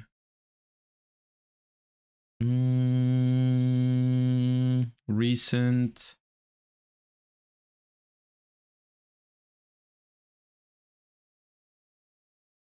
No, it's not out. All right, well, we have this one next. Infernoid FTK. Okay, this one I'm scared of. All right, we're here with Joe Gold, the best Infernoid duelist that I personally know. Rightful top 16 of YCS Vegas. Got scammed. Second time. How was the event for you? How was your deck? It was good. It was really good. You know, sucks we got 17th, but you know, I had a lot of fun. I played a cool deck, and I had like a really great time playing it. So, I guess I'll talk a little bit about why I played this deck. Oh, it is out. So, okay, let's do the Infernoid first. Yeah, I played Infernoid Snake Eye. One of the reasons is I just really like the Infernoid cards. I think they're really cool. They're like really versatile, do a lot of different stuff. And at the beginning of the format, Droll was really popular. So this deck like plays around Droll really easily. As long as you can like get to Ash and Degatron on the field, you can FTK your opponent. So I thought it was like a good meta call into Droll. And your Fire King matchup was really good because all of your cards just banished from their graveyard. So I thought it had a good Fire King matchup. It was good just like into the defenses that people were playing. And yeah, it worked out for the most part. So yeah, let's get into it, I guess. Let's see it. So 3 Degatron, obviously, he's the main man. Not once per turn, dumps an Infernoid, copies its effect, increases level by the one you send. So you use him for just like all kinds of crazy plays. Just like summon him over and over and over. It's insane. I played 1 Prometheus. This one's important because it's the level 1. So you can search it off Snake Eye Ash. Like if you open Poplar and either Degatron or one of the little guys, you search like the other one. So like if you open Degatron, you search this guy. And it lets you like banish Degatron from your hand to summon this, and then you summon Oak, summon this back, and you can full combo from there. So that's why he's important. I played 2 Petrulia. You gotta play 2 of him because at the end of the combo you have to dump 1 off Degatron to make him a level 5 to do the FTK. So if you open 1, you don't have it in your deck if you only play 1. So that's why I played 2. It also just came up that I would dump both of them to just like pop 2 spells or traps going second. So that was really good. Played 1 P80. You have to play this for the FTK just because it's level 5. Its effect isn't really relevant. Yeah. I played 1 Sajet. I don't play any Void Speller traps. This is just in your deck to make Decatron a 7 so that you can synchro with the level 1s like Oak and Ash to make Excel synchro, and then bring him back and then just like send more. 2 Cyctimus. The same way that you have to have 2 Petrulia, you have to have 2 of this, because if you can't make Decatron a level 8, you can't make Bishbalkin. So I chose to play 2 of this because it's an FTK deck. Yeah, so I have to be able to do it. This is also the best one going second because it banishes a card after it attacks a monster and like sends it to the grave. So that one was really strong. And then 1 Debiati. This isn't like necessary, but it's like the best card to dump off Decatron whenever you like get hand trapped multiple times. It's just like the monster negate. It's also really crazy in a lot of game states if you can summon him because he's heavy storm. Like versus Voiceless Voice, if you can summon this, you just like wipe their back row and then they negate and you tribute chain it. It's really insane. That's all the Infernoids I played. The other thing was that like the Decatron's like really good to draw, and the little guys are like pretty good to draw themselves too. So like these are the only like real bricks. And I figured if I was drawing one of these instead of like a Fire King card, which don't do a whole lot on their own anyway, I wasn't like playing that many more bricks than like the Fire King deck is. That's fair. I felt like that was a rational thing to be able to play this deck. I don't think I not as many bricks as the actual Fire King deck. I mean, that was a lot of bricks right there. Need to talk about this card. It is the best card in the game. In my deck, it's even better because it's the 1 card FTK. So there's that. I played 2 Poplar. FTK deck, you have to be able to search it when you need it. Also a 1.5 card FTK with Decatron or one of the little guys. Which is also why I don't think the Fire King deck is better than the pure Snake Eye deck. I'm just saying that. So there's that too. Played 1 Oak and 1 Flamebridge. This card is especially broken in my deck because I don't know why people don't know this. Oak can special from Banished, so you just like banish Decatron for an people know this. Infernoid, and then you summon this, bring him back, and it's just like free. You can also add back from Banished, so if you go through Permaeus and banish it already, you can just add him back, and it's a free extender. So this card is really, really good. This is like the best Snake Eye card, honestly. If they ban this card, I think all the fire decks are just like totally fine, totally fair. That's fair, to be honest. 3 Witch, also 1 card FTK, that's why I played 3 of it, and I played a lot of cards in my deck, 46, so I wanted to maximize on the cards that got me there. In the same vein, 3 Wanted. I don't think I have to say more. Another 1 card FTK. Yeah. 3 Bonfire, another 1 card FTK. The 2 searchable spells. I don't think I have to talk about this, but this is like the way you play through Nib, which is the best hand trap versus this deck. This card's insane. I saw this card played so much this weekend. It's like incredible going second too. It like forces interactions, just like lets you play the game. It makes all your guys huge, so you can like kill them under Nib in like random circumstances. Yeah, but like the Nib thing is the biggest thing, because like you don't have to actually use Oak for the 1 card FTK, so you'll just like activate this, scale Oak, and then do your combo. If they nib you too early, you summon this, summon back Decatron, and then you have the token, and it just like lets you do the FTK even after you get nibbed. That's insane. If they nib you late, like which is the correct time to nib, sorry for everyone who wants to pick up this deck and terrorize your locals with it, but the correct time to nib this deck is after they summon Bishbalkin. So if you do that, this still summons Oak, and you still make like a crazy board afterwards, but you don't lose the game that turn. And the last engine card is 1 for 1, also 1 card FTK. Play more of it if I could, but it is at 1. And then the defensive cards, this is why my deck ended up being so big. So like with the Infernoid bricks, I wanted to increase my deck size so I had less chance of drawing these, especially in multiples. Makes sense. So I decided to add like as many defensives as the ratios worked out. So I played 16 defensives in my 46 card deck. You can do the math on that if you want to see. But it's 3 Ash, 3 Valor, 3 Nib, and 3 Imperm for the hand traps. These are just like the standard ones that everyone's playing right now. They're the most versatile, they work the best. Droll fell off because of Pure Snake Eye becoming more popular, so you just decided to play these. Like these can end their turn. This a lot of the time will make their board like really easy to break, and then Nib's just like the best hand trap in the game right now. Yeah, 100%. And then other than hand traps, the other defenses I played were 3 Talents and Called Vibe, because I'm trying to FTK. Yep, hand trap, rip another hand trap out. Yeah, the dream, if you get drolled, so like if you have Witch at all, like Witch is a 1 card FTK through Droll, because you just like Witch, summon Ash, search Decatron, and then you don't ever have to search again. So the dream was that I would just like Witch, summon Ash, search Decatron, they droll me, I Talents, rip their other hand trap, and just kill them. Yeah, that's amazing. It happened like once, and it was crazy, yeah. So that was the main deck, 46. Side deck, or extra deck, I guess I'll shout out Studs, and I have my tokens. I had to have 9 tokens, so I had 8 for Bishbalkin and 1 to still cover my extra deck. So that was sweet. I played 1 Link Revo. This is for Poplar, 1 Link Spider. This comes up in a lot of weird scenarios, especially when you get nibbed, to be able to turn the token into this, because a lot of the stuff you have to make requires effect monsters. But the thing it's really important for is there's variations of the FTK combo where you have to make Bishbalkin, and normally what you want to do is you want to summon Geonator first, and then Bishbalkin under it, or I guess to this zone, and then summon all your tokens. But if you can't do that, you have to Bishbalkin summon 4 tokens, make this, and these into Geonator, and then like you have to get the bodies like later. So this is really important to be able to make Geo when you need to. I guess Geo, this card's insane. It, gives them Bishbalkin so you can FTK them. If you watched or read my feature match, so I gave my opponent I can only imagine the cringe it is to play all these cards in foreign, by the way. Like, unironically, especially if you're playing a deck like this, dude, just use English cards, man. And zero attack monster and killed him over it. Yeah. Sometimes I was taking just like random cards like Baron, like shit like that. This card's insane. Dark and Hida. I don't really think I have to explain these. Yeah, these are just like the board breaker cards you make going second. They're like really good. I played Little Knight. Just like the generic, like crazy removal card, you know. Best generic link of the game. Yeah, for sure. All right, here's the spice. So, if you've seen the YouTube combo of this deck, you'll know that you make Geo, and then they'll summon IP here with 2 tokens, attribute the last, or like one of the tokens for Link Rebo, then you make these into Princess Bring Back Decatron. That's how they do the FTK in the standard line. What I figured out is that if you make Geo, you summon Bishbalkin, swap it, you have 5 tokens, you make Yama with 2 of the tokens, because he doesn't require effect monsters, just fiends. These 2 make Appaloosa, and then you make Super Producer, which also doesn't require effect monsters, just fiends. And then the monster that you spell trap off of Flamberge, you pop, trigger Yama, bring back Decatron, because coincidentally, all of the Infernoids are fiend monsters. And that lets you make a negate at some point in your combo so you don't auto-lose to Nib. So that's the spice. What do you mean you don't auto-lose to Nib? Don't you just get nibbed earlier? Before you make Appaloosa? There you go. 1 Princess. This card's insane. The other thing that's insane about these 2 cards is that you don't have to use Princess to do the FTK. So if you get double hand trapped, you just go through these and this, and then you just do a standard Princess combo. This deck's not just a glass cannon FTK deck. It's an FTK deck that if you hand trap it, does the same thing pure Snake Eye does. So like, you still just lose. Played 1 Raging Phoenix and 1 Zelantis. My extra deck was super tight, so I couldn't fit Whale in here. And funny enough, we found out this weekend Pack had been playing without Amble Whale in his deck, so he was doing the same thing I've been doing, where you just end on this if you get double, triple hand trapped. But this also being in your deck lets you do the OTK. That's like really important with these. Something interesting too is that in this deck, you get to chain block your Princess, so they can't bell it, because you'll like Raging Phoenix into Zelantis. You have Decatron on field as your other fire. You summon this back in Decatron. Princess is chain link 1, target Decatron and their guy, and Decatron's chain link 2. So you get to block that, and then you summon back the Raging Phoenix, and you usually have a bunch of Infernoids left, so you get to summon an Infernoid, and it's like infinite damage. That's clean. Appaloosa for the combo, obviously. If you don't end on a gate, and your opponent knows what your deck does. On the one hand, they do have a point. Like, I'm sure, as opposed to some other FTKs, this deck does have better plan Bs, right? Like, it surely does probably have a better way to play if you get hand trapped. It's not like pull off the FTK or lose instantly, right? On another note, I still think we are very much over-representing like the qualities of the deck, right? Like, we're acting like the deck is completely insane.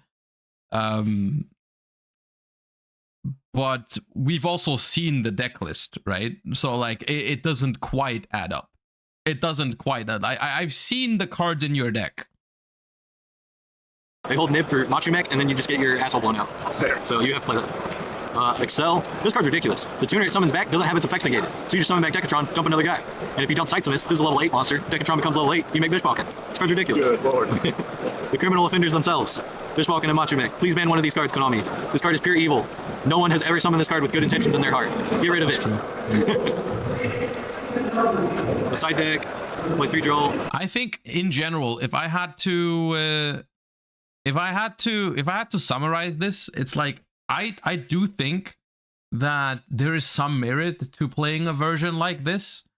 Like, for example, they said it plays under Droll really well, which that could be true. I'd have to look at the lines, which I'm not going to in that much detail. But I personally think the big weakness of this deck, if you keep it real, is that it's got 46 cards, so it's by default it's less consistent than other decks. It also looks like a lot worse going second. It looks a lot worse going second. And like, it's just not gonna draw that well because there's like a bunch of random Infernoids in your deck, which is not great. You also have a much lower chance of drawing the actual hand traps that matter. Like, you know, Nib matters a lot in pairing with other hand traps, right? Like, this deck was 13 hand traps in 46, which is a lot worse than, for example, what Pack did, which was 17 in 40, right? That's a different ball game, right? The other thing is that I don't see how they said it's not completely dead into Nib. I don't see how that's ever true. If your opponent has a brain cell, right? Like, who's gonna let you make that Appaloosa that you were talking about earlier? Like, you go Bishbalkin, summon 8 tokens or some shit like that. Like, if your opponent has a brain cell, you don't get to make Appo. So I don't know. It doesn't seem like it doesn't seem good to me. Without actually trying to.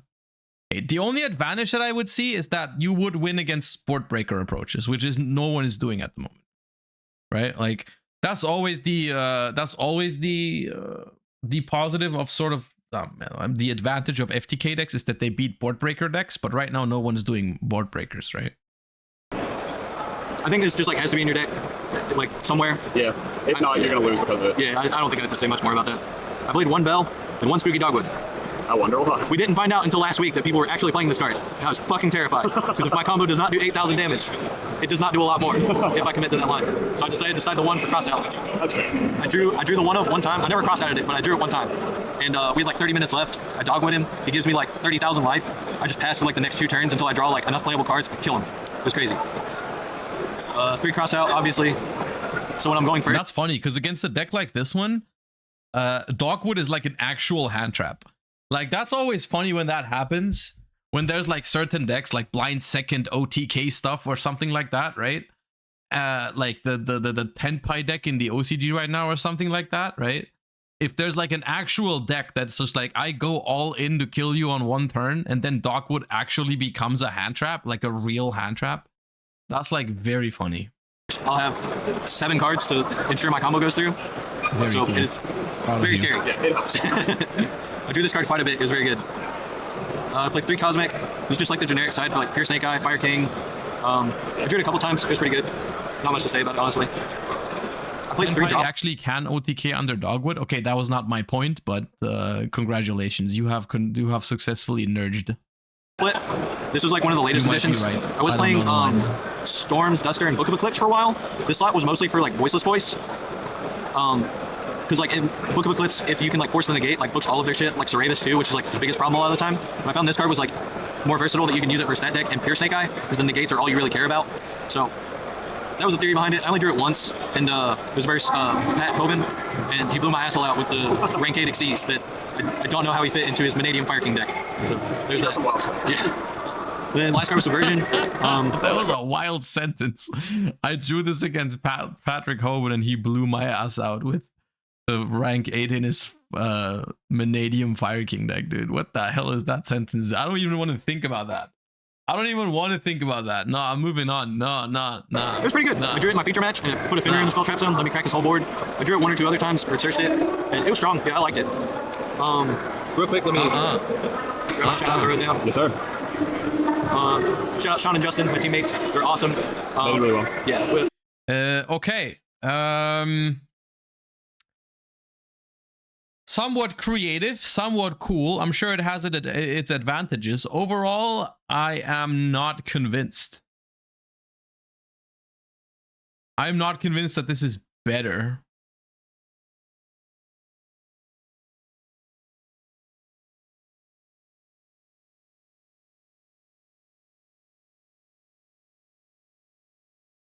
Spicy text, thank you for the 2 months. I mean, we're doing TCG all day today. We're not doing remote duels today, no. Okay, YCS Costa Rica top 4 voices voice deck profile and YCS Vegas Bubble by Steven Santoli. Let's go. Hey guys, Santoli here, and I am back. Well, I guess I'm still in Vegas, but I'm here with my Vegas profile, as well as my top 4 Costa Rica profile. So we got top 4 at Costa Rica. We unfortunately went X2 at Vegas and got 18th when I was top 16, so missed out. Individually, I went 9-3 at Costa Rica over the event and 9-1 at Vegas, so very good performance with the deck. I did play Voiceless, which is different than the Fire decks. I don't think it's too surprising that I play something a bit different, and my own tally is just that, one, the Fire decks had a lot of complexity that I didn't really want to learn for the cost of just like still passing to a hand trap. I played Voiceless Voice because I didn't want to learn the Fire decks. I mean, hey, at least we're honest. At least we're honest. I think you didn't get much of an edge in the mirror in terms of gameplay. A lot of it's just not. There's also a lot of depth, but there's a lot of variance as well. I want to have at least a bit of edge in deck building, and so I play Voices because it's the next best deck, and it just trades really well into the tech cards of the format. People want Veilers, Imperiums, Nibs, and all these cards are half cards versus your deck if they do anything at all. And because of that, even though you're playing a slightly inferior deck in terms of power level, you get reward because people's tech cards just trade horribly into you. And when you get into hand trap wars, which is what this format is, you're able to come out on top just because you have tech cards that actually beat them, and they don't have ones.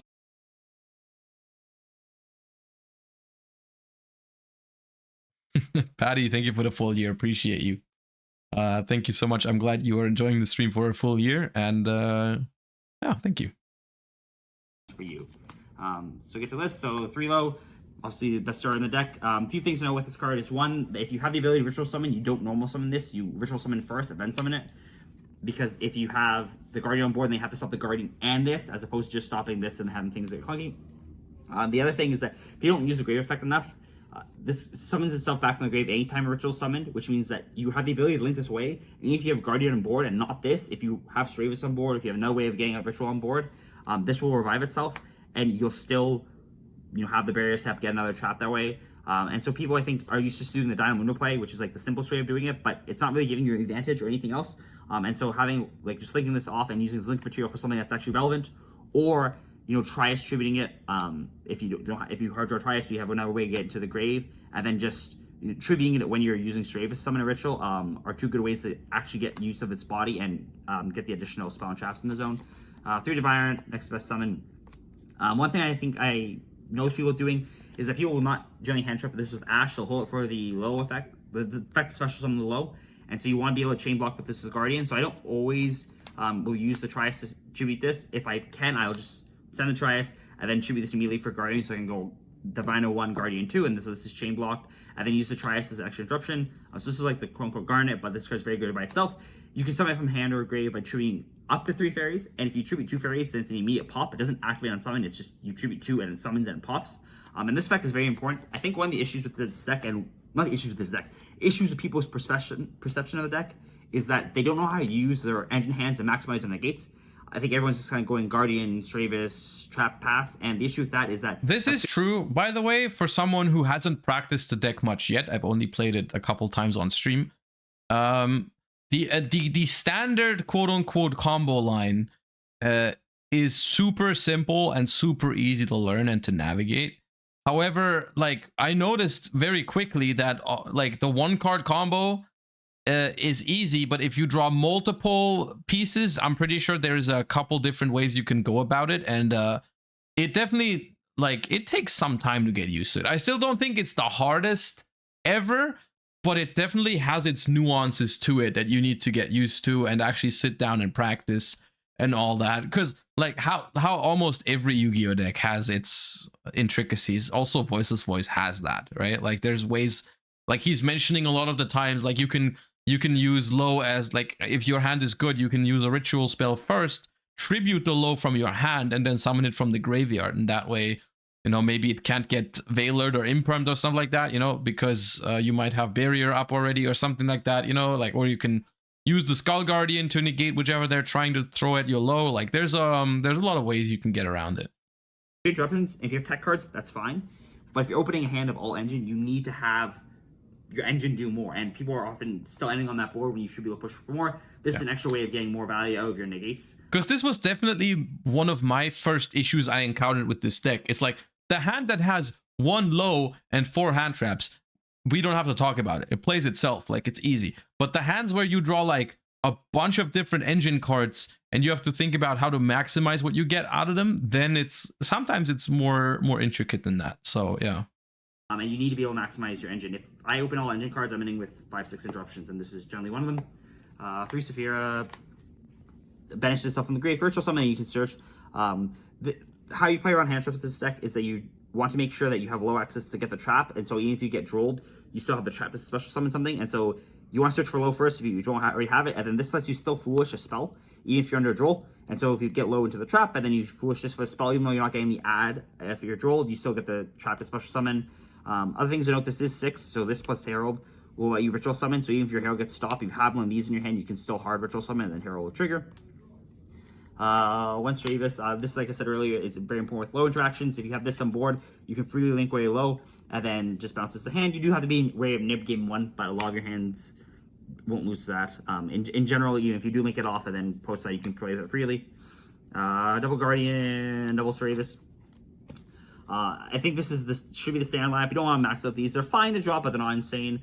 I think the one some people are playing the odd eyes, but you don't need that. I think that anytime you open engine heavy hands, you should just be going fling plays instead of ritual summoning more.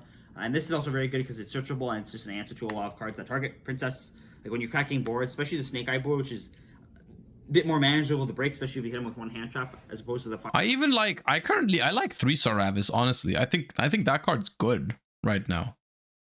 Like in a deck that has synergy with it, I like triple Star Ravis. Unironically, I think it's good. Fire King matchup. If you grab this early, it turns off Princess, it turns off Imperms, it lets you push through boards really well. And I think one complaint with this deck you have, again, is they can't break boards. And yeah, you're not breaking the Fire King board, no deck is, but you can break half boards very easily. And if you know it's kind of a break. I mean, I'm not saying take out starter cards for it. I'm not saying that, but I think it's I think it's good. It's very efficient at doing that. 3-barrier, the Scourge Street, and my friend on one card. It's insane. I think as well, like this is why you win hand trap wars, because you have a +1 every turn. And then once you get your lock set up, it becomes very difficult for your opponent to interact. It also becomes problematic where they have the shotgun interruptions, because if you get the ritual and low up, then stuff like Princess is just dead. And even shotgun interactions doesn't particularly feel good because you hit ritual their first ritual before they get low up, but then you can just float with the spell. 3-pep, just another starter. People don't play this at max amount. I don't understand why you need to. It's +1. And then 2 spells. Fine job, but again, kind of clunky. Second great effect's really relevant. If a ritual leaves the field because of a card effect from your opponent, you can special summon one from the deck. And I think this is what makes the deck really good into Fire, is because if they're making half boards and they're relying on pops, you can always float into one. And again, they have to shark on their pops because of this. Where's Branded Fusion? Yeah, I'm wondering that too, because I was promised Branded Fusion. If this is another standard Voices Voice deck, it's good into breaking the half boards of Fire, and then one trap. I think you should be going for this. Surely it's coming soon. Because yes, barrier protects your guys, but low's 2000 defense already, so it's pretty sturdy. And then this is good because it can be used on both players' turns. And so a lot of times when I'm making the bigger boards and linking up, I'm using this to summon on my turn, as well as this to summon on my opponent's turn. And so you're getting multiple bodies, or the pop effect on their turn, but you want to be able to use this every turn, as opposed to just getting barrier, using it once on your turn, and then not being able to use it on your opponent's turn. Hand traps, 3 Ash, 3 Veiler, 3 Nib, 3 Imperm. People complain there's not enough this format, and I don't think there's any correct amount to max out on.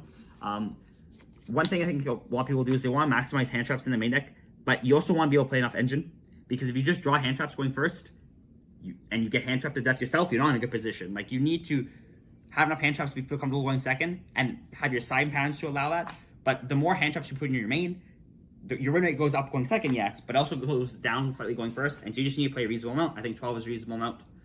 But you want to be able to still have enough engine to play through hand traps yourself, which is why I play 3 Branded Fusion and 1 Albez. I had this known for like 3 months, and then some kind of OCG top with it, and then everyone kind of got wary of it. I think most other voiceless lists weren't on this, and I don't particularly agree with that.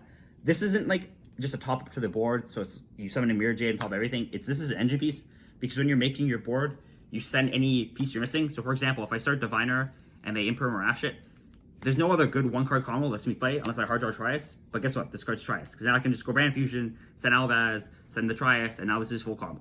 And it's not just that interaction. If you get Drolled, you can Brand Fusion, send low. And so it's the best extender in your deck, because it's just a foolish burial for any light in your deck, which is very good. Get low, get Trias, get Saphira, while at the same time giving you Mirror Jade on top of your entire board. And cool. I think, while, like I just said, if you're playing in a hand trap format, you want to have enough engine to reliably play through 1 or 2 of your opponent's hand traps, especially the ones that are trading poorly. And anytime I won the die roll with this deck, I felt like I was just auto-winning the game unless I opened a subpart, like one of those rare hands where I don't open like one of 12 ways to low, because it's just they hand loop themselves trying to hand trap this deck, because everyone's on 18 hand traps, and then you end with like 3-4 interruptions, 5 interruptions, and tech card, and that's enough. So I would 100% play the Brand Fusion going forward. You just need this to push through your engine. It is an engine piece, and I think cutting engine in a hand trap heavy format is silly, at least for game ones. And this is 40, because I play 2 pots just to max out consistency. People get weird with me playing 2 pots, but you can cut these completely. I just want Santoli with those weird builds. I mean, this one wasn't weird though. Like, it's not like the branded idea in Voiceless Voice is completely unheard of. Like, this is a very reasonable thing to do in this deck. The branded package, I actually do like it. It's like a Foolish Burial with benefits. Like, it's a Foolish Burial with upside, which is pretty good. Guarantee. I mean, it's a little bit of a gamba, because drawing the Albaz is bad, but like, yeah. the weirdest part is the 2 pots. Like what? I mean, yeah, it's a little weird. It's a little weird. I don't actually mind that much to go over 40 here. To like you, because prosperity, if you have the 40 card deck ready without prosperity, right? I think it's better to add prosperity than to not play it at all. Well, yeah. Extra consistency on top when you train with hand traps, and then it's an easy side out target because I need 6 cards to side out. So the brand fusions, the pot come out going second for hand traps, but in the combo heavy matchups like Fire King, by everything else, you know, going first, you want engine to be able to play through your opponent's hand traps. Extra deck, brand package, 2 Albion, 1 Lubellion, double Mirror Jade. You can cut these down to 1 in theory. It's fine, but I just play 2 because there's nothing else in the extra deck that was really pressing that I felt I needed to play. You always go for this because you have no Dark System in the deck, so you just make this. If you don't need the body to tribute, if you need the body to tribute, so you need to light the tribute, you can just go into Lubellion first, shuffle this back, and then summon the Mirror Jade. So you have these 2, and then you distribute the Lubellion for your ritual summon, which again is why the brand fusion is good because it's sending whatever light you need, as well as you now have a ritual body to tribute. So it's just a great engine piece. And take it out going second against Fire. Going first, it always stays in. Against any other mid-range matchup like the Mirror or Lab, anything, you keep them in. 1 Entis, 1 Herald for Diviner. These come up a little bit. Like I said with the Saphir line, sometimes you can send one of these and then just hard tribute. 1 Chaos Angel because Low and Trias makes this. 1 Typhon. I almost cut this card because it's like, should never come up this format, but it's just really good. You never really have game states where it's like, this card is good, you need to play it, but in these weird game states, it comes up and it just wins the game. I made this card 6 times a day. Every time one of these games I was losing if I didn't play exactly this card.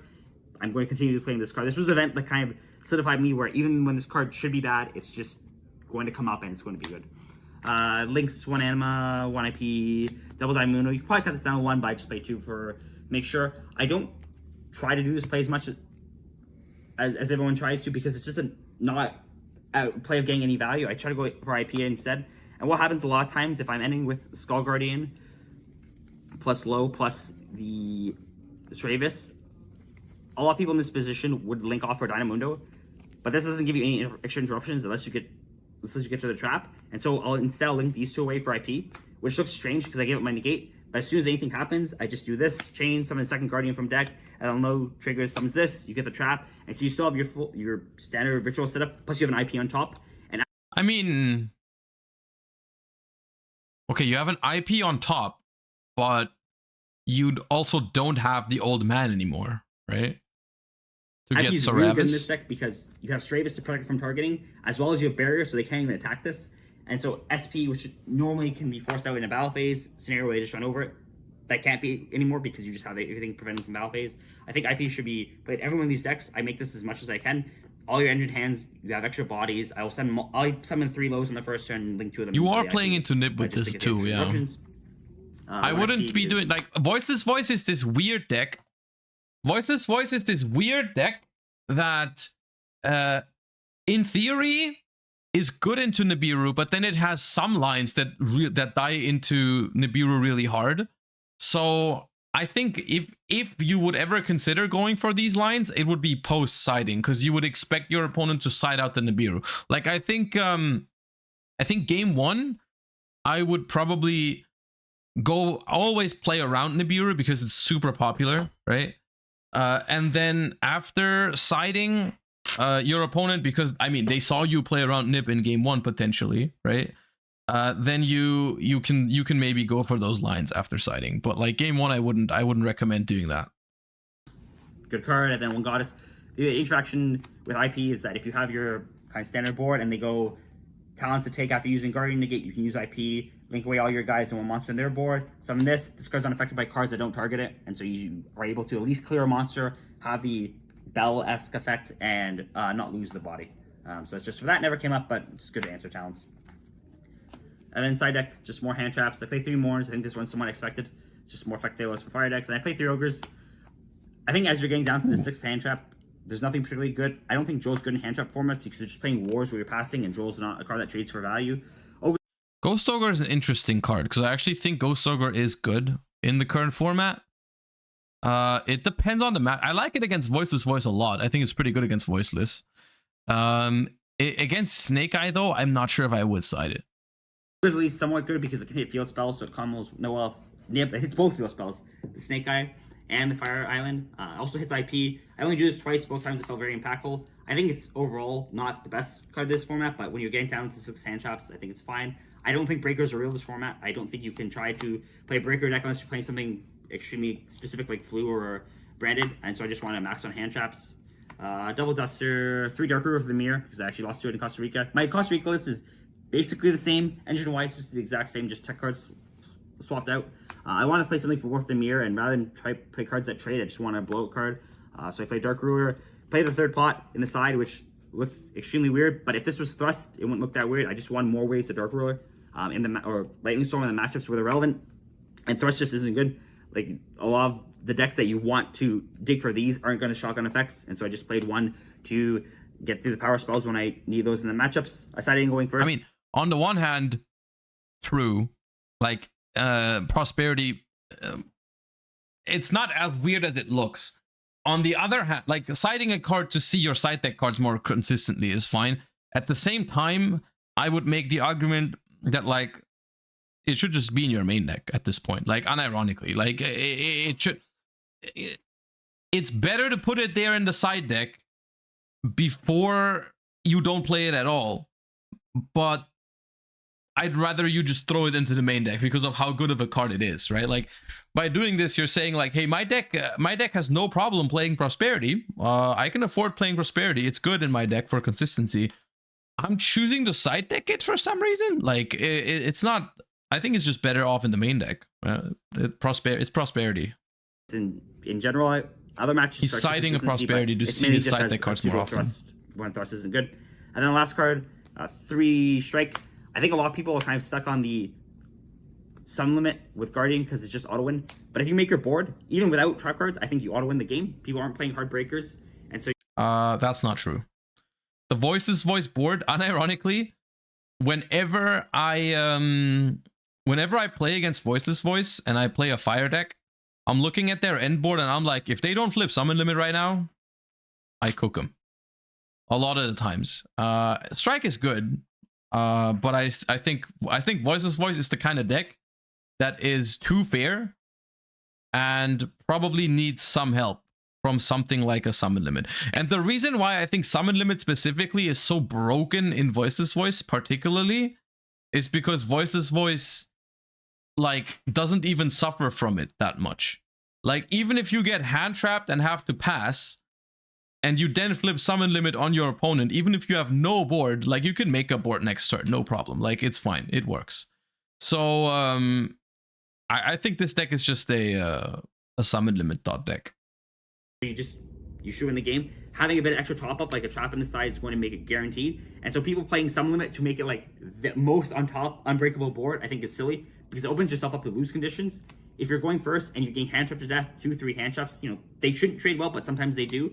And you have a Summon Limit, you're not putting yourself in a losing position. And so while that card is... No, it's like, I think we just disagree on this because I think if I get hand trapped to death and I have to pass my turn, I would rather have Summon Limit than Solemn Strike. Every time. Because Solemn Strike, if I'm unlucky, my opponent plays through Solemn Strike. Like, you strike a Snake Eye Ash, they might still be able to play if they have the right cards. If I have a Summon Limit, if they don't have Cosmic, they pass. The most win... The card that makes you feel the best when you're winning, it isn't the card that makes you win the most. And so if you're playing hand trap wars, you're just trying to trade 1-for-1 value, Strike's better. The normal summon Ash, you strike this, it makes the double Star Wars. And I just felt this was better. It's also good because if you get hand trapped out and you hand trap them out, this can answer another hand trap on the pass back. I think that people, like I said, are focused too much on cards that feel the best when winning as opposed to cards that win the most. This card isn't an auto win, but it's more flexible and will win you more games. It answers the game states where you combo as well as the game states where you are getting hand trapped or death, and this card can still trade. Overall, I'm really happy with this deck. Like I said, I had a 9-1 record at Vegas. I think it performed really well. I see his reasoning though. I see what he's saying. I think in that specific scenario where you get hand trapped to death though, I think Summon Limit is a little bit better than Strike. But overall, I get the sentiment behind it. I do understand. So it does make sense. It's an overall well thought out deck. There's some theories in it that I don't necessarily agree on, but that doesn't really, I mean, that's not the point. That's besides the point. What I care about most is that it is thought out, at least. Like, he's not throwing those cards down and saying like, hey, play this because it's the best card ever made. It's the most broken. It's super custom, you know, like he's actually got reasoning for it. Yeah. Well, it's good. It's insightful. Oh. Okay, we are being watched, chat. We are being watched. Okay. Hi, Josh. Hi, stream. All right, poggers. Is there anything else? Oh, the rescue ace you guys said was interesting. The rescue ace from, what was it, top 8? All right, let's go. What's going on, you guys? I'm here with my brother Asian Persuasion, you already know. And Yes, we are sir. here at the 3v3 YCS here in Las Vegas. And we're here with Chancellor. Awesome. And here's your team. My boy Jared. My boy Jared. You already know, and Tyler. Yep. Yes, sir. And you guys are very unique because none of you played, what was it? No fire cards. No Snake Eyes cards in any of these deck profiles. We're doing them each individually. He got a little in your video. Yeah, don't worry. It's like, this is my time. All right, man. Let's do it. So rescue ace, 3 turbulent, 3 hydrant, 2 turbulence, 2 preventer, 1 airlifter. I wasn't playing impulse. I wanted to cut down on the cards that kind of play into tactics or lose to hand traps. Impulsing for a card feels really bad when impulse could have been a real hand trap. So I just played this. I was thinking about playing a 3rd preventer because it comes up a lot to set forward through multiple interruptions. But this is, I mean, they said you're not playing Snake Eye decks, but they meant like pure Snake Eye and Fire King. Like, it's still a special thing, dude. They just worded it poorly. Calm down. Mandatory. I think you still got to play 3, even if you're playing the Snake Eyes cards and the one-its. Normal summoning Hydrant is very powerful still. Supplementary engine, Roto 1-for-1. This is my 43rd card. Came up a lot. It was pretty good getting Ash out of hands. Heck yeah. Spell traps, you know, the standard lineup, all the 1-ofs. Nothing too crazy. For the Diabellstar engine, I'm maxed out. Still only 1 original, but you got to see ways to play. I think the most important thing about this is being able to get Hydrant on field while preserving your normal summon, or at least baiting out interactions. Everybody's always impriming this. Everybody's always valoring this. So I want to open up multiple so that I can play with the rest of my hand. And these are just 1-card starters, so if they don't have anything and your hand is all this and 4 hand traps, you're winning. Yeah. 1 Poplar, 3 Bonfire. So if you're not afraid to droll, then you just Bonfire for Poplar. Poplar gets original, and you do the full Snake Eye combo anyway. Hydrant gets Airlifter, normal summon Lifter, and at Alert, that's Turbulence, and you're all set. They just don't have droll. They just never have it. They don't have it. It's not real. They actually didn't have it. They never You're just had full it. comboing every time, bro. And then non-engine, super important. 3 Nib, 3 Ash. Wait, there's no Snake Eye Ash? Interesting. Baylor, 3 Imperm, and 2 Tactics.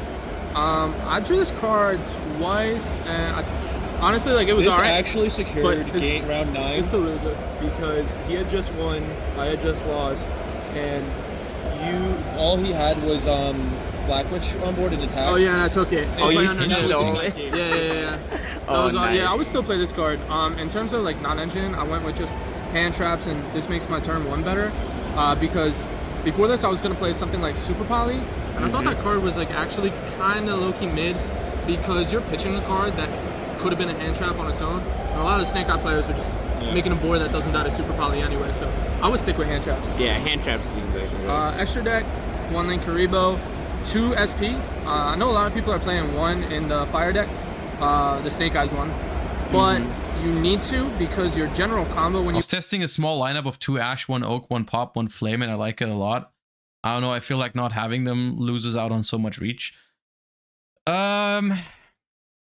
Like, the problem is, the more Snake Eye cards you add into this deck, I probably would agree with you, the better it gets.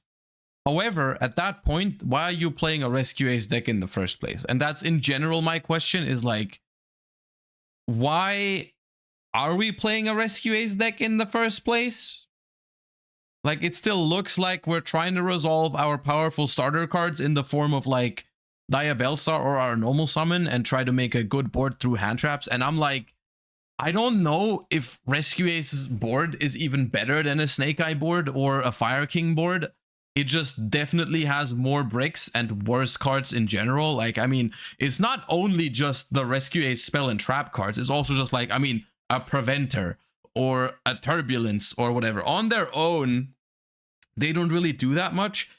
The board is probably, to be fair, the board is harder to break in the current format because people aren't really playing, like, you know, Evenly or Duster or Lightning Storm that much, right? Some people are, but for the most part, the common stuff is not that. In terms of playing through hand traps, I'm not sure which deck is better. Like, whether this deck is better at playing through hand traps, I would say probably not. Probably okay. But at the same time, like, I wouldn't add like Oak and Flamberge and all that to this deck, because at that point, if you're looking for those kind of plays, just play pure Snake Eyes. Like, it's probably just better at that. King Boohoo, thank you for the 2 gift subs. Appreciate you.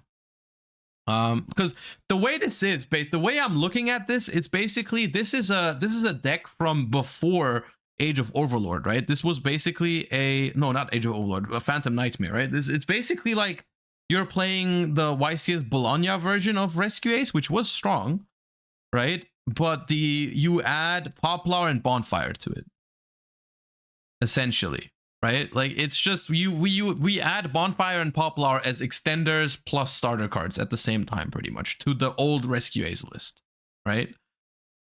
And I mean, of course, it's gonna have Promethean Princess, yeah. So like, it's just like a strictly better version of the Rescue Ace deck from last format. Of course, I mean, 1 airlifter, but still, like, in other terms, like, it's still it's better than that. But I still don't think that makes it, like, the other decks are still like stronger probably, but it's a playable deck for sure. Like, because it was good in pre Phantom Nightmare, and it definitely gets better with Phantom Nightmare. Open up Witch with Hydrant and Lifter. I think it's just awkward. SP, it's awkward because you need all the expensive cards already. Like, if you have all these expensive cards, would you really want to play a Rescue Ace deck? Like, what actually makes it better than the other decks? I'm not sure what that would be. King Boohoo, thank you for the 2. I don't know if I just said that. I literally have, but appreciate you. Also, Queso Jama, thank you for the 16 months. Incredible. Appreciate you. Turbulence from hand, because before it was important to imperm on summon. So if they're actually not able to imperm on summon, they need 2 imperms, because if they activate imperm on summon, you just make this into a princess and bring back Turbulence. And if they do imperm on the effect, I'd rather say it twice than forget about it, you know? Activation, you chain SP. Yeah, so that's actually I wanted the second one to crack through boards. I think it came up so many times. It came up every single round. Yeah. Dark, Hita, Nightmare Phoenix, and Sunlight Wolf for the Link 2s. You gotta play these. Phoenix was actually gonna be a super poly target when I was testing, but this is super beneficial for when they get rid of Sanctuary and you want to clear their board. Or even drawing more cards, like linking this into Link Karibo is insane. Pop a back row, Princess, speaking of. That card's cracked. Card's crazy. 1 Heat Soul, 1 Celine. I went and played Celine because I was playing like all the Link 4s. Woo. I think this deck is actually really important. Going for access code just to have more ways to kill over like big bodies. Low key, I was trying to prepare for the Raid Raptor deck. I heard they make a lot of towers that you can only attack over. Like so 3 tower 53, monsters. as well as Skull Guardian to kill it when it's 40-some hundred. You actually got that to 63 at one point with the Link 4. My God. I was somehow, I never played this before because these were super poly targets before too, and every single game where I went for it, I messed it up horribly, but I still killed, except for when I was on stream.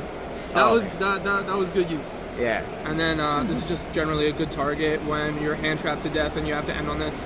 Oppo normally for crackback. I never try to end on it. I cannot fathom not playing Celine. I mean, Celine is good. It's just that this deck, it's funny because this deck doesn't really have any restrictions on its extra deck, and it's got so many different like cards, like different attributes, different levels, different all sorts of cards, right? it's struggling. It's just a space issue, right? Like it's just a space issue for, and I do mean fire in general too. I do mean fire in general. Like it's just like there's so many cards that are good in this deck because of how generic it is. Like yeah. Side deck, 2 Bell, 2 Droll. It's kind of weird, but for my siding patterns, I didn't want to overcommit. This card seems kind of mid anyway, unless it's a Fire King deck, and I thought more people were just going to play pure Snake Eyes. And I guess pure Snake Eyes, this isn't that great. This is good against all the fire decks. Going first, going second, having the 2 ofs, not clogging your hand. You just Heat Soul draw 2, you want to draw. So you're always seeing 3 cards after you deck thin all of your targets, after you set with Turbulence. So I only really wanted to play 2 because these cards are very good, but they're not, I guess, like better than just having How we decided on this ratio too was, I said, because we were back and forth to something else, I don't remember, but I said, all right, we're going to do this. Flip a coin. Heads, it's this. Tails, it's that. And I said, I didn't let him. I play Selene because Veiler and Witch is everywhere. But Selene only revives from your graveyard. Why does it matter? Why does it matter if your opponent is playing Veiler? I don't understand. Like, what's the argument?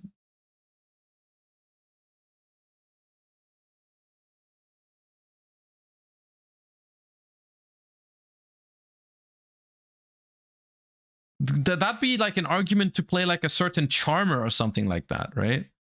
Because like, what's the, like, if like a card like Diabellstar being in everyone's deck doesn't matter for Selene. Like if Selene is in, if Diabellstar is in your deck, then that matters. Like, but like that has nothing to do with everyone else, right? Look, and I said, what did you want it to be? He goes, that. I said, okay, that's why we're making our decision. It never mattered on the chance. Yeah, that was the decision. It was just to make the decision. Yeah. One Peng, this was alright. The main reason I played it is because I want to have a little bit of Darren in my deck.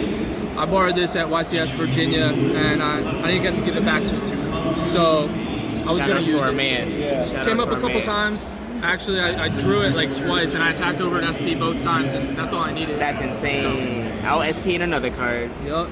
And then I played 3 Bystials. I really wanted to respect the voiceless deck. I don't think that many people were prepared for it, so I did want to do something, say like hitting Saphira or hitting any of the other cards. I only drew this against my Raid Raptor opponent. If they activate the quick play spell that summons the 13, you're supposed to hit the 4 because they don't have a 9 to summon, so you can't make the 13, and it just fizzles. Yeah. And we also played 1 of each because some limits a card in the voice choice deck.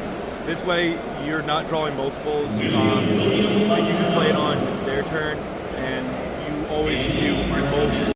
Bystials are great. I honestly really want to try Bystials against Snake Eye too, and I want to see like in which environments they would work, because I don't think Bystials should go into your deck against like Snake Eyes in every single circumstance. It depends on your list, but I need to try that. I'm excited to try that. If you draw 2 of them. Yeah. 3 Cosmic. I drew this for turn in my feature to hit the anti-spells. That was awesome. That's great. This is for Fire Kings, you know, everything. Everybody's playing 3. 2 Psalm Strike. They're good when they try to scale IP. It's not that bad. I mean, I know what the use for it is. The problem is what I mean by it. What I mean by it is like if you play, let's say you play the list that plays 18 hand traps. I'm questioning whether it would be smart to put in Bystials too, because like, are they getting to that point consistently? Like, if my plan is to hit them with some hand traps, is it really that useful to have a Bystial next to it? Because they might not get to IP Masker right now. At the same time, if like let's say you droll, as an example, let's say you droll pure Snake Eye. What is their typical end board? The typical end board, if you droll pure Snake Eye, is just gonna be like the one where they go Promethean, bring back Flamberge, and then put IP into the back row, right? And then if you have a Bystial there, you get rid of that IP Masquerena, and that's really good, right? They would still end on like, they would still link off the princess, so they have princess in the graveyard, but that's about it, right? So yeah, I like the Bystials in theory. I just have to work out how exactly you would do it. This is for going first against any of the fire decks. Normal Whenever they summon normal Ash? summon Ash. Not today. Yeah, they can't chain anything. It just clears it. They can't original it. It's way better than Imperm. I'm paying 15 all the Isn't time. Crow better then? Why would Crow be better? Crow is the same, but no body. Like, why would Crow be better in that sense, in that situation? Because, I mean, Magnamoot getting another body search is like, that could be huge, right? It can banish Promethean. Oh, you mean like Crow is better because it's like it can work in other scenarios? Maybe. But I think the body is really relevant from the Bestials because you get a 2500 body that can attack over stuff. Link material into Charmers going second is really relevant. But Crow is also good. Crow is also good. Crow is not good if it's the only hand trap. I mean, but if you're comparing it to a Bestial, that's the same thing. Like, if a Bestial is your only hand trap in that case, I don't think it's great either. Also pretty nice against the Black Witch as well. You control the Diviner that gets Again, distributed only for two trials. Yeah, Crow's because also good. I want to draw off of like Heat Soul or One It or open it after I resolve Turbulence. As card was performing. And then 1 and 1. We wanted Came to up have once. we wanted to have a little sprite in our deck. Yeah, you gotta have it's a- those it's a tuner, sprite. right? I thought, Yeah, that's why. Yeah. So the reason I actually played Scattershot this is not a deck is tuner. because I Resonators. was not testing the Fire King mirror since November, which everybody was, and I'm really comfortable with this deck. Also, I got traumatized by Shifter a couple weeks ago. Oh, So God. I'm like, as long as I open Emergency, what are you gonna do against step 4? But Oh, that's true. This deck's probably better against Shift. Actually, if you get Shiftered, yeah, no, it's like it's better against Shifter than pure Snake Eye, for example. So that'd be one upside. Technically. All right. All right. Okay.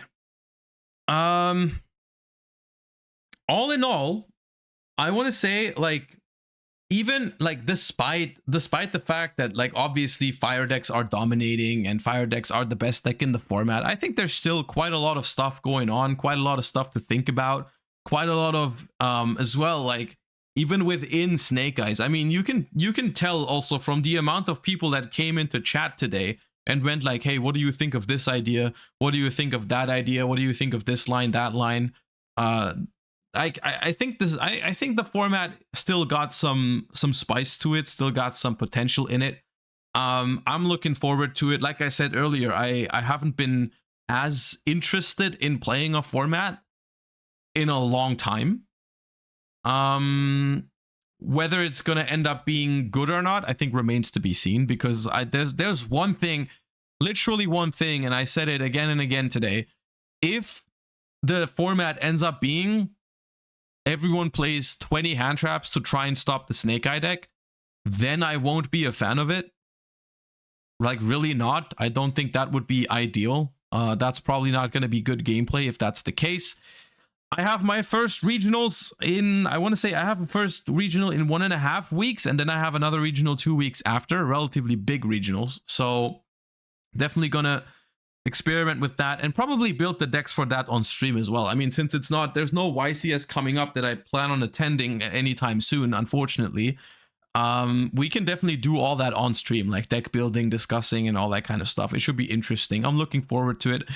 I mean, but that's also just because I am fortunate enough to own the Snake Eye cards, right? Which is obviously a big hindrance for a lot of people, right? But since I am fortunate enough to have the access to the cards, I'm looking forward to using them. But yeah, we cook at least one Runic deck. I am probably gonna play Runic Snake Eye at one of the 2 regionals. Yeah, probably. All right, chat. That's the YCS Las Vegas recap. We unfortunately didn't really have time to play any Master Duel today, but we're gonna do that tomorrow. We're definitely gonna hit Master 1 until the end of the month. I don't think we have yet, but we will. So thank you guys so much for watching. Hope you enjoyed the stream. Spasius Planti, thank you for the last minute prime. Appreciate you. I'ma send you guys somewhere. Where do I send you guys? Who's live? Let me check. We're ending like 10 minutes early today, 15 minutes early, because I have nothing else prepared for today, but it's going to be fine. I'll be back tomorrow with some probably Master Duel. Let me see, where do we go? I'll just send you guys over to Nifroth. All right, chat. I hope you enjoyed the stream. Thank you so much for all the subs, all the follows, as per usual. Hope you have a wonderful rest of your day. Thank you so much for watching. Thank you for hanging out. Hope you enjoyed. Hope to see you guys again tomorrow when we make Master 1 in Master Duel for sure. And also keep talking about the current format and all that. So anyways, thank you guys so much for watching. Bye-bye. Peace.